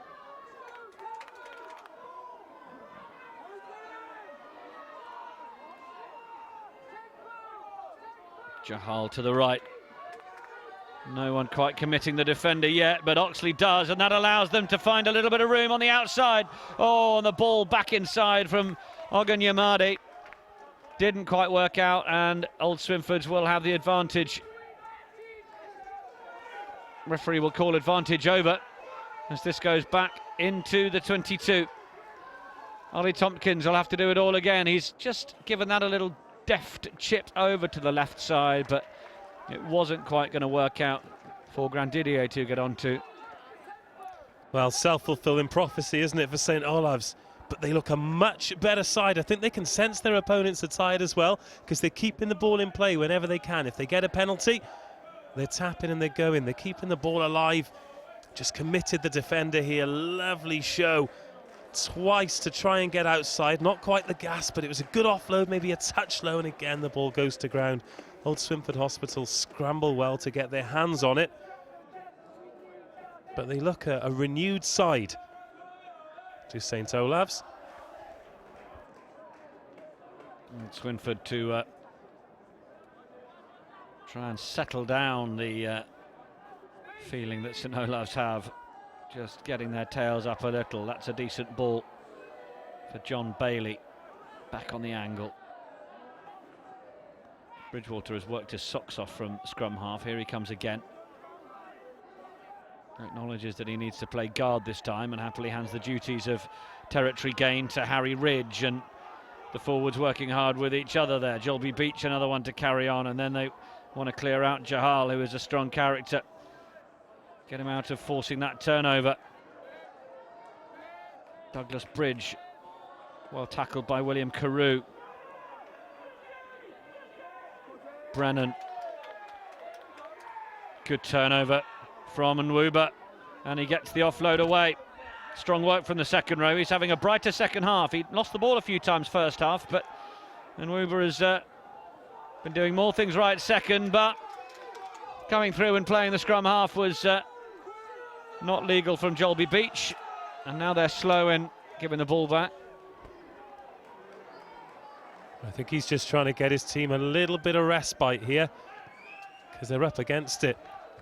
Oh, they missed touch though. Oh, I thought he'd taken that on this touchline just below us. Elgin Yamade would have absolutely romped away if he'd been able to get hold of that in space, but yeah, he had to try and hurriedly get the offload away inside and just nudged it forwards. Kossi and Nwuba though, he is a strong boy.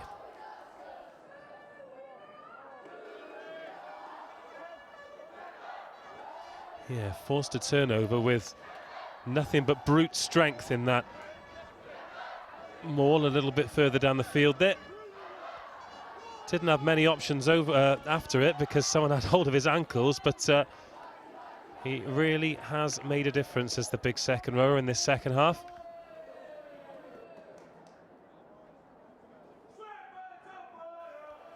Quite a lengthy discussion between the referee and his linesman here, and the scrum half, number 9 of Old Swinford Hospital, is being called over.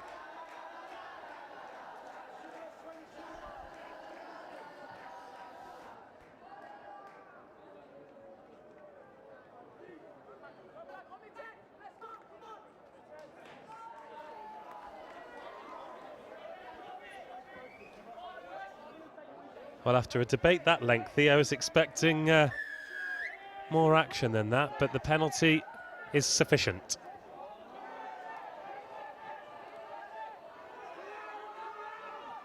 Loose pass from the start of the tap penalty, but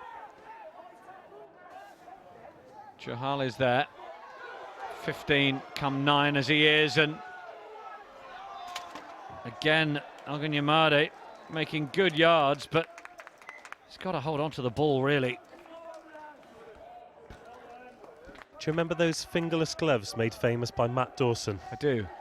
I wonder if there's any dead stock in a sports shop somewhere.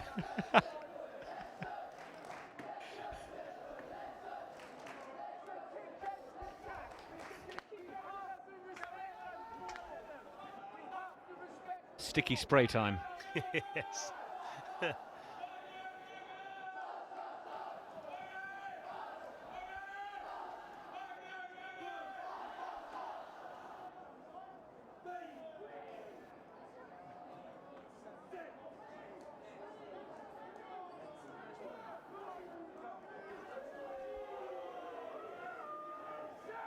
Well, Swinford Hospital, who've struggled to really get going this second half.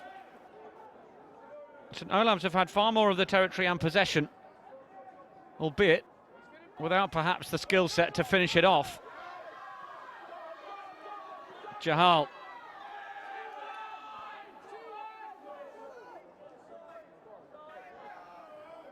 Faison Kaman is onto the field now. Jamal will get this one away. Oh, and then a little gap opened up, and Kieran Toomey must have thought he was through and away. They've lost it forward again. Scragged at the last minute, and indeed, every attack that doesn't come good is finishing with a knock-on or a handover of possession at the minute for St Olave's, and just being able to hold on to the ball through a tackle would make such a big difference to what they're trying to achieve at the minute. Yeah, lovely little break through the gap there. It was an important shirt scrag, but just as he was trying to get the ball away, it's gone forward again. Just got to hold on to it on the floor for a split second, just allow the defence to get there, recycle and go again. An urgency to try and play this offloading game for St Olave's is just causing them to get undone at the minute. And a message from Joe Riley, who's watching in the Philippines, who's supporting his son in the old Swinford team. Sean, of course, who's playing number 5. Well, Joe, good to have your company. No doubt enjoying what you're seeing from old Swinford Hospital. Good running from John Bailey again. Been a real live wire in the centre. And the arriving Harry Wooldridge is wrapped up in the tackle with William Carew. If he can get one knee to ground there, now he has. It needs to be released by both sides, but referee says that's not playable, and St Olave's will have the turnover. Well, I thought we could have had danger then. John Bailey still working hard from 13, and it needs a couple of the players in blue to really stand up here and try and reignite the spark that they had in the first half, when really there was only one team in the final. Huge credit to St Olave's, but there's still 2 scores down, and if there is the odd line break, then they do look vulnerable. And that old Swinford Hospital scrum is still moving forward as well. That one spilled out the side.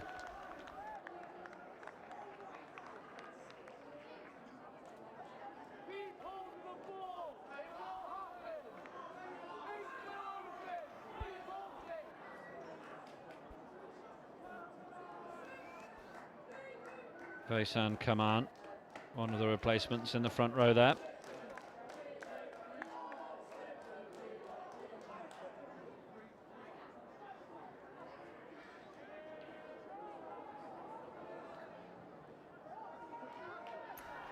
St Olave's with work to do to get out of their 22. Such was the rate at which the ball came back.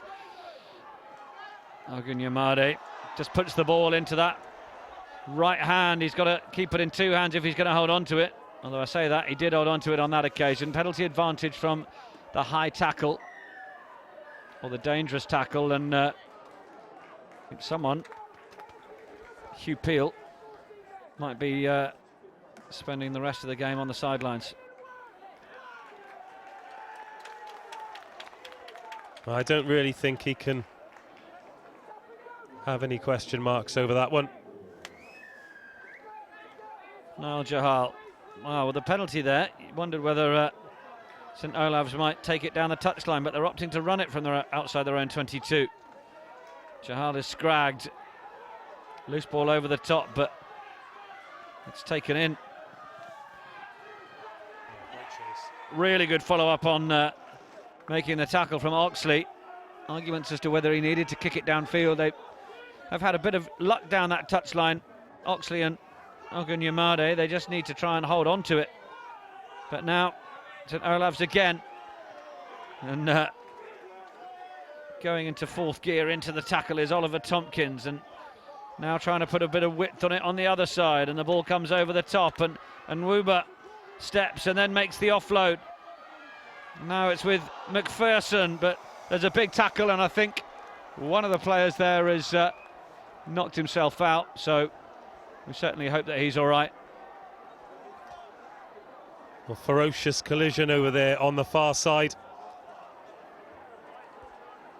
Just had the big man and Wuba there. He had the ball in hand. He put the brakes on. I almost wished for him to sort of back himself pace-wise there. But St Olave's once again moving the ball, working it, trying to stay positive. We won't be showing you the replay, but Just having a look at it on our monitors up here, and well, it was the big skipper McPherson who went in. It's more a case of the tackler just getting his head on the wrong side, really. Charles Hilliard, nothing in it in terms of St Olave's. McPherson making a good solid run, but Charles Hilliard, the man who got his head on the wrong side and might have a bit of a headache come tomorrow morning. Well, sometimes these players, they're a little bit too brave for their own good. And we see it at all levels of the game now.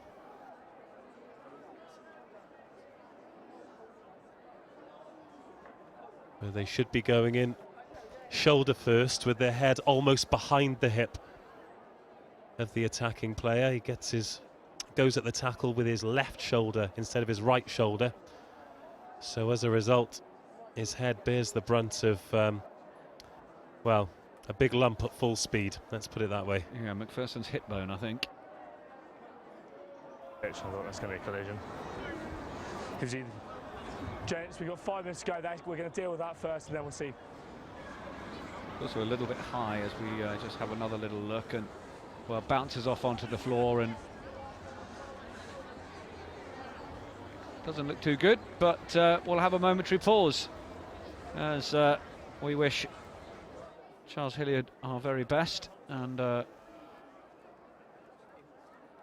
it's an unfortunate part of the game, but it's important for Finn McPherson that he dusts himself off and realises that he wasn't in the wrong there. He was doing what he's best at, carrying the ball forward, and I hope that doesn't have an effect on him.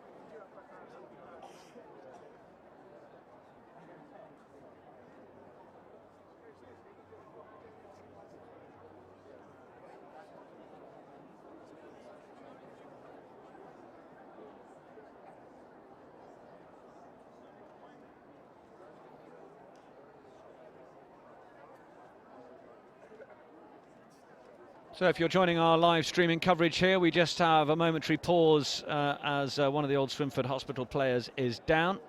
Head on the wrong side of the tackle and took a tumble into the turf. So we certainly hope that everything is all right, but all the right precautions being taken. And this match will resume, of course, very, very shortly.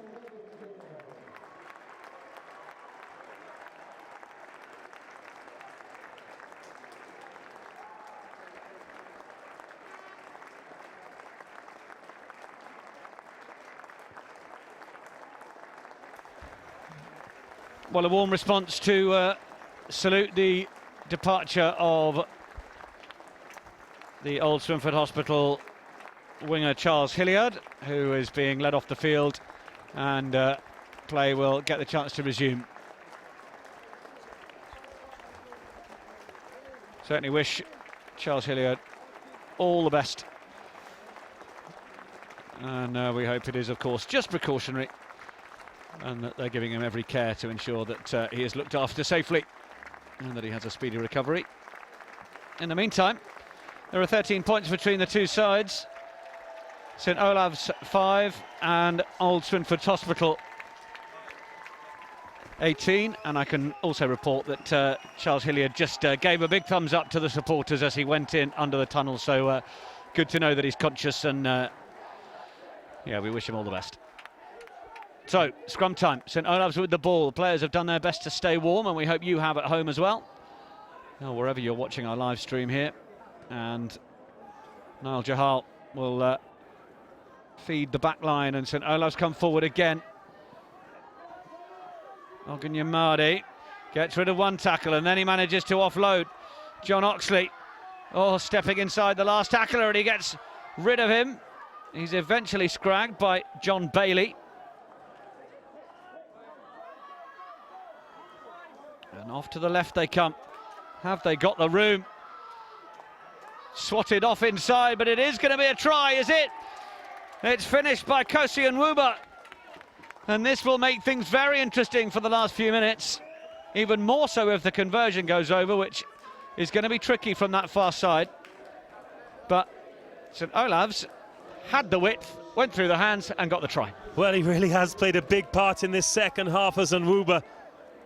Looked a little bit clumsy in the first half, but in the second half has been an absolute tower of strength. They've switched him to number 8 for the latter parts of this game. Look at him just ambling back towards the halfway line as if nothing's happened. But he is a big old unit, and if you find yourself in space like that and you've got the power to finish it off, then fair play. Really important kick here though, because if they don't get it, it's still 2 scores. Bloodied knees on the body of Niall Jahal. Decent connection, but not quite good enough. Well, here's the try. Well, what St Olave's have done well in the second half is really timed the passes well. Credit to Old Swinford Hospital. They had numbers back in defence, but look at that strength there from John Oxley. Been one of the standouts in the second half, and they had all that width to play with. Plenty of space out there on the left-hand side, and it's the big man and Nwuba. Just couldn't really get close to him, could they? Managed to force him out wide, though, and they still have a 2-score advantage Old going Swinford into the last couple of minutes. Sorry, Dave. Old Swinford then with the restart. They have that crucial 8-point lead, as we say. Oh, and then stuttering into the floor goes Kieran Toomey.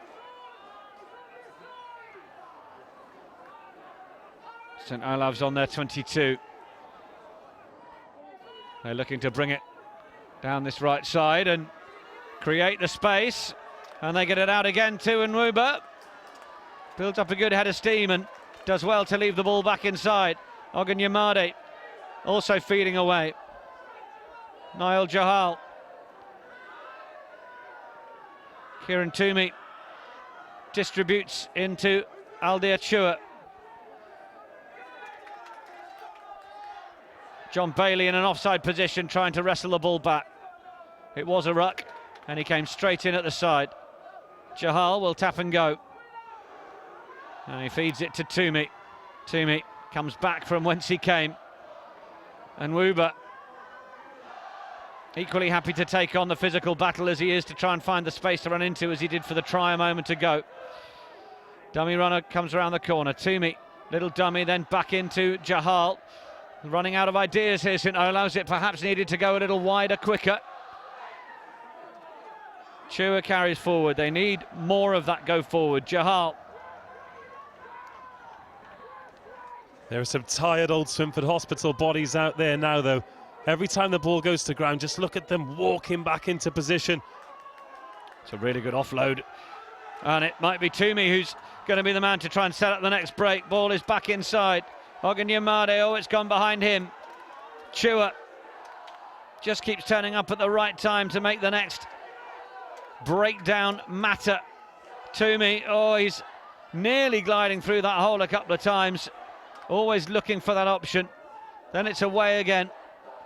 Oxley gets the offload away. He's so good at freeing the hands once he gets through the tackle there. Now they need to make sure they're not isolated. They've done it well. Jahal into the final minute on our clock. We'll go with the referee, of course. Joshua Goulbourne. Oh, but has it been turned over? No, it's a penalty to St Olave's. Either way. Comes out on the St Olave's side. Jahal says he'd like the penalty and goes himself, but he's lost it forwards. Plus, Swinford's weren't back 10.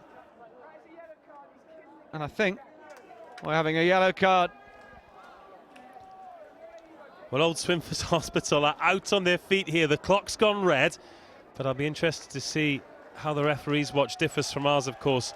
We stopped it for that lengthy injury delay. Finn Bridgewater is leaving the field. Jasper Smith is also down on the far side.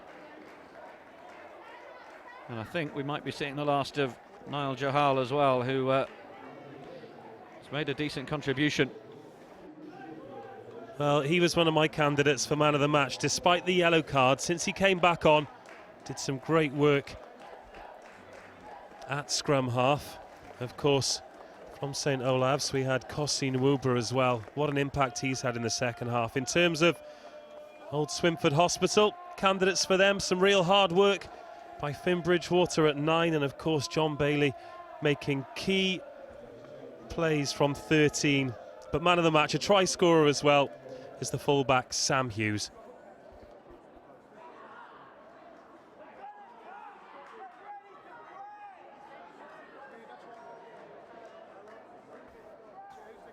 So of course with that stoppage, don't be fooled by our clock having gone red at this stage. We are on the referee's whistle, and St Olave's have decided that they will go for goal with enough time. They are going to need 2 scores no matter which way you look at it, so this needs to go over, and it does. At Old Swinford Hospital, of course, 14 men on the field, and they're losing the big second rower, Jasper Smith, as well. He's being helped off. Problem with his left leg. Well, a real test of character here for Old Swinford Hospital. They looked like they were going to run away with it in the first half. There was only 1 team in it, St Olave's. Well, they hang on in there. They've not led at any point, and for huge portions of this final didn't even look like they were in contention, but they found a way. The clock nor the scoreboard are on their side, but they're still alive, Nick. They're still alive. Well, it's incredible, really. I mean, given the dominance of Old Swinford Hospital in that opening quarter, in that first half, St Olave's are within a shout of being able to steal this. And now, just to spice things up, we've got some rain arriving. Put a greasy pill into the mix, and what might happen? It's come on, and it's come quite heavy as well, almost that sort of thundery nature of a shower, a storm shower. Well, this will suit Old Swinford Hospital.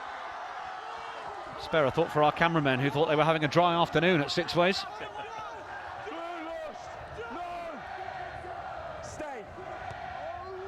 Ball is hacked downfield. Is it the right option for St Olave's to give the ball away? Oh, a little bit of dancing from the number 8. That's nice from Beach. And then it's away with Simmons. Simmons trying to break straight through the middle, back to Beach. And now St Olave's having to defend with their lives as Old Swinford try and build towards a score that will absolutely seal this final. They lead by 5 points. How long is left on the referee's watch?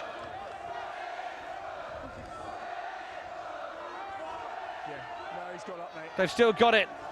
And you can see James Westwood asking the referee what time is left on the clock, but there's been a try scored regardless. Is it Billy Woodman at the bottom? No, it's Charles Fraser who comes up with it. My goodness me, dejection on the face of St Olave's. They got themselves into a position to try and win the game.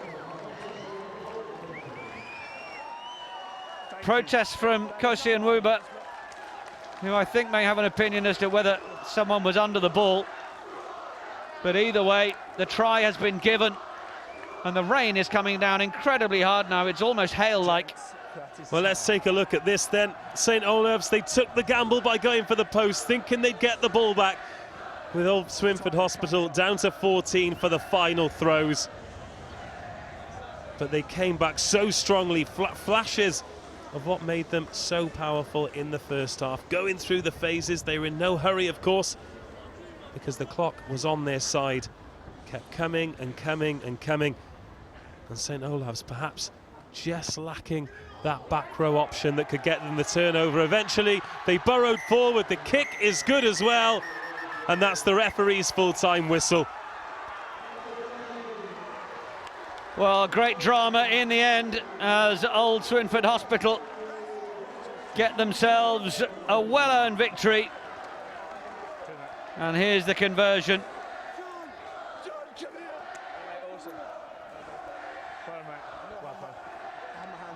No, the ball landed on a deck, then it went over your hands. I'm happy with the try. St Olave's Grammar School have given a real effort and a real go in that second half. And it's ended up coming down to Old Swinford, who've taken every opportunity, particularly in that second half, where they really needed to work hard to thwart the effort of St Olave's. Old Swinford Hospital, the work from the first half, really seeing them through. 2 tries for them through, 3 tries from the likes of Trimmer, Hughes and Costello. Then Oxley and Nwuba. And St Olave's thought they'd got themselves in a position to win it. But congratulations to Old Swinford Hospital. They are the winners of the NatWest Schools Cup Under-18 Bowl for 2017. Yeah, I couldn't see where it was for, and I didn't have a number either, so I couldn't.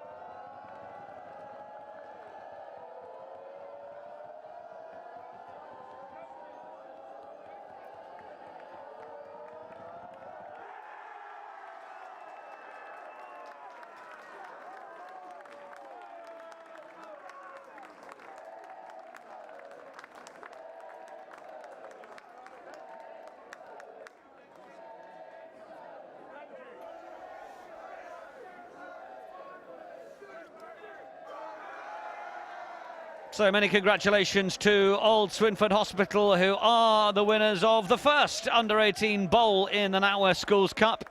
We've got an under-18 plate to come if you wish to stay with our coverage, but for now, from the under-18 bowl final, congratulations to Old Swinford Hospital, and we're back shortly.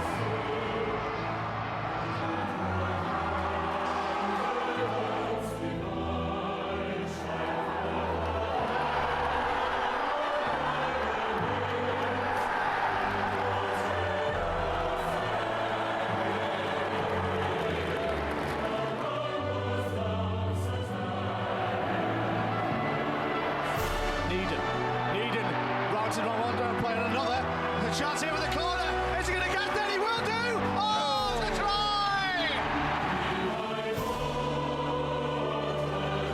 Into the Warwick 22 come Dulwich.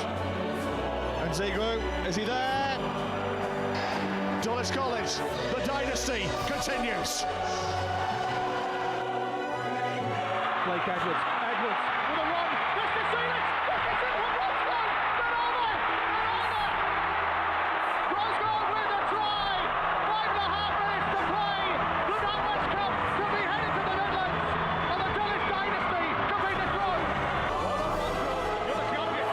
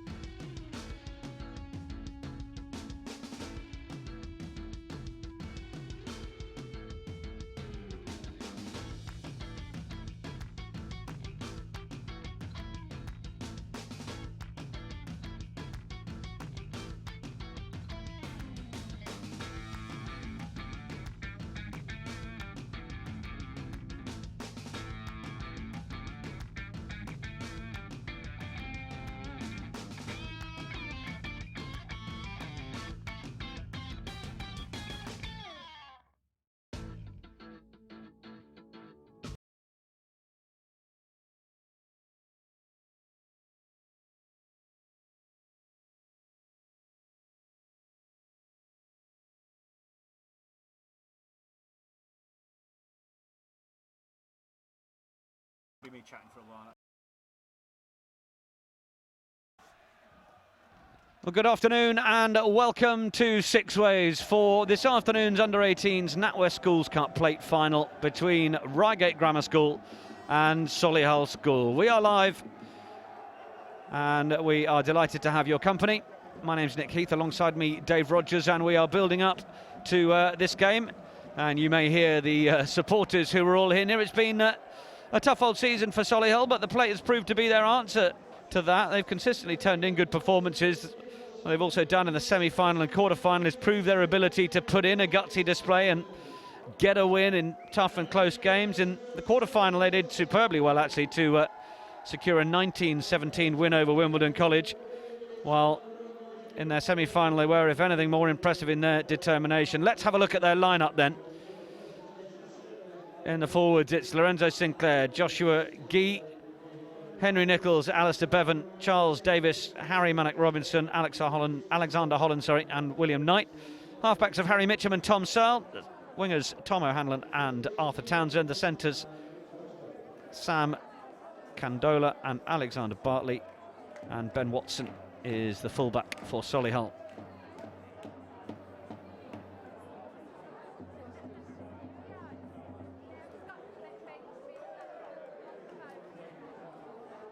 And Reigate Grammar School, well, despite their fame as a rugby school, they've not gone beyond the semi-finals before. Huge name in schools rugby, thanks in large part to their exploits in the 70s. They've been a form side on the circuit for a couple of years now. They this year had a side capable of going a long way in the cup, but injuries early in the season curtailed their ambitions. And they've been able to enjoy this run as a perfect advert for why the plate is introduced. Their forwards, Charlie Bennett, Kieran Nestor, Paul Marshall, Billy Elliston, Joe Gregson, Marcus Soteriou, James Ingram and Ollie Brooks. Halfbacks of Alex Skinner and Lucas Overtoom. Wingers Joe Gregory and Gus McGillan. And the centres Tom Allen and Max Coyle. The fullback is Joe Wills.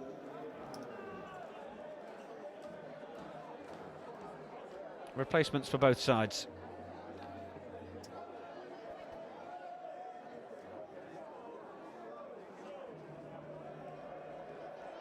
For Reigate, Alex Edwards, Cameron Martin, Tom Box, Prasoth Kiru Bakaran, James Bennett, Sean Waters and George Blackburn. For Solihull, Matthew Bond, Yahia Fifi, Cole Elman, William Jervis, Matthew Farrow, Bartholomew Payne and Alexander Sass.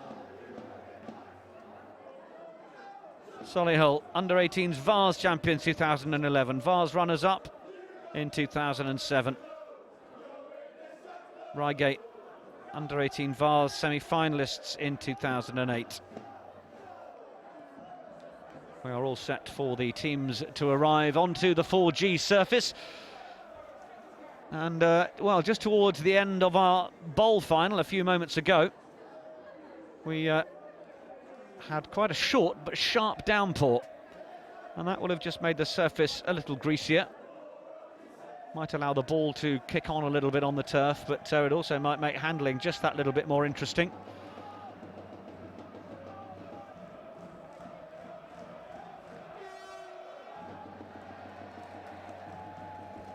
And the supporters in good voice, as I hope is my co-commentator Dave Rogers. Dave, our last game of the afternoon for those that have been with us all day, but nonetheless a tasty one in the plate with teams of good rugby pedigree.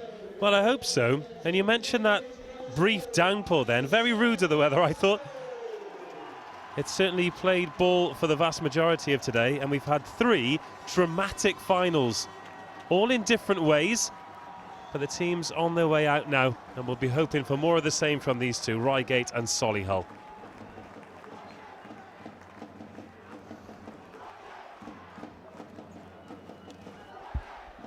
So Solihull School in your picture then, get into their huddle.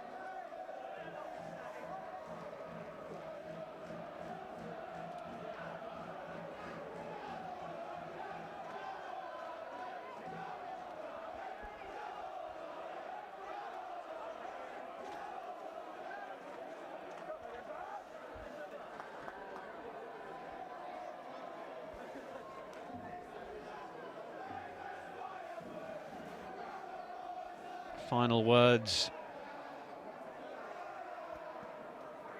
from Both sides. Key messages, things to remember, game plans to stick to.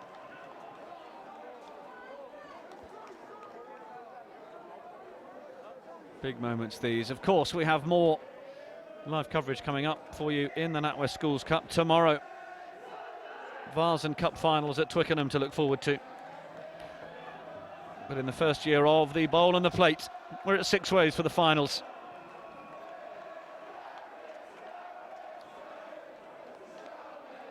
Lucas Overtoun, the skipper for Reigate. And the skipper for Solihull is also his opposite number, Tom Searle. Several leaders throughout the Reigate team in the likes of Paul Marshall at tight head, Joe Gregson in the second row, Alex Skinner, the scrum half, and Max Coyle, the outside centre, sprinkling the vice-captains throughout the side as Reigate get us started. And Solihull with the first carry through Charles Davis. Harry Mitcham fires it back. Oh, it's not the easiest one to take for Tom Searle. Had to take it high over his head.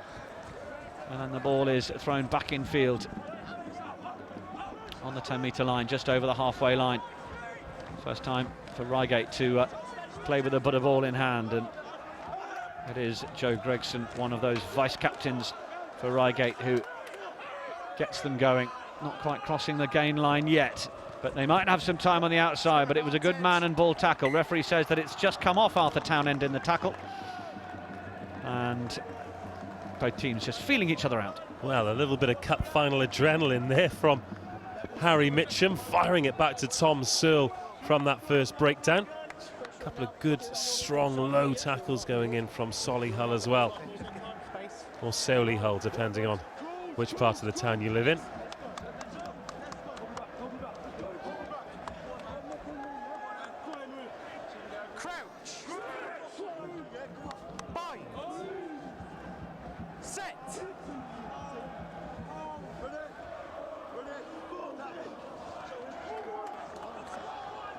Solihull putting plenty of pressure on at the scrum. Alex Skinner wanting to let the referee know that he thought his opposite number was coming a little bit offside, but good battle of the centres there as Max Coyle tried to get going with the fend, but Alexander Bartley was staying with him the whole time. But tackles coming in thick and fast as Reigate tried to come onto it at pace there. William Knight got a bit of a stinger there, the Solihull number 8. Big collision, big tackle, but he's just trying to work his shoulder off after that. As well he might, it certainly was a big old hit. Quick regroup for Solihull. Yeah, a couple of battles there, as you pointed out, 13 on 13, but watch 6 on 8 here. Ball comes, hits the line hard, and it was a big collision from William Knight. Sotirio might have fancied his chances there, but he does give a decent jump at the line out following up. Alex Skinner, no box kick this time, decides to keep it in hand and feed that narrow channel down the short side. It was Lucas Overtoun, the skipper, who came through the fly half. That kick forward is, well, a little aimless. Referee says it went backwards from Tom Searle, but Reigate are the ones with ball in hand now, and it's cramming forward from second row Joe Gregson, and they fire off to the left, and they might have a couple of extra men on the outside here, and joining the line is the speed man Joe Wills, and Wills gets the ball back inside, joined by Joe Gregory. Joe to Joe. And it's Tom Allen who just stutters to the floor, but Reigate have got themselves into a really good position from that break from Wills. Created the extra men on the outside. Skinner again, Overtoun. Into the middle, Ollie Brooks.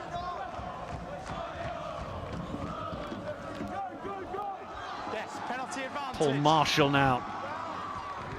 Leave it, Red, leave it. It's your advantage, Blue. Which way are they going to go? There were men running around to the right-hand side, but they opted to go left.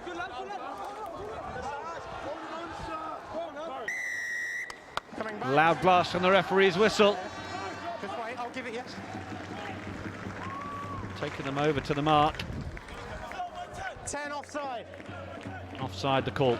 Well, it's threatening to hammer it down again here. The temperature's dropped, the clouds have got darker. They've actually turned the floodlights on at Six Ways. In fact, we can hear the pitter-patter on the roof of this commentary position.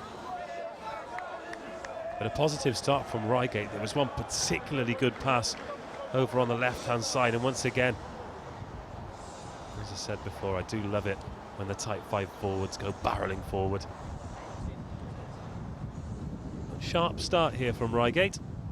Yeah, and the first opportunity of points for Lucas Overtoom with this penalty to the right of the to the right of the uprights, just outside the 22. The rain coming down at 45 degrees from right to left, so as the wind follows him, he might need to just nudge this towards that right-hand upright.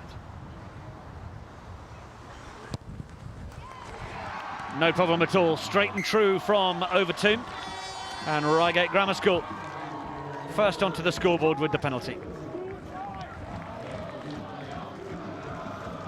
Well, we often talk about the team that settles first, and it's certainly been Reigate. Solihull, they've been putting it about, but not really had the chance to get their hands on the ball in the opening 5 minutes. Reigate, one visit to the opponent's 22, one score on the board. That's a steady start.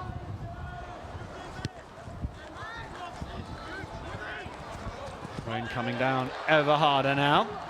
Gonna just make this game a little bit trickier to keep accurate in terms of the ball, but that's well taken in. Tom Searle well positioned. And we have got a little bit of kick tennis. Clearance kick is a nice spiral effort, takes some decent yards, but the net gain and all that for Solihull effectively from the restart is, well, a line out in the position, as you can see. He'll tell you. He'll tell you. How many boys? Face. Red. Joshua Gee just checking on the call. Lorenzo Sinclair gets back in, and they're going to throw to the front, but it's a missed throw, and it's preyed upon by Joe Gregson.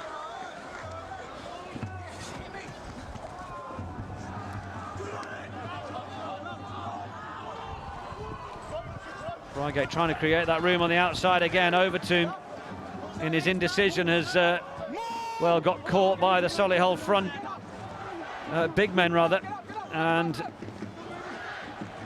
eventually it's brought to ground, and it's been snaffled back by Solihull. William Knight doing some brilliant work there as Searle takes off.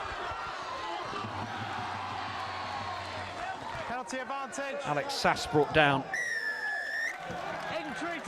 But it's a penalty to Solihull. Well, they've won the penalty there.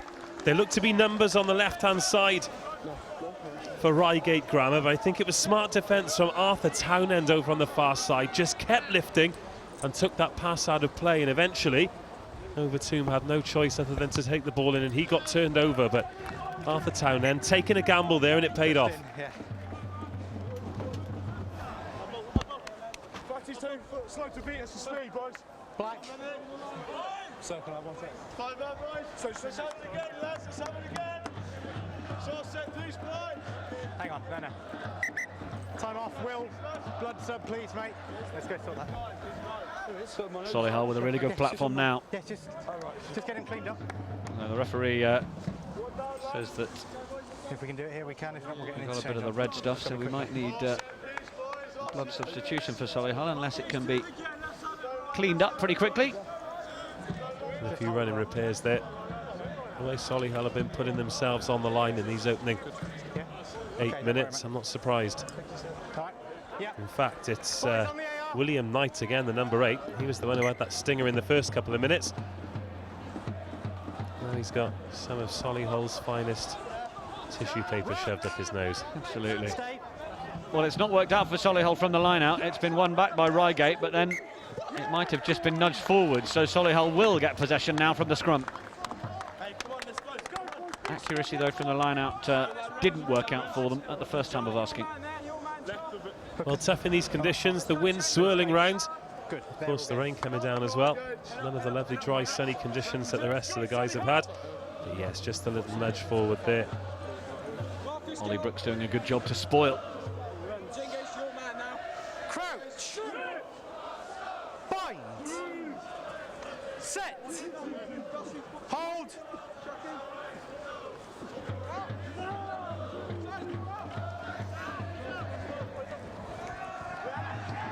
Knocked on by Solihull.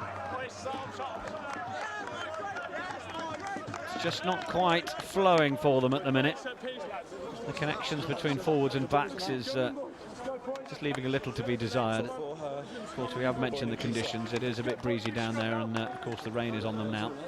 Well, in these kind of conditions, you need to make life easy for yourself. And Tom Searle standing a long way from Harry Mitcham there, and when the ball pops out the back, and he's harking back to the old days of Rupert Moon with that pass diving forward. They're just not making it easy for themselves, Solihull. Another Rupert Moon mention. Wasn't expecting that today, were you? No, I wasn't. Hold red. Out the back.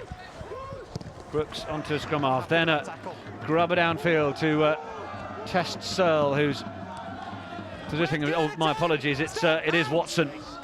Oh, and the chase from Watson was great, but he did just knock it on. He's appealing to the referee for something a little more, believing he might have been interfered with as he came down. But it's just going to be a scrum. He did so well here. Good distance on the up and under, checked where it was, and then just got his head down and got the chase on, got there first. Maybe he was touched in the air, but I don't think there was any malice in it from a Reigate perspective. The ball goes to ground. Bad luck there, though, from Watson. Ear to ear, okay, on bind. And it does get a little bit wet. That high ball can really be a good tactic as well, so keep your eye out for that. Bind. Set.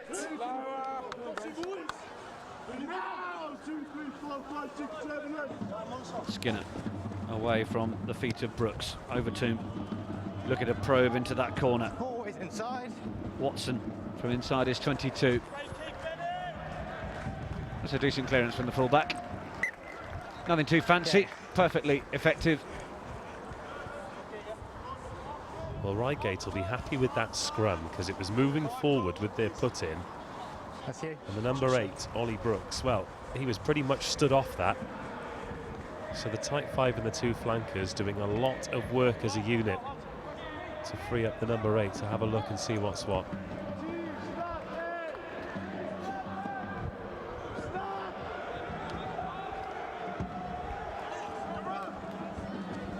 Here come Reigate again. 6 into 6. Soterio into Manic Robinson. Not the quickest of balls. Morgan's just Watson, sorry, has just shot up there defensively. Reigate perfectly happy to keep Solihull turning back towards their own goal line. And I'll ask another question of them at the line out here. Of course, they've spoiled it a good couple of times, so maybe they've sensed that they've got some weakness in this set piece. And it doesn't matter who's got the throw in. Reigate are backing themselves to spoil. Well, they've gone short in numbers this time, Solihull. Yeah, will it help them? No. Stolen by Reigate. They are really profiting from this line out. Runner arrived. Soterio had to slightly check his run. Wasn't quite as incisive as it might have been. And it's away from Overtomb. And oh, really sensational feat on the outside break from Max Coyle. And then the ball's popped up for Joe Wills. We've already seen one scintillating run from him.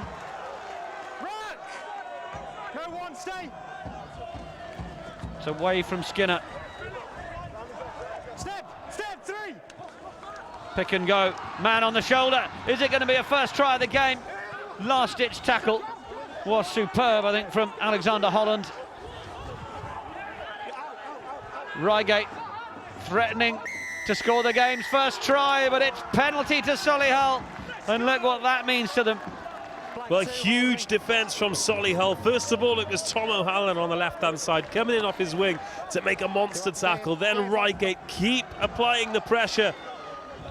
Getting closer and closer, but they've held on for too long. A big let-off there for Solihull.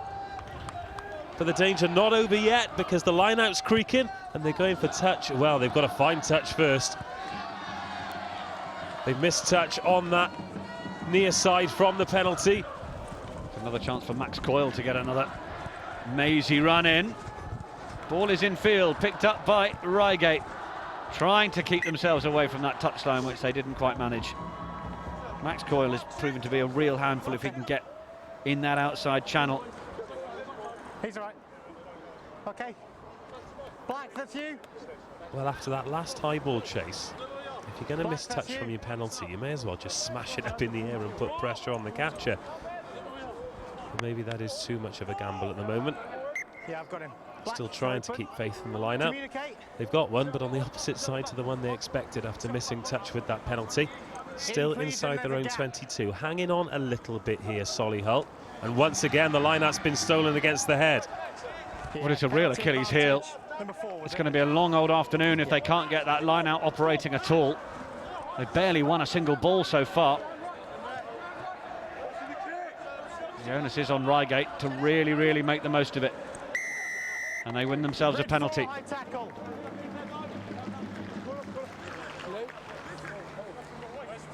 Yes, Reigate playing mistake-free rugby at the moment. Knowing that they can take Solihull on at the line-out and the scrum. And eventually the chances will come, and here it comes. Inch-perfect kick. On the 5. Red on the 5. Yeah, excellent from Overtoom. Worrying times for Solihull coaching team, Messrs Hiffle, Emmett, Coval and Thompson. Black. My apologies. Quite a coaching team. Confusing. Can they spoil the Reigate effort?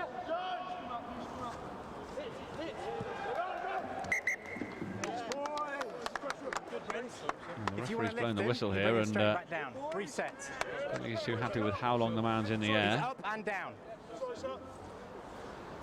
Red, don't close.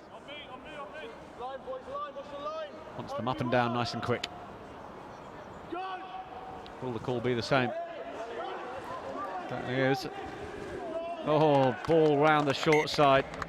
Didn't work out. A bit of a trick play there. Solihull were expecting the catch and drive instead. The forwards tried to pop it through the hands on the blind side. Let's take a look at this again. Comes off nice and easy, looking to put the hooker in the corner. Arthur Townend had got there to cover, but it doesn't matter because the ball had already gone forward. No pre-engage again, that was good. Red alert now. Red alert. Crouch. Bind. Set. Free kick Solihull. Early engagement from Reigate.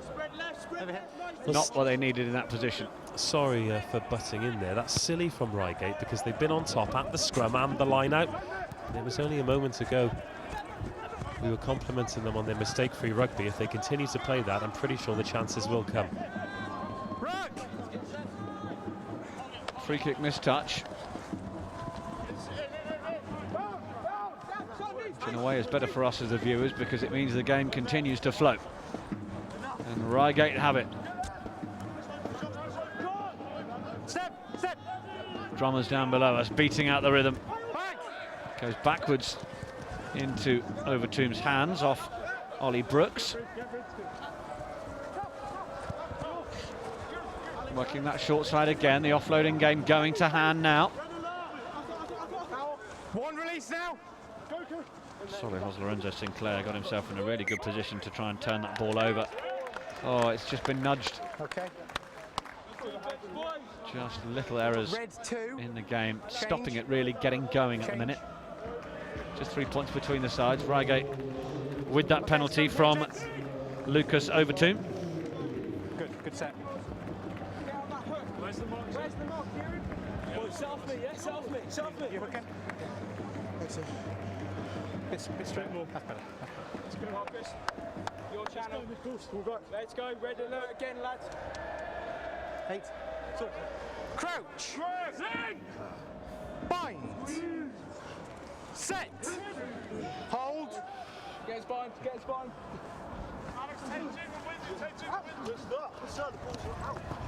Ball's untidy at the back, but the referee's happy for play to continue. Cole Elman has also joined the party for Solihull.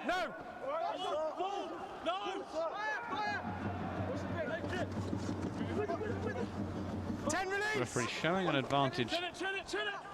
Oh, sorry, he was just checking that the Reigate line was onside.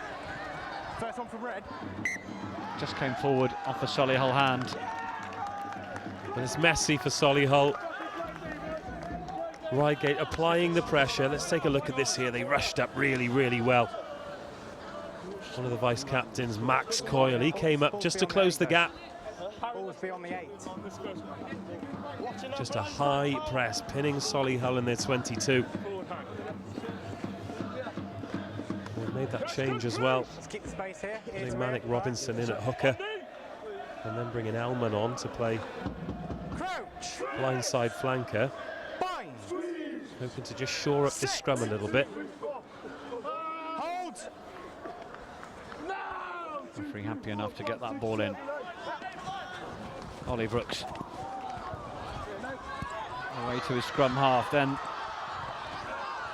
difficult run around. The ball has stayed in field. Still in a Reigate hand with Paul Marshall. Marshall's just lost it forwards though. Well, referee I think saying it went backwards off Solihull. So Solihull will hold on to it. First runner couldn't get hold of it, then the slippery ball just unable to be held. Solihull are trying to get some go forward on it, which eventually they get. Will Knight presents the ball, then it's away through Tom Searle. Puts a high ball up, which is gathered down below us by Coyle. Coyle loves trying to take them on with the running style, but on that occasion, in fact, he just goes straight up, and then Alex Skinner is trying to take it on. He was lifted, but then put back where he came from. That was a good bit of game awareness then from Solihull. Tom Searle's just, sorry Dave, Tom Searle's just dropped out of the defending three-quarter line, back to the right-hand side as we look at Reigate coming forward, just sensing that that area of the field was a little bereft of defenders, but has he, in leaving that line, well, it's gone forwards there. I was going to say, has he exposed it on that far side, but it's worked out for Solihull. Well, there were numbers, but once again, it was Arthur Townend taking a gamble, closing the gap, and almost shutting down the offload. Let's have another look at this here. It was a lovely pick-up off the toes, but then just trying to be a little bit too cute, and the ball goes forward. Perhaps the Reigate wide attackers standing a little bit too flat as well, not giving him options, but Solihull still, despite not having any of the ball, only 3 points behind. You're absolutely right that the defence was the key there. Rushing up and stopping that ball reaching those wider channels. Keep an eye on back row behind as well. Okay, gents, water off. Water off. Let's go, boys. Where's the mark, sir? Over here. Black, water off. Yeah, so we're ready. That little break in play there, it's interesting to see the Solihull players taking a drink in forwards and backs, like the old days, us and them. I think one thing that Solihull need to do to really relieve some kind of pressure is the service from 9. It's gone awry a couple of times. I mean, when it's wet and slippery out there, it's not the easiest to position scrum half. But the ball's, well, it's been fired out there by Harry Mitcham. I can understand why Tom Searles may be standing as far away as he is, but we've had a few instances where forwards, Henry Nichols in particular, he wants to get up ahead of steam, but he's having the ball sort of flung back to him when he's picking up his pace, as opposed to coming through and getting it closer to the line when he can really get some momentum going. It's the voice of Dave Rogers. My name's Nick Keith, and we hope you're enjoying our coverage of the NatWest Schools Cup Under-18 plate final here, and well, a little bit of a juggle from Alexander Bartley for Solihull, but he held on to it crucially. Searle with the little chip forward, send the men after it. There'll be an advantage to Solihull here if they can keep it alive. And they come running around the outside. Lovely bit of footballing from the Solihull 6, Manic Robinson, and then they drag the Reigate defence into touch. And Solihull, well, they make 25 metres downfield, and they'll have the put into this line out, but these are exactly the sort of areas of the field where Solihull's set piece has really got to be more impressive than we've seen it so far. Better from Tom Searle. I thought he might have been held back there, but it was Harry Manick-Robinson up the blind side, just trying to kick it up that tram line. There was a good chase. Perhaps Joe Wills was actually on the ground when he was tackled then, but the referee happy to let play continue. Searle with O'Hanlon in support. O'Hanlon in the blue scrum cap. Still herring down. Solihull, I think, are screaming for a knock-on, but whether that comes or not, Reigate are still under enormous pressure inside their 22. I thought it had popped up for Tom Searle for a minute there. And it is going to be a penalty to Solihull. Well, they've not been into this area of the field very much at all in this first half. Now they're there and they've got a penalty. And this will be a chance. Yes, they've opted to go for posts to tie up the game. I think that's sensible. It's been a good couple of minutes for them. Just got a foothold in the game. It was a huge boot from Tom Searle. Yeah, just diving on the ball there.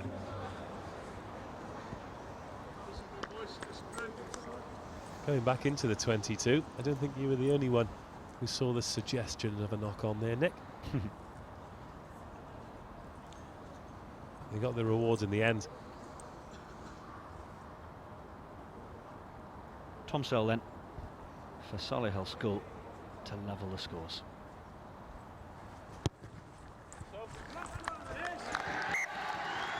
No problem at all. Well, Solihull finally stringing enough possession together to get into the Reigate 22. Obviously it's legal for them to kick. And they've got the points to go with it. Reigate 3, Solihull 3.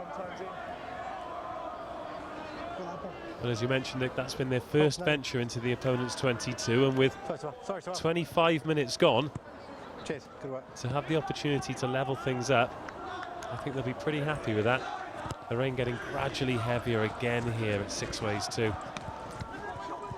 Given how more it feels that Reigate have been in this game than Solihull, they may be ruining the fact that, having spent so long in Solihull territory, they've not turned it into points, of course. Overtomb running onto it, maybe finding a bit of room through. It's an excellent tackle from Searle, and it needed to be, otherwise Overtomb was probably home and hosed. Penalty advantage. The penalty advantage coming to Reigate. They've gone with a chip over the top. Player was blocked as he came through potentially. O'Hanlon then chases back, but we're coming back for the penalty. So no sooner have Solihull equalised than they've presented an opportunity a little further out from the earlier penalty for Overtomb to take 3 points and reassert Reigate's lead, which is exactly the option he chooses. Well, I think when you kick into no man's land like Searle did then, you're relying on the bounce of the ball.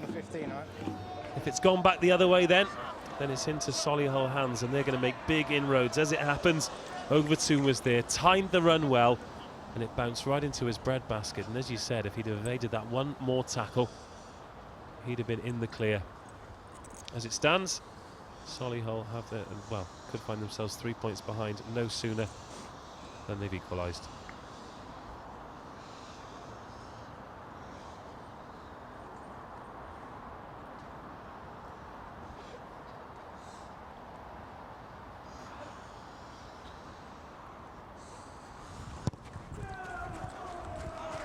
The cheers go up as soon as the ball leaves the boot.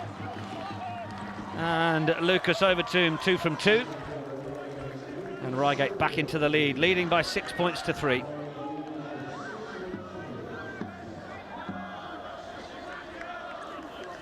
Well, Overtomb earned that penalty with that good return on the kick, and it's an interesting battle between the two 10s at the moment. 2 10s, 2 captains. And here is the Solihull one with the restart. Ball is taken in. It was well caught by Sotirio, but he had Will Knight all over him for company. Ball's available. Box kick is a really good one. Didn't give Solihull any opportunity to try and take that one quickly, deep as it was over the touchline.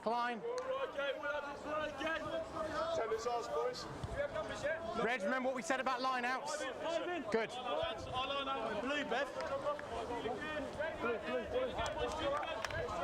Solihull line, they check the call with Cole Elman. Into the field for Josh Gee. And it's tapped down. Elman's going to have to tidy it up, but he's got company. It's away from Harry Mitcham. A little bit loose. Oh, well, we're going back. Referee says there was a knock on. Didn't spot that one myself. Well, once again, just little mistakes. Just stopping the flow of this game, but I think that'll suit Solihull at the moment. Marks on the cross, gents. In the 3 finals that we've had so far today, what we've not had yet is an outside half who's really been able to take control of the game. If either Overtoom or Searle can be that 10, I think that could be the difference. Interesting defensively as well, that Searle's lining up on the left wing. They want to keep him out of the contact zone. It was knocked on from the line out, so this is how Solihull have this platform. Oh, and that's worked really nicely, but just as Arthur Townend joined that line, he was clearly meant to scythe through there. He got scragged and he then couldn't release the ball. Tackle did a really good job of stopping that attacking move, getting even more territory than it initially did. They go again to the right through Mitcham. Sinclair. Mitcham to the right. Searle wanted it, but he's passed it away to Townend. Takes the contact up to that 10-metre line on the far side. Bit of footwork from Manic Robinson. Coach down below us is calling for the ball to come a little wider, and he even growled a moment ago when it was taken forward. Needs support to support William Knight. Away again from Mitcham. Good driving tackle from Reigate. Searle. They've closed up pretty hard here. They want to make sure they're not dog-legged, as Solihull are going to take advantage of it. Running towards that right touchline. Oh, it's good hands from Townend. Then he spots the opportunity. Solihull with their tails up here. Can they create? They're taking Reigate from one side to the other. That's a good offload. Now, if Solihull could work the ball free, Henry Nichols couldn't quite do it. But he did take a valuable few more metres, but they've lost it to Reigate now. Soterio turning the ball over, but then Solihull turning it back. Manic Robinson, 6 from 6, so then Solihull with the penalty. Reigate putting their hands in illegally. Well, what a fascinating period of play there. Solihull looking to put the phases together. Reigate flying up out of the line as well, but didn't quite open up enough for Solihull there. They came back. It was Henry Nichols on the ball. It just needed one more pass to try and put Will Knight into space.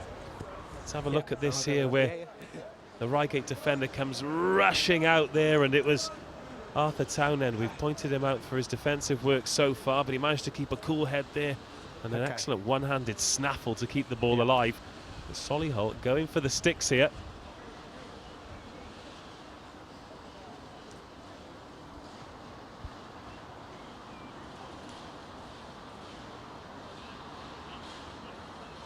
Tom Searle then to equalise for his team and match his opposite number as 2 from 2. Oh, struck it nicely, and it's just curled in, that left-hand upright. Really nice effort from Tom Searle. We could be looking at an all-square half-time scoreline. 3 minutes to go according to our clock, but it's Reigate Grammar School 6, Solihull School 6. Well, that was a good kick from Searle. Just rewards for Solihull as well. It's as patient as we've seen them. When you're under the cosh for the amount of time that they have been, it's really important that you show composure in attacking positions, and they just about managed to there. We've not really seen them pose any danger to the opponent's try line, but they're all square on the score sheet. Overtoom's restart was really well dealt with. Reigate got the tap back and nearly managed to get Marcus Soterio heading upfield. They perhaps looked for one offload too many. And it's allowed Solihull a scrum, but well, that could have been really dangerous. Just have another little look at this. It was a lovely tap back for Soteriou. Did well to gather it as well. Get the offload away. But very often when you get those balls in those 50-50 environments, they spill forward, and Max Coyle couldn't quite keep his hands on that one. Crouch. Bind. Set. Yeah, ready.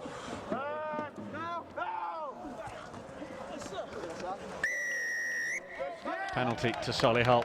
Loose head across. Searle to clear the lines. Okay. Oh, but he's missed touch here, has he? Oh no. He's actually ended up with a brilliant effort, just as I thought he'd made the error. Might have been there for Joe Wills to make the most of if he might have been positioned for it, but Solihull will have a line out now. Well, he's got away with one there, hasn't he? You just see, well, not so much now, but the wind was just tickling the linesman's flag there. It's doing a little bit out there, but it's dry out for now as we approach half-time. But once again, they've lost the line out. Yeah, Solihull line out has been not functioning for the first half, and now Reigate will run this back, and they've got a little bit of space to run into now, and they've gone with a little chip over the top, and it sits up really nicely. Excellent rugby from Max Coyle. He's a real live wire in that back line, full of invention and pace as well when he gets going. Referee was right in line with that one and is perfectly happy as Joe Gregson thunders on for Reigate. Beautifully fed by the fly half over to him. Now they've got room on the left. Can they go all the way into the corner? They don't bother wasting time with any interim carries. It goes all the way to the corner, and Reigate have the game's first try just before half-time. Well, if either team has looked like scoring, it's been Reigate. It was a fantastic ball for Joe Gregson. Went flying through the middle. The referee, as you said, was in line. Let's take a look at this now. Straight from the set piece. It all came, of course, from turning over that line out on the penalty. Galloping through the big second rower. Looked up, was desperate for a pass. There wasn't one there. But from then, Solihull desperately short on the right-hand side. The pass wasn't the cleanest, but Tom Allen looks up, spots the left winger, Joe Gregory, in acres of space, and he finishes with aplomb.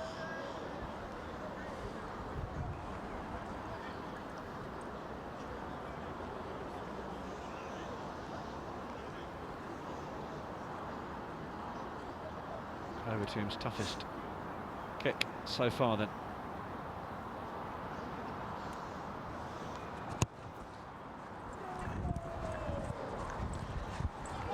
Oh, that is superb from the fly half.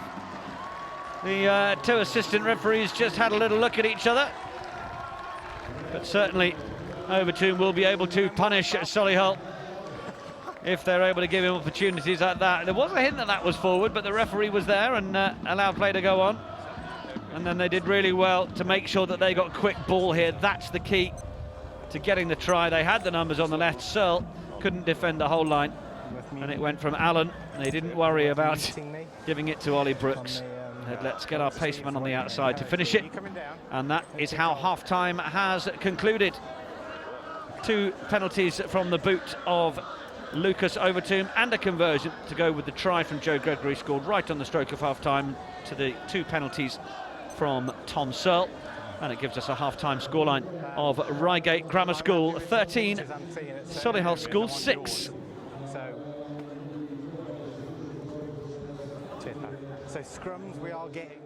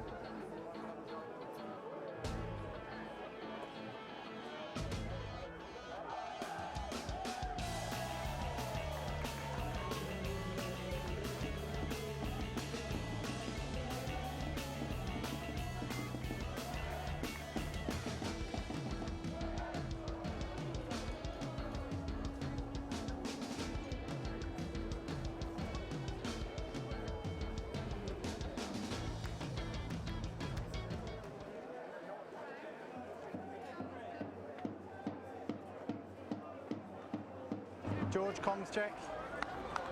I can't hear you, mate. Check your button. George, comms check. George. Well, welcome back to the second half of the yeah. NatWest Schools Cup Under-18s plate. Reigate Grammar School against Solihull School. And it's Reigate Grammar School who have the lead by 13 points to 6. Our second half of 35 minutes. Come on, guys. Is started by referee Harry Welbaum. And a dangerous tackle on Soteriou. Red 7, tackle in the air. He's been one of Reigate's brightest players. Almost a bit of intelligence in removing his feet from the floor. They're not entirely sure he needed to jump, but it led the tackler into all sorts of problems. Well, typical back rower, really. They never tend to put their personal health at the forefront of their thoughts, do they? Tell them. I know a Lewis Moody who would agree with you. Keep them open. 4. Reigate who get into the other half with the line out. Saw Lewis at Roslin Park last week, actually. Still looks like he could do a job at open side for most teams. One of the players who's definitely stayed in shape following retirement. Reigate, oh well, Soteriou just lost it forwards. Solihull will have the scrum. Solihull who won the Midlands Cup last week. Solihullians.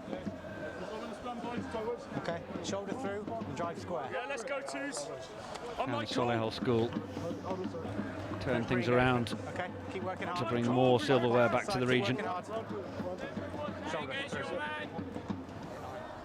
Crouch. Bind. Set. Hold. Now. Mitcham. No, Marcus. 9 stay, 9 stay. Good. William Knight breaks around the left. Couldn't get his hands free to release it, and Reigate putting the pressure on. Yeah, you wonder whether Will Knight needed to get that ball away to his scrum half first rather than taking the tackle on. He's getting up and just limping away from that bit of contact. I hope he's all right. Soteriou has also got a bit of a bloodied nose for his troubles. On. Well, William Knight doesn't really do things by half, does he? Perhaps just jammed his ankle into the ground there, but he's already had a sore shoulder, a bloodied nose. Red, the line will be yours, all right? He's getting stretched out there. Maybe it's some of the fabled cup final cramp that he's got. There you go.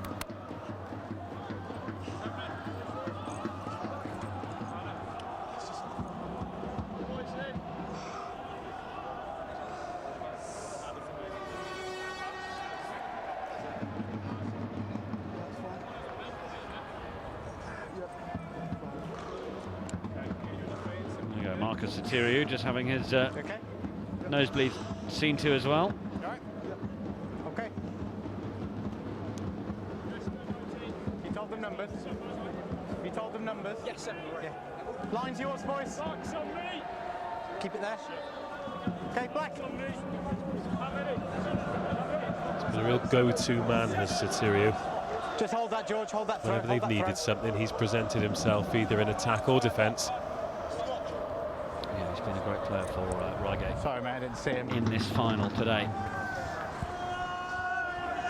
Overtomb's done well as well. Matt Coyle has offered himself going forward. Solihull. Tom Searle certainly looks a bright spark. He's had to do a lot of firefighting really today. Yeah, well, we're getting it to change. Haven't quite seen him enough on the front foot. We'll just take him off, get it sorted, we'll get him back on, all right? William Knight certainly one of the bright players for Solihull, just stood at the back of that line-out with the blue scrum cap.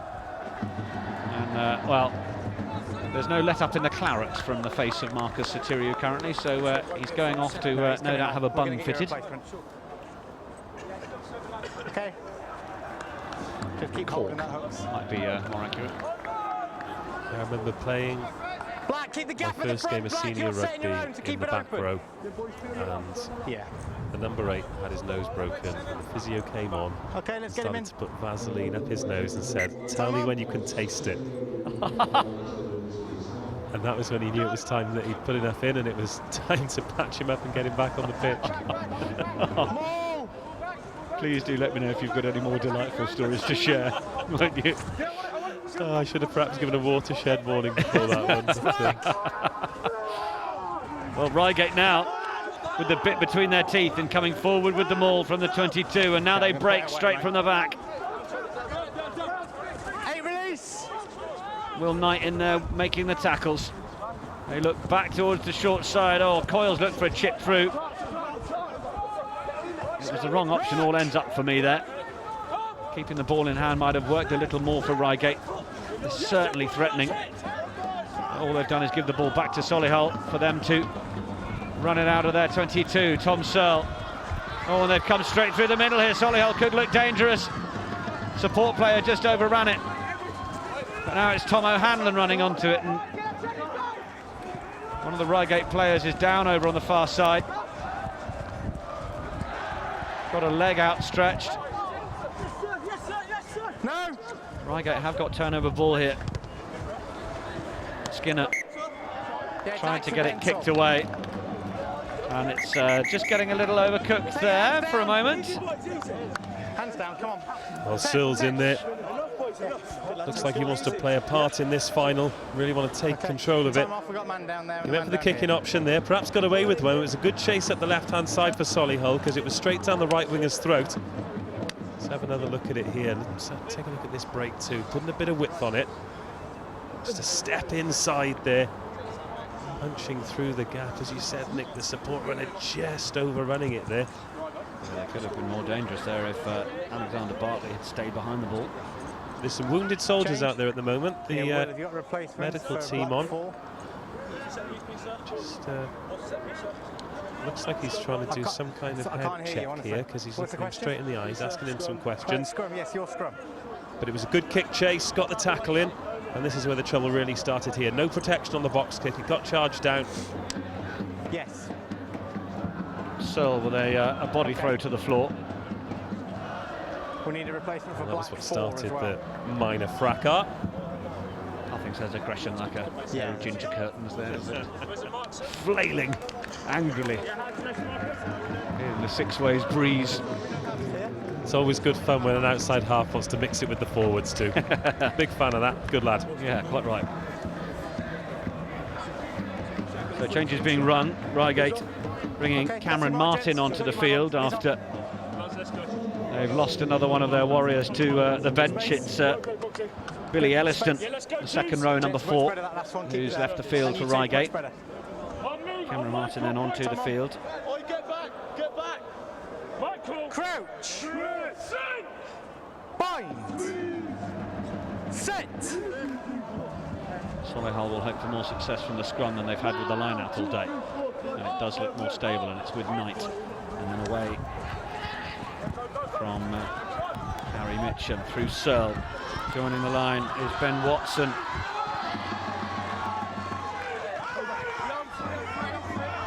Tom Searle gets it away again. Alistair Bevan. Searle again. Hey, lost him away.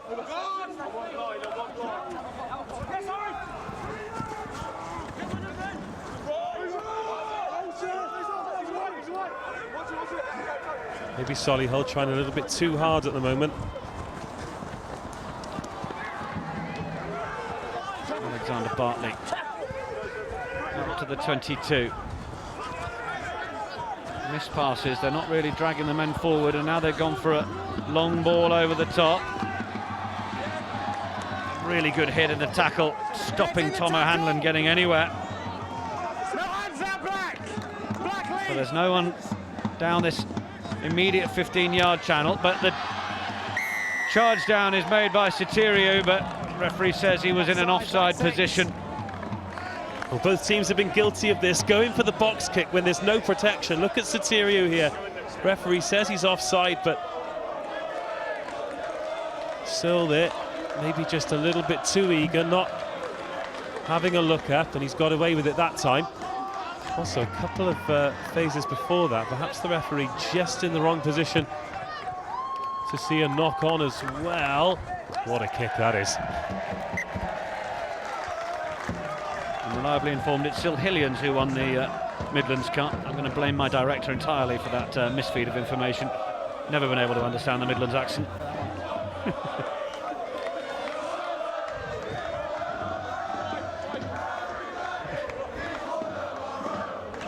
So, Solihull, can they build from here? Trailing as they are by 7 on the score sheet. Again for a barnstorming last period of the game if they could work their way there. Was juggled at the back. Manic Robinson. Step. Mitcham. Searle. Little run around for Searle. They do manage to get the ball away. They need to find the passes to that left corner, and now the Reigate defence is going to have to communicate, but it was a really good tackle on Ben Watson. As they tried to get going, Searle pops it up again to Arthur Townend, who got the pass away to Watson. Referee penalty advantage to Solihull now. They paused for a moment as if to wonder whether to use that advantage here and now. They may as well have a go. Solihull are really narrow here if it does come. Big hit on Sinclair. Will go back for the penalty. Oh, and it's been taken quickly, but there's a penalty advantage coming. No doubt because Reigate weren't back 10 and the referee blows the whistle hard. It's almost a tactic of scrum halves these days to take it quickly, because in a modern game, if anybody does get in the way, they are going to be seeing the sin bin.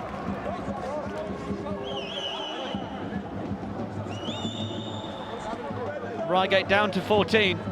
Solihull pressing their case to level things up on the scoreboard. Okay, it's not 10. Option. Kick a goal. Scrum. Okay, thank you, captain. Scrum. Let's go, Solihull! Yeah, we're going to sort that. Okay, so do you have that was an excellent hit there. Showed the ribs and actually got away with it, but once again, it's the catalyst, Tom Searle, trying to make it happen, drawing the yellow card, and you feel as though Solihull really have to make this count, they have to make this stick. Charlie Bennett, the man who has seen yellow for Reigate Grammar School.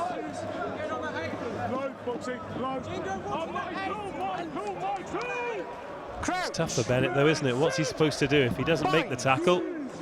Then Searle goes in under the posts. Well, the proof will be in how this next period goes. If they concede the 7, then it's all as it would have been. But if they don't, and they're down to 14, but they weather the storm, well, Bennett will have done the right thing effectively. But Solihull, they've struggled to really open up this Reigate defence. Can they do so now? Searle, one man on the outside, Searle on the wraparound. He's got himself behind his teammates for a moment and he's taken into touch. And that does seem to be the problem for Solihull, creating enough space to really stretch the Reigate defence and open up a gap. And they're putting width on it, but no one's receiving the ball at pace for Solihull. Everyone's receiving it flat-footed, whether the pass is going just behind them or whether they're getting the ball from a standing start. Let's have a little look now. See, plenty of width on it as they take it back in there, but then they put plenty of width on it. It's pretty much man for man, but they're not giving their pace merchants the opportunity to beat the defender. Ollie Brooks with the take at the line out. Yeah, he's legal. Skinner wants it. Keen to smuggle it back from his forwards, but it's now at the back with Paul Marshall. Another one of the several hundred vice-captains in this team.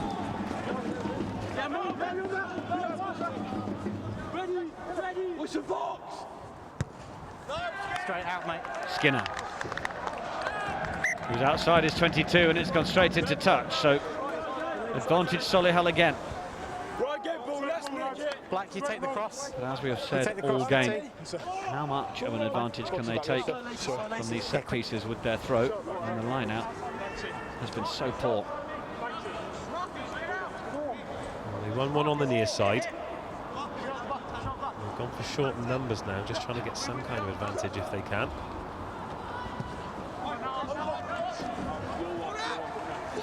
Solihull have won it. Searle through the centre. Release 6. Bartley has it, and he has got it to ground. So got Watson in the line. Watson trying to break through.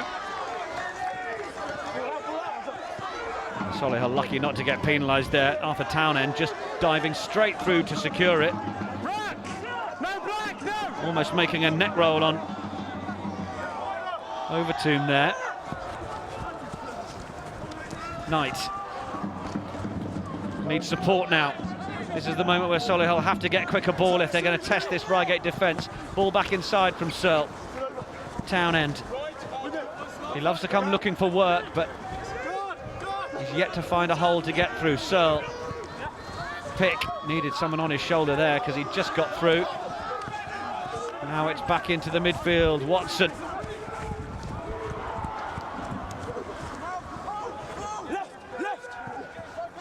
Now they go to that left side again. Big carry from Henry Nichols. Getting some valuable yards. Mixing it up now a little better between backs and forwards. Lorenzo Sinclair, but they stutter on. Sam Candola's nearly got isolated. But Hanlon, oh sorry. Searle. Now Bartlett. Bartley carrying on. Back again through Mitchum and Searle, and they're going very lateral here, but they might have a 3-on-2 here. Oh, it was an attempted interception, but I think the referee will say that he's tapped that down and it'll be a penalty. There wasn't any certainty of a try, so I don't think it'll be any more than that. Well, that's been coming really for Solihull. Henry Nichols, playing at 3, has found himself trying to hammer big passes. It's happened 2 or 3 times now. And he might well have a good pair of hands in training, but here he just needs to get his head down and set the platform up. We've played a lot of compliments to the tight 5 forwards today, but they should not be throwing big passes in midfield. Nearly very, very costly for the team there. 2, but I'll double check. Will, time check on the bin, please.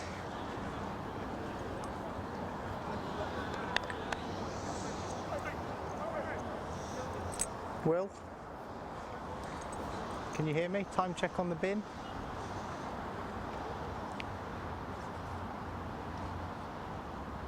Okay. Yeah, I don't think his comms are working because he's giving me finger numbers. No. Tom Searle then to narrow the deficit to 4 points.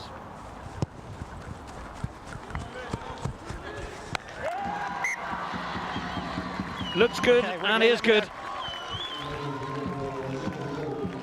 All the points for Solihull so far coming from the boot of Tom Searle. Yes, okay. There's still plenty of time here for Solihull. And with the yellow card clock ticking down, I think it was important that they take something from the periods where their opponents are down to 14 players.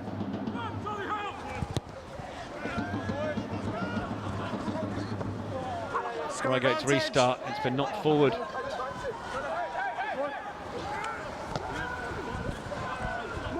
Solihull encouraged to go and play with it. Candola with it, up over the halfway line. Need to take the contact and get the support there. It is there. Mitchum under lots of pressure. Right option. Sinclair says, I'll have a carry. Let's get these Reigate forwards on the back foot. But Reigate have turned it over in there. My goodness me, what great strength. Now they need to get the ball away. Players coming forward, off their feet. Quite right from the referee. 7 off feet. A little bit too eager from Solihull.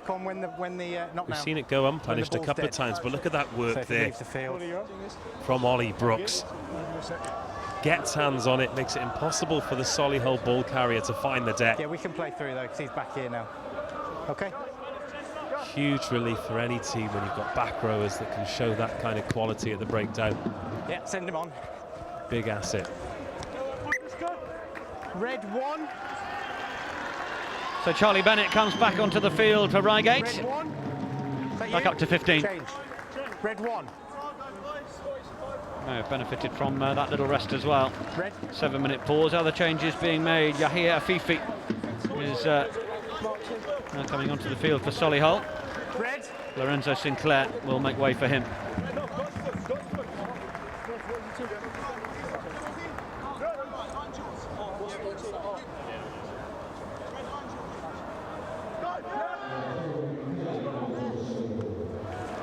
Stay 4. Reigate just getting on top of each other as they tried to come around the corner there, but they are going to get a quick ball. And there is the man back onto the field, Bennett. Good carry from him. Skinner. Reigate not with a lot of room to work in down this left side, but they make some more valuable yards. Stay. Skinner. They go back to the right. Through Bennett. Needs someone to give it some strong go forward. There's a big gap in the Solihull midfield if they can exploit it here. Oh, I thought that was it for Ollie Brooks. Just got caught. This is good build-up play from Reigate. You sense they're building to something here. Nice show from Overtoom. Oh, and then he gets the support. It's going to be a score for Reigate. It was really well worked. Some silky movement from Overtoom. And the finish is from Alex Skinner. But that was made by his fly half-back partner. Well, just stunning. Sorry, Nick, but we've complimented both outside halves, haven't we? Searle mostly in a firefighting nature, but Overtoom there. Great line, stepped off the right foot. 13 if you can get into roll quicker. Created a little bit of something, kept it alive on the right-hand side. Then Reigate had the opportunity, the full width of the pitch to play with. In he comes, beats the one tackle, steps again, and manages to get the offload to his half-back partner to go in under the sticks. And dare we say it, conceded only 3 points in the sin bin period.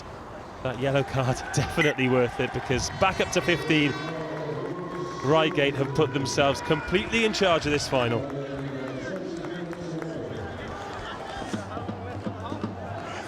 At 18, I think. Oh, brilliant from the two half-backs. Overtoom with the step, a little show. And then Skinner on his right, and actually instead of continuing, he saw the last line of defence had also turned his hips in, so he made his way over underneath the posts and made sure that it was a 7-pointer. Yeah, he's going off the back, it's fine. You got a man on. Reigate Grammar School 20, Solihull School 9, and although that's just 11 points for the remaining 18 minutes, the way this game's been going, you sense that that might just be too big a mountain for Solihull to climb. But having said that, here they come. I think it's important for Solihull to keep it simple. Anytime they've got within 30 metres, they've just tried huge, big looping passes, no momentum. Here we go again. The prop in at first receiver. Searle getting it over to Bartley. Reigate's defence drifting well enough, but they are still keeping it alive here. Bartley again happy to go in and get control of the ball. And it's loose over the top. Oh, and has that just gone forward? We're coming back for a penalty anyway. Where are we? Never onside. Black 8, offside. About 15. Decision-making time for Solihull. They're going to opt for the scrum. Well, they certainly need more than a converted try, and a penalty would still leave them needing more than a converted try. So at this stage, it's all about getting as close to 7 points, certainly 5, before they could build a second. Well, Bartley and Townend working well there down the right-hand side. Again, as soon as it goes to Searle, just wants to throw it as far as he can. And help the field, they could get some go forward in the middle of the park first. Needs a touch of the George Ford attitude, doesn't he? Take it to the line a little more. Those gaps might just open up. He's certainly got the big ball runners in the likes of Candola and Bartley next to him. Almost missing them out and using Townend so much has not been as effective. That time they do opt for Candola straight up. They might have numbers here, but well, the missed pass has allowed the Reigate defence to get across, and now it's just a foot race. Tom O'Hanlon has done brilliantly. He's going the long way around here. Oh, and he's thrown a Hail Mary pass out to the wing. This could work out for Reigate if they can keep it in, which they do to begin with. Oh, and it then just bobbles into touch. That would nearly have been a really hectic passage of play that could have ended up in a Reigate try out of nothing. Well, let's take a look at the replay here then. Once again, they had hands, they had numbers, but they decided to throw the miss pass, missing Bartley out. Strange decision given that he's been their main ball carrier. And it looked like they'd started to get out of the danger. As you said, Nick, went the long way round, but another unnecessary pass. Keep it simple, Solihull. Well, it was interesting watching that, the beginning of that move as it came to Searle, because it wasn't actually him, it was Watson on that occasion who joined the line and then played the miss pass over Bartley. And Bartley, if he'd have fixed his man and got that ball, would have no doubt sucked in at least one defender, and then they had the extra man on the outside. But by throwing the loop pass, it just allowed Reigate to be man on man, and the pressure on the ball receiver meant it went to ground and we had the turnover. So the advantages are there for Solihull, but they're just not making the most of them at the minute. And they've got to try and work hard here on the line out. Defensively, it's a big one, and they've won it. Now they get it back for Josh Gee. Sets up another platform. Searle with the clearance. Reigate dummy the quick one. They'll be happy to take their time over it with the scoreline as it is. An 11-point lead to the boys from Surrey. What it's meaning for Reigate as well is they know the long passes are coming, so they're actually defending quite narrow because they know it's not going to go through the hands, and they know that the ball's taking so long to get there that they can just slowly drift and see off the trouble. And so far, so good for the Surrey team. Break from Skinner again, the try scorer of the last one. That's Satiriou. Use it! Top right from Paul Marshall. See, Steel's good, Steel's good! Solihull trying to effect the turnover here, and they did manage to get the ball up. And they get the penalty. Holding on first. Referee, I think, took a moment just to work out where that ball was going to come and if they would have got the full advantage, but now Solihull, that might be the option to throw the long pass because they want the quick counter-attack, but it's loose. And if this sits up, oh, referee's bringing them back. He thought he was in then for his second score. Yes, he did. It's first black, then. Yes. There are knock-ons there, so the referee going back for the first one. Again, Solihull persisting with this tactic of putting width on it. Red scrum.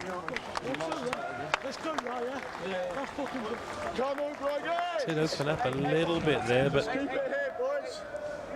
just the two players not quite on the same wavelength. Hand up, hand up. Crouch. Bind. Set.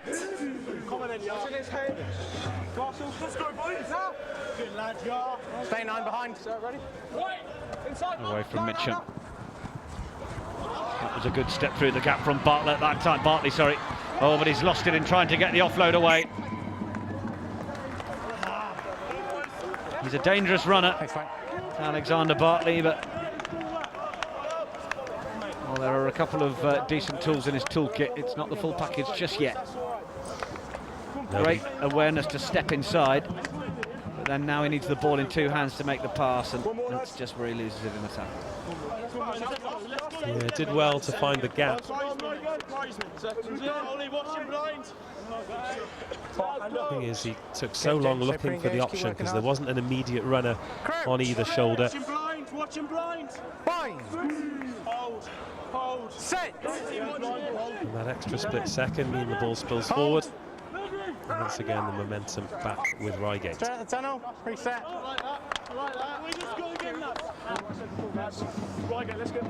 Of course, our clock just an indication. Hookers, just listen. Maybe that Okay, we need more space on that bottom played a call. little longer than our clock is We're all getting a little currently bit showing. close. Just keep the discipline high. We will be on the referees' timings. Last few. Come on, let's go. Let's put it in. Crouch. Bind. Set. Big shove, Rams, big shove. Hold. Watch the shove. Good lad, Josh. 9 get behind. 9 bind. Hold.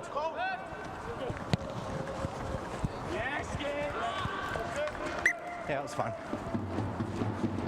Bit of a yelp of frustration there from Alex Skinner. Not entirely sure he was meant to hammer that one out. I think he was looking to keep the ball in play. Solihull. But still, they're playing in the right areas at the moment. Reigate, Solihull, leading 2 scores. Boys. Solihull, let's form.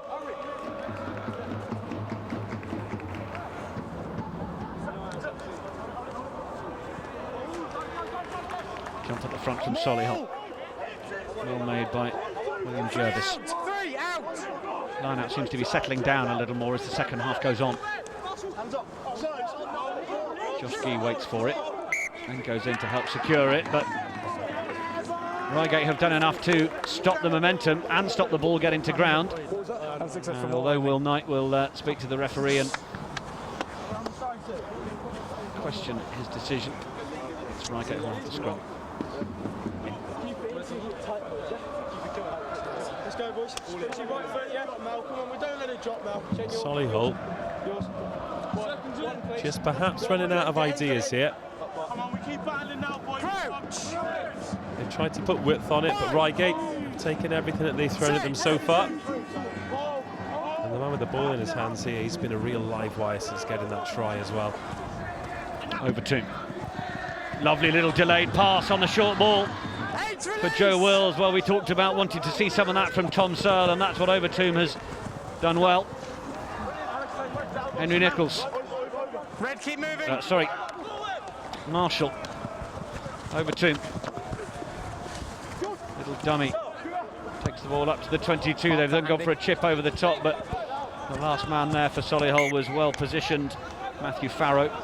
He wasn't as flat as perhaps Alex Skinner thought he might be for that little chip over the top. So that's come to naught, and Solihull will have the 22. Searle sends it long, and just down below our commentary position, it's Joe Wills, who's had a decent enough game for Reigate himself.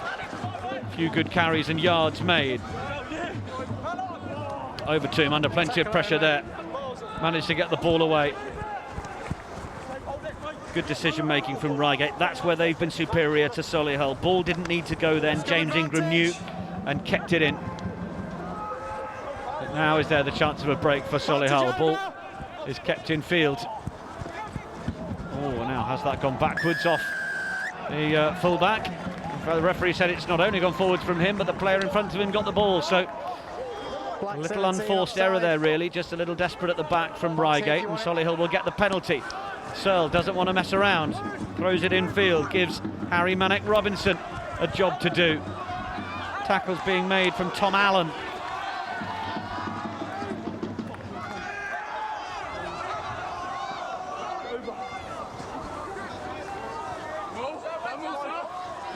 Josh Gee is in there. Ripped in the tackle. Gee's let that go forward. Reigate can come again. They'll happily tell Solihull to build from the back again. Ben Watson. Farrow. Good carry from him. Good take from Gee. Little man got lifted right up in the tackle, but able to turn and get the offload away. That's better ball speed from Solihull. Now they need to set up a platform. It's an excellent tackle from James Ingram. Tackle complete, black 6, no release. Referee says they've got to release the tackler. Searle on the wraparound. 2 options to the right. Searle still going then. Alexander Bartley keeps in field. Searle's on the deck here. They're going to need the forwards to take the yards before the fly half can extricate himself. But it's away again from Mitcham. And a big carry required from Henry Nichols. And Nichols is still going. What a score from Henry Nichols. Let him go. Brilliant from the prop. He's made some key carries over the course of this game, but none more important than that. Well, a fantastic finish from the big number 3. We've been getting at him a bit because he's been standing in there at first receiver, making all these big passes, but that's what he needs to do. Quality from the big man. Reigate put themselves under a bit of unnecessary pressure there. Solihull finally showing some composure. There he goes, smashing through the tackle. The number 8, Knight, went a little bit too high on him there, and you can't afford to do that against a man who's that big and strong. He barrels his way over, and maybe there's still some life in this cup final yet. It took 4 players to try and stop Henry Nichols, and he got through all of them. Try line at his mercy. And we now have a 4-point game.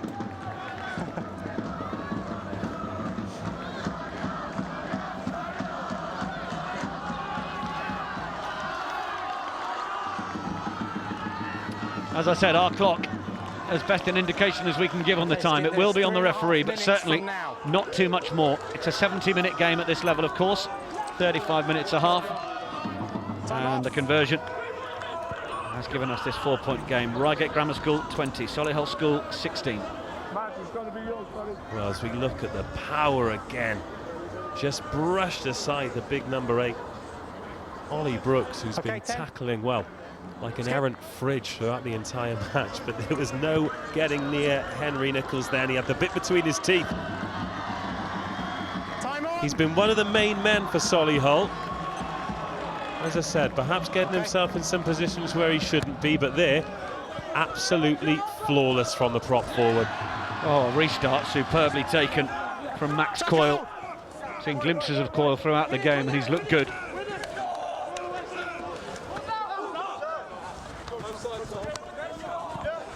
Ball squirts loose from Reigate.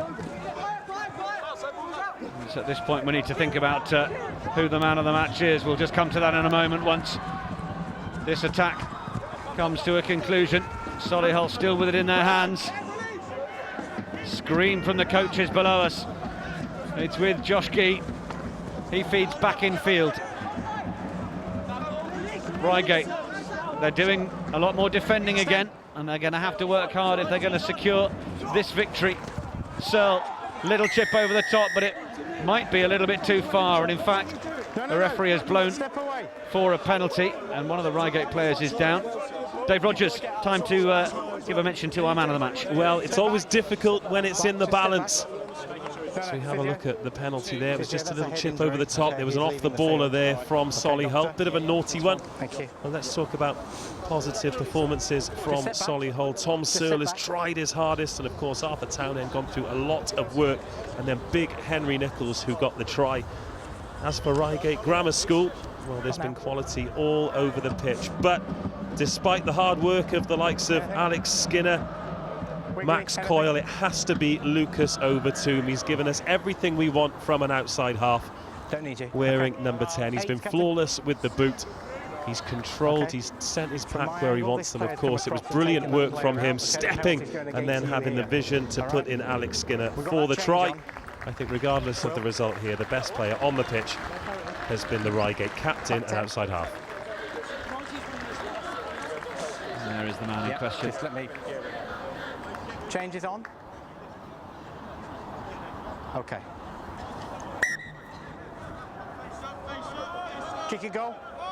After all that stoppage, we haven't actually got to the point where Lucas Overtoom had told the referee that from this penalty, you can use a full minute. Yeah. He'd like to go for the sticks. Well, this is an important kick as well, because it takes Reigate 7 points clear. However, because of the rules of this competition, even if Solihull managed to get a converted try to level things at 23 apiece, because Reigate scored first, they'll be the champions. So this is a huge kick.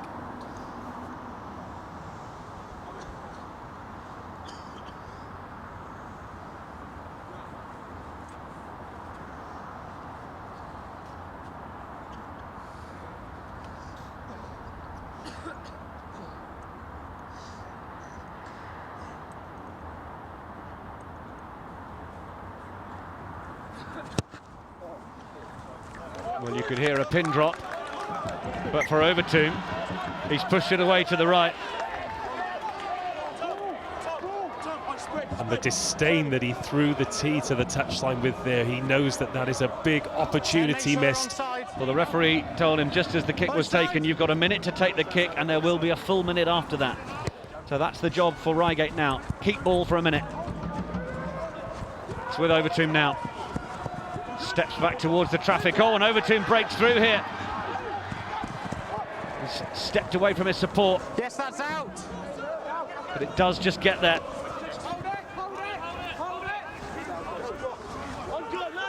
Cameron Martin with the carry. And they need the guards there. Use it. Skinner. Another one who could have been well in contention for that man of the match nod. Searle gets away from the first tackle, then Overtoom brings him down. Then Solihull continue with possession away from Mitcham. And they might have just got the Reigate defence stretched here a little bit, but Searle just caught a little bit indecisive. And then it's Candola, and now it's Bartley, and Bartley gets away from the first one, but the support runner he was looking for was in fact Tom Allen from Reigate. And now they clear it to touch, and the referee blows the final whistle. Reigate Grammar School are the under-18s plate champions. And you can see what it means to them. They worked really hard throughout that game. It was early penalties from Overtoom that kept their noses in front, and then the try from Joe Gregory. Yes, sir. Thank you very much. Overtoom kept the scoreboard ticking over from the boot as well. And despite a late surge from Solihull School, well, Dave Rogers, Reigate, the worthy winners. Oh, absolutely. We've just awarded him the man of the match, but Overtoom probably the difference between the two sides there. When his team needed composure, he was there to get his hands on the ball, and we nearly saw a final bit of magic from him just after he missed the penalty as he broke free and lost his footing. All credit to Solihull. They tried and tried, they huffed and puffed, but they could not blow the house down.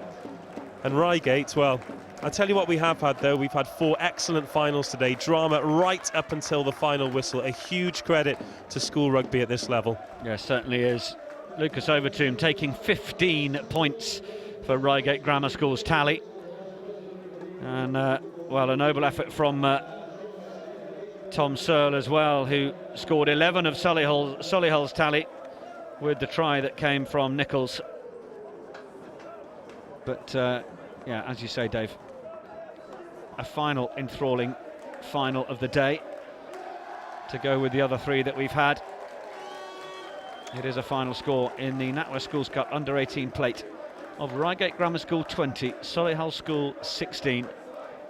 And do stay tuned as the 2 teams get ready to receive their runners-up and winners' medals.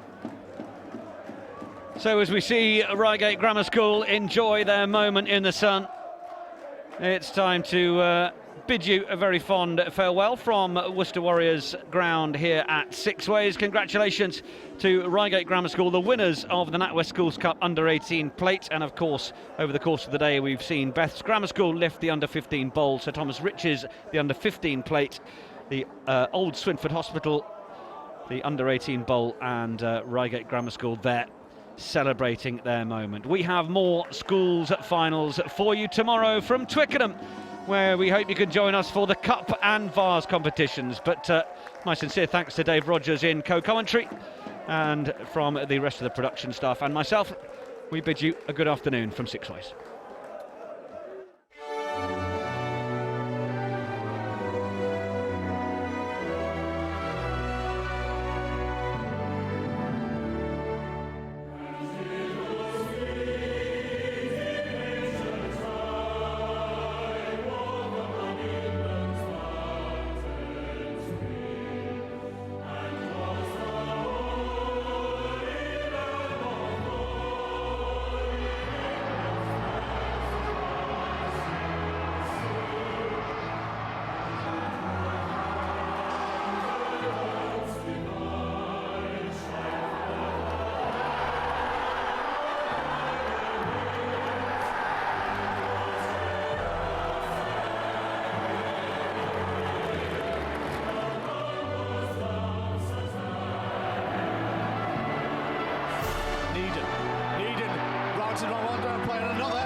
Chance here with the corner. Is he going to get there? He will do. Oh, the try! Into the Warwick 22 come Dulwich. And Zegru, is he there? Dulwich College, the dynasty continues. Blake Edwards. Edwards with a